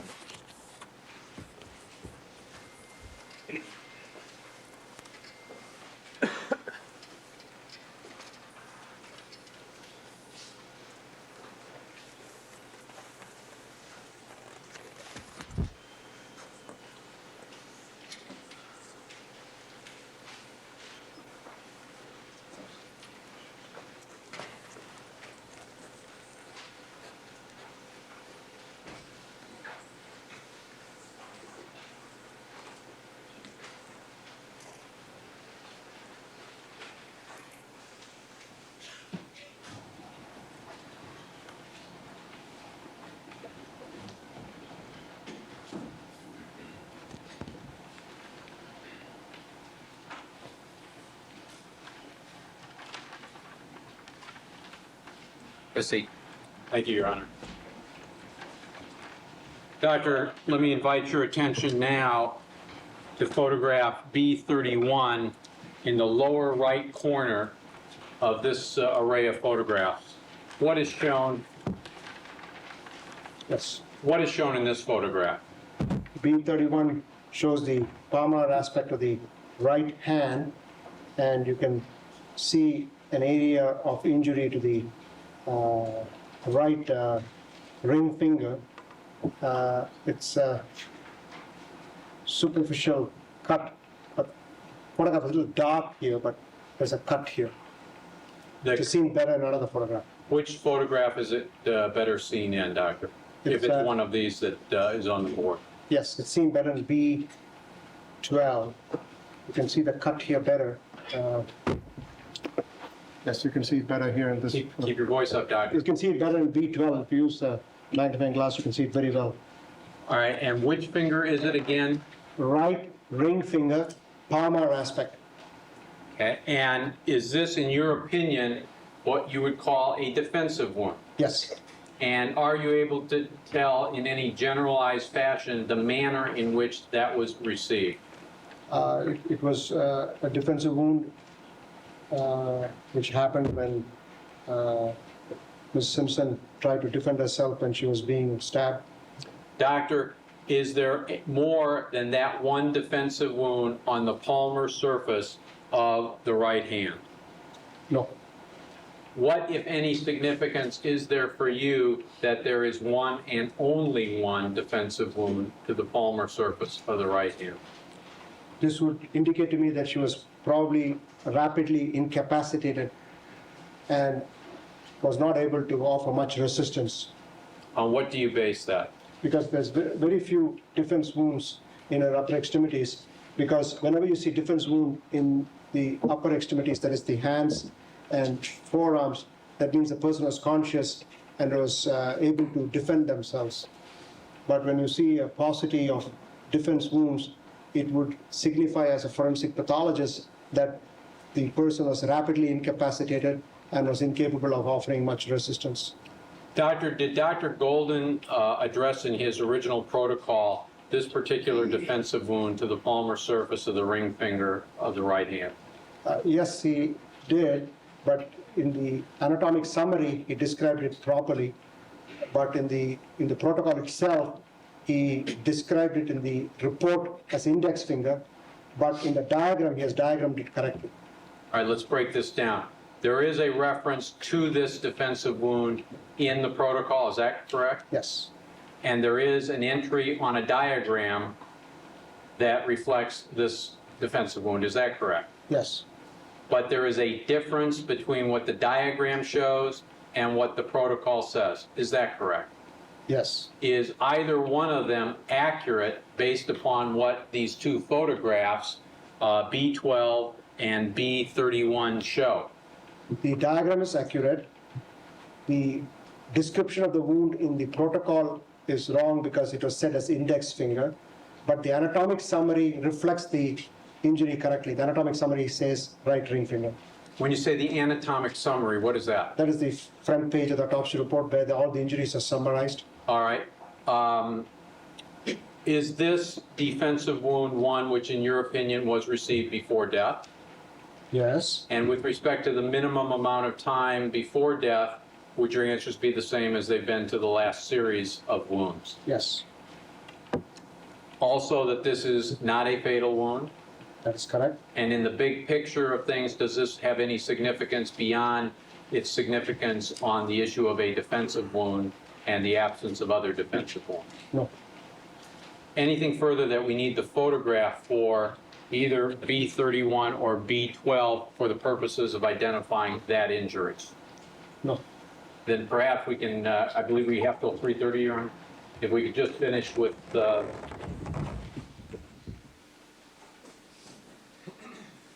me let counsel go through the doctor.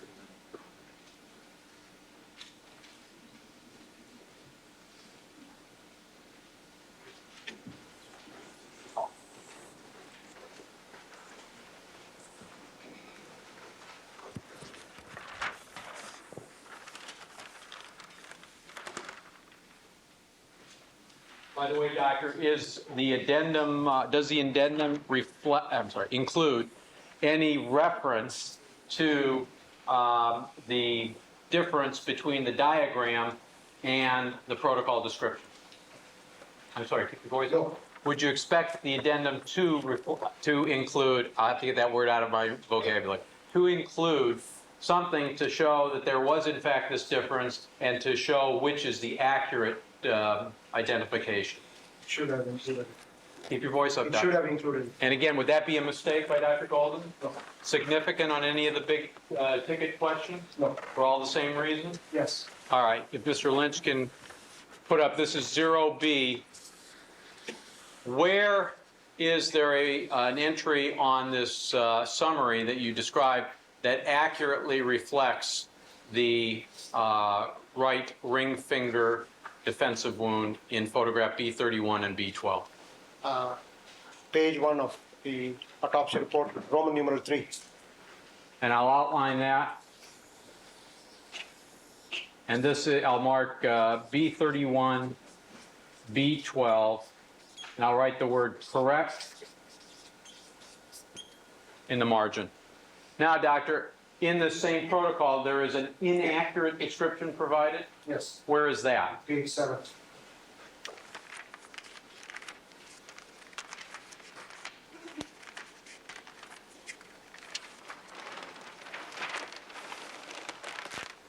Where on this page, Doctor, is that?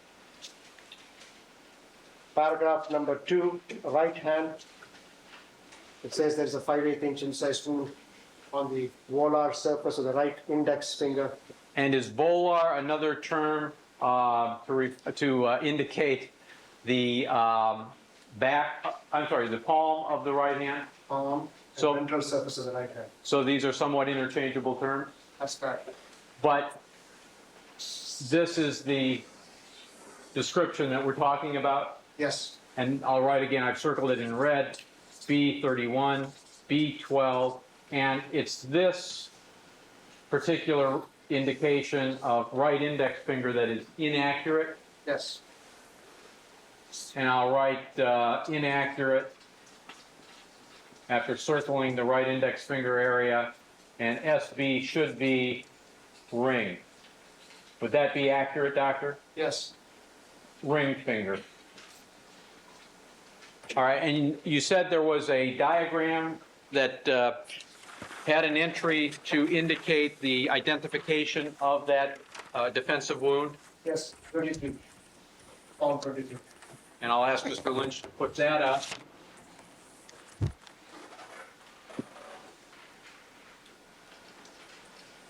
And show us, please, Doctor, where there is that indication. It's on the right lower quadrant of the diagram. Here.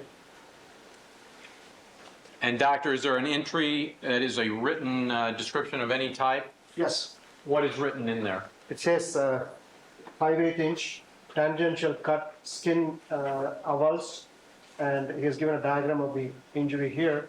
And actually, he has described that there is some forking to the ulnar aspect, that is this aspect of the wound. The ulnar aspect being toward the little finger side of the hand? This side of the hand.